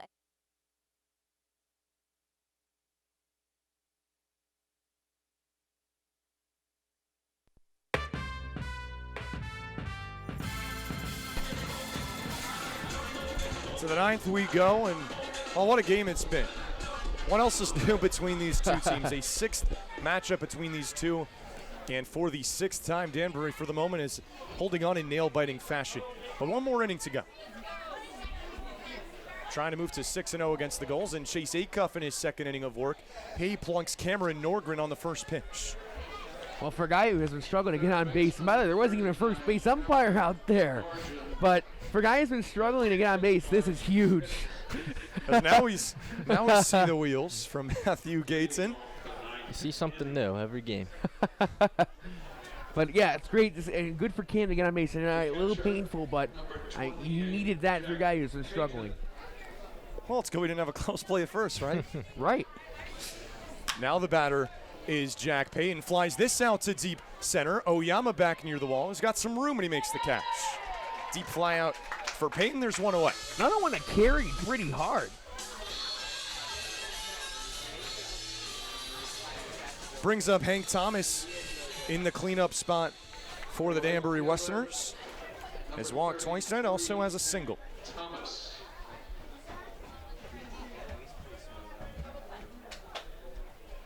Average up to 222 this summer for the Georgia Tech Yellow Jacket turned Ohio State Buckeye. It's strike 1. And I said this before, he started the year 1 for 19. Now he is just great. I mean, unbelievable. 1 on with 1 out. Newport looking to keep it to a 4-run deficit. And he pulled the string on that one, did Chase Acuff. It's 0-2 quickly. For Acuff so far, his 2nd inning of work. The 3rd reliever for the Newport Gulls. Got an inning and a 3rd so far. No hits, a walk, and a strikeout. Of course, the hit by pitch as well, and there's strike 3. Good morning, good afternoon, and good night. 2nd punchy for Chase Acuff. 2 away. I mean, you can't not be impressed by what Chase Acuff has done right now. Couple off-speed pitches and in there for his 2nd strikeout. One more does no harm. And the Gulls have one more chance. As Christian has pointed out to me, Cameron Masterman has entered the on-deck circle. But first, William Gursky steps in and swings and misses at the first pitch from Acuff. If we get there, he'll be up at this DH. And I love to see what he does here. And he's going to be in the home run derby here. He'll be in the game on Sunday. This is a little warm-up for him. 0-1. Just getting a piece is Kapuscinski. Fifth straight strike from Acuff. Of course, Kapuscinski was replaced by Zafina, who's now replaced by Masterman. Well, not officially yet. Cam has to enter the batter's box for that to happen. But right now it is Matt's spot, but it'll probably go to Cam if Gursky can get on base here. 0-2 is hit softly and a barehanded play made down there. Bobby Rodriguez. What a play. To the delight of Christian Gardecki here in the booth. I'm trying to get his attention up here. I've been harping on him all year on the broadcast on how he can't make a play at third base coach. 0-2 the count, 2 outs. Newport looking to get back to the dugout and trying to put another rally together. They have made things interesting. The last 3 frames have the Gulls. We're trying to keep this at a one-swing game as the 0-2 misses upstairs. 1-2 now. I'm shocked more people haven't used that term before. Well, it should be. Yeah, I'm because here it to- really is. Because Hey, you I'm think here- in football it's one possession game under 8 points. 8 and less, absolutely. And, I'm here to campaign for it. 1-2, a rocket ship, and it goes in the netting. I don't think it's coming Rodriguez down. wanted to make a play on that one, right? Took a duck. Well, he's still ducking. It's not going to come down and hit you. We'll do the 1-2 again. To Gursky with 2 down. Here it comes. He went out and got it. And that'll find its way near Fire Station, near Panera Bread. Pre-game meal choice of many Newport Gulls, as I mentioned, walking in there to grab something to drink. I think there's over half of the team in there. 1-2 is hit. Spencer Smith, the backhand, and he can't come up with it. Be a base hit. It's going to be a very tough play one way or another for Spencer Smith. He keeps it in the infield, but it's a single. The second single of the ball game for William Gursky keeps this inning alive, and Cam Masterman will come to the plate. Now Cam Masterman's up here, and I'm excited. Guy who he wanted a rest. I talked to him, he's like, yeah, I wanted the day off because, like, I played way too much. I played both games yesterday in left field. He's going to make a lot of plays there, too. An NECBL Player of the Week. What a weapon that is to have coming off your bench. And even without him tonight, Danbury has put 11 on the board on 11 hits. On top, 11-7. 23 hits combined between these two sons. Fantastic baseball game. And the pitching was good for the most part. Hogan was very good for the first 3 innings or so, first 2.5 innings. And then, I mean, you look at Newport, and I loved what Levangie did. I just loved it. First pitch that comes into Masterman outside for a ball is. And Acuff's been awesome here so far. An inning and 2/3 to this point. And at the first hit he had given up, that infield single to Gursky. Has 2 strikeouts, a walk and a hit by pitch as well. 1-0 to Masterman. There's a strike. 80 on the gun, and it's 1-1. Cam played in both games against the Newport Gulls, game 1 and game 2. Got on base in both of them. He's played in every game between these 2 teams this year. And there's a reason why for that. 1-1. Hits this one high in the air, but a long strike, and now it's 1-2. And you look at the power he gives you off the bench, or even when he's playing. It's just a lot of fun to watch. And to see him grow from where he was in 2019 with the Westerners, had a fantastic year in Louisville and struggled a little bit towards the end, but in 2019, he was a guy who Danbury really liked to have, 9 home runs, and now he's still really good. Swings and drives this one in a deep left. Rogers is back. Near the fence, he makes the grab. Jordan Rogers, a couple steps in front of the fence, makes the catch. A long fly out for Masterman. Ends trouble in the top of the 9th. One last gasp for the Newport Gulls as we head to the last of the 9th on the NECBL Broadcast Network. I'm Becky Gibble, and this is Simply Southern New England, where we'll bring you the best of what this area has to offer. Whether you're looking to explore new neighborhoods, try something new, or stay connected, we'll bring you the best food, fun, and people that make this area what it is. This is Simply Southern New England. Simply Southern New England is brought to you by Harbor One Bank, with you in banking and life.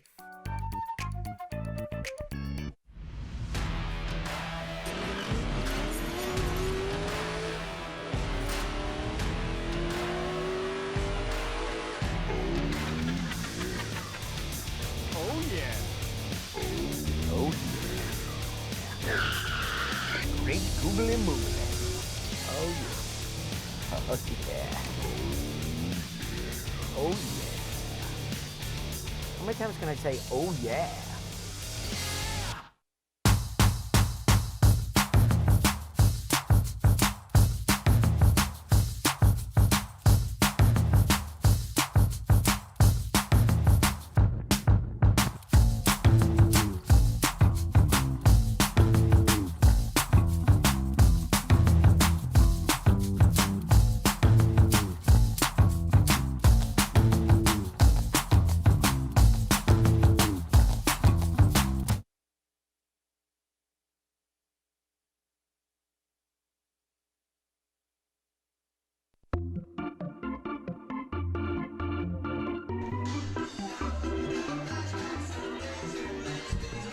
To the bottom of the ninth we go. An 11-7 lead for the Danbury Westerners, looking for their 6th victory this season over the Newport Gulls. And he'll make a pitching change here in the last of the ninth. Yeah, Coleman Picard, he pitched earlier this week, Wednesday night in Ocean State. That game was fogged out, and he pitched in the inning, gave up a couple hits. I don't have the actual number because it's not finished yet. And he walked the first batter of the bottom of the 6th, but then the game got fogged out. Before that, he pitched on July 3rd, his first game back from his injury, and he had 1 inning pitched, 1 walk, 2 strikeouts, got 7 Ks in the year, and he was really good against the Mystic Schooners. But before that, he really struggled. 4 hits, 4 earned, 1 walk, 1 strikeout against Newport on the 16th. First pitch to Jordan Rogers comes in low for ball number 1. 7, 8, and 9 for the Newport Gulls in their last attempts. And he got to win that game, but he was hammered, and Noah Jensen came out and saved him. 1-0. Just gets the lower part. Well, similar location, but this one captures the zone. It's 1-1. And as we've mentioned, 6 runners left on base in the past 2 innings for the Gulls. It just makes this inning even that much harder. 1-1. It's a soft chopper, fielded by Norgren. Charging in, makes the throw across the diamond in time. Cameron Norgren, who came in to replace John Anderson, makes a clean play at the hot corner. That was really nice. Yeah, Newport down to their final 2 outs.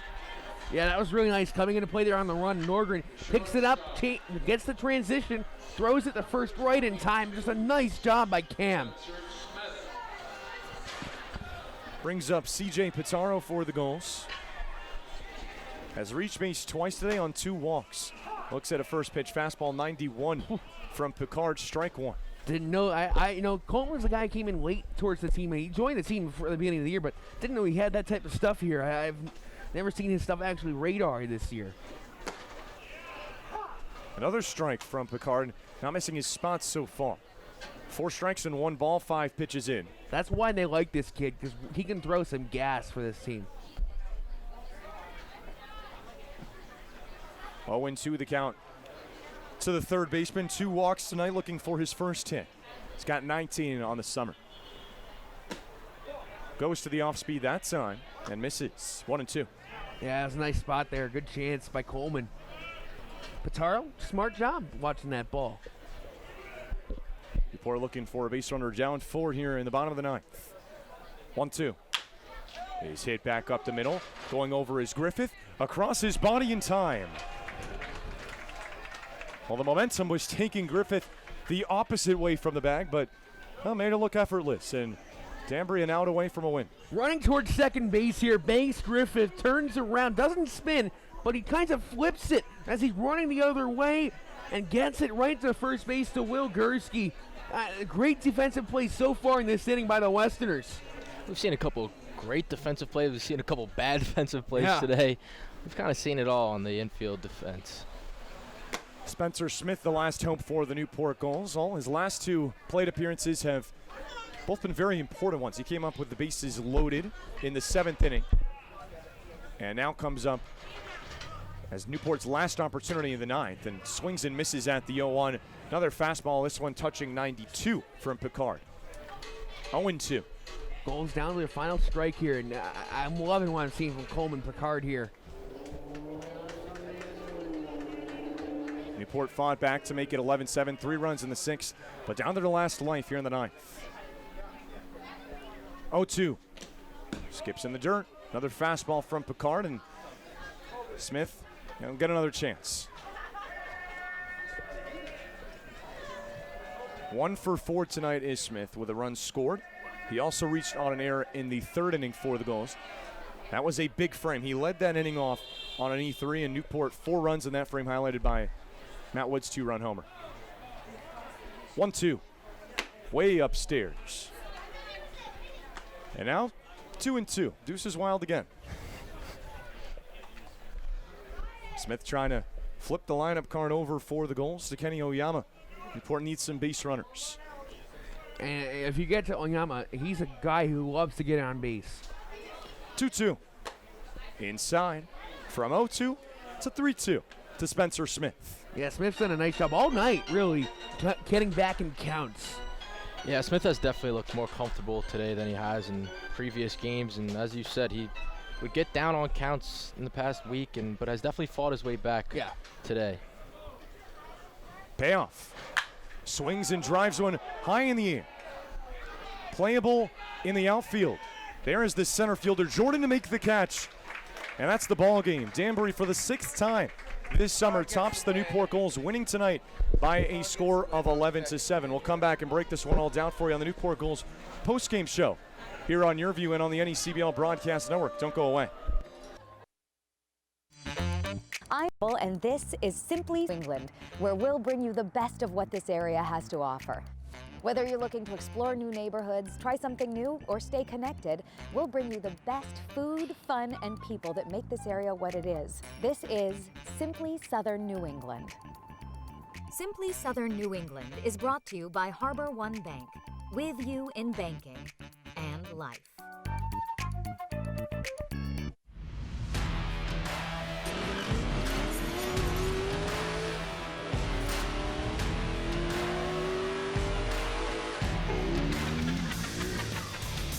Oh, yeah.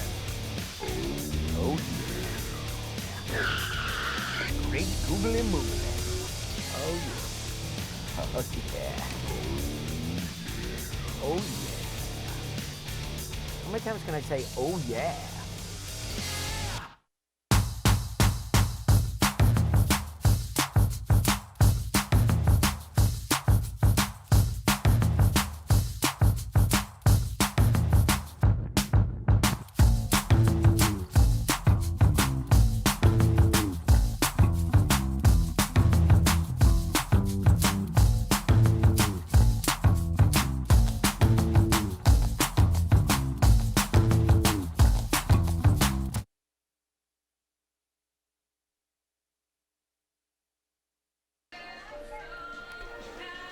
Back here on the Gulls post-game show as Danbury comes out on top for a 6th time against the Newport Gulls, moving to 6-0 against the team from the city by the sea. We welcome you to the Newport Gulls post-game show. Zach Letson joined alongside voice of the Danbury Westerners, Christian Gardecki, and the field reporter for the Newport Gulls, Liam Tormey. And Christian, it was another thrilling game between these two teams.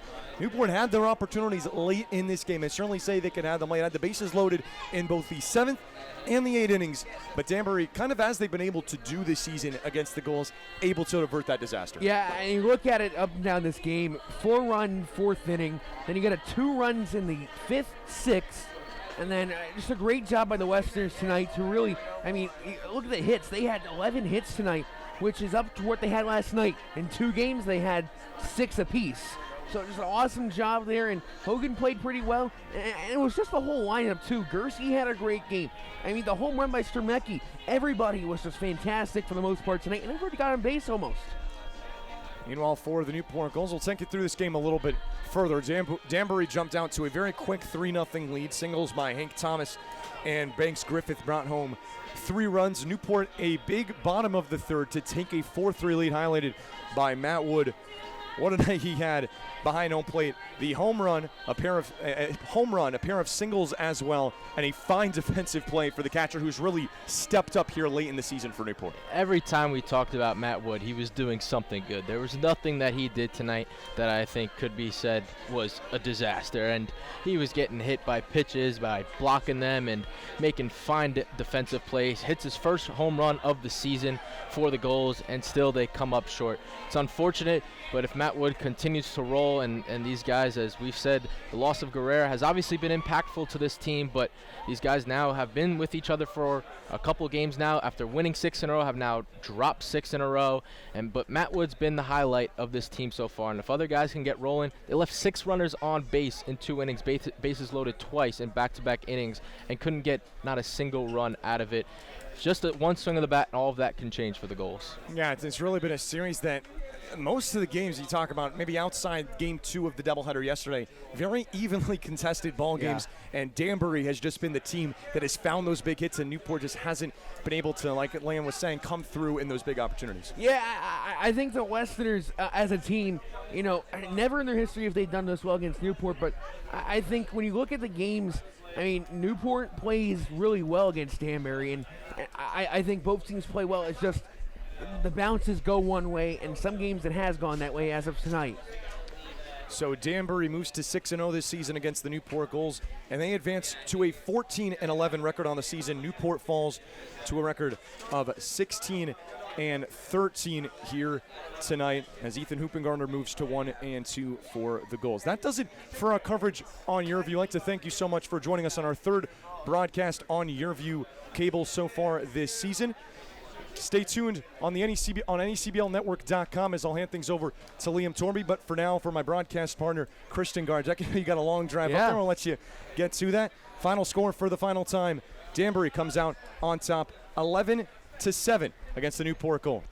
And welcome back, everyone, to the Newport Gulls post-game show. I'm joined alongside field reporter Ryan Medeiros. Ryan, an 11-7 loss for the Gulls here tonight. They dug themselves into a hole early on in this game, and, I mean, you can't win a game early on, but you could definitely see yourself falling behind and kind of feel like you're going to lose one. They fought back, but then, one big inning from the Westerners, and this game was lopsided. Yeah, and we talked about it in the last ball game and the last post-game show. At least if you're going to take something positive away from today, it was the fact that the Gulls battled back. Now, there were times, like you mentioned, 6 runners left on base towards the end of the game, but they were still putting guys on. They were creating rallies. It wasn't like they just were going down 1-2-3, 1-2-3, 1-2-3, bang, bang, bang. They were battling back, putting guys on base, and that's something that you like to see. We have to talk about a guy in Matt Wood who has continued each and every game to just show us highlight reel plays. He's made two great defensive plays, getting a runner thrown out at second base, gets hit off the face, and then makes a great turnaround play at first base. Hits his first home run for the Newport Gulls here tonight. What would you say about Matt Wood's performance since he's really gotten here? Well, it's just a ferocious performance from the Nittany Lion from Penn State. You got to give him a ton of credit for battling back. I think, the 2-run blast was fantastic, but like you said, taking a pitch off the face behind the plate after taking one in another area, unfortunate area earlier in the ballgame, hops right back up, makes a spinning play, barehanded throw out from behind the plate to get the runner at first base. Just a trooper, just a tough guy, and it's great to see him down at Cardine stepping up after Justin Guerrera is now gone from this ball club. And we've talked about it. After Justin Guerrera goes for the Newport Gulls, we saw the Gulls on a 6-game winning streak, now on a 6-game losing streak.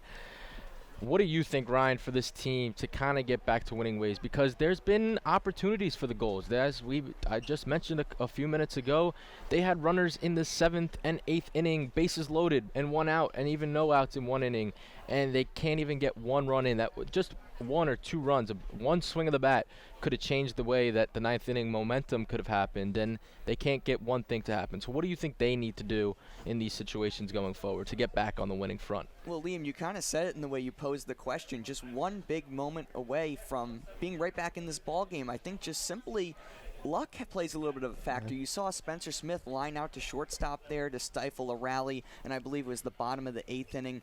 Just not much else you can do except pretty much play better. Now, it sounds like a really obvious thing, and it almost sounds a little bit ignorant to say that, but when you've lost 6 games in a row, the only thing you can do to get a win is to perform better. And on the pitching side, it's been really unfortunate for Newport. Early in the ball game, like you said, dug themselves in a hole with really some command issues from some of their starting pitching.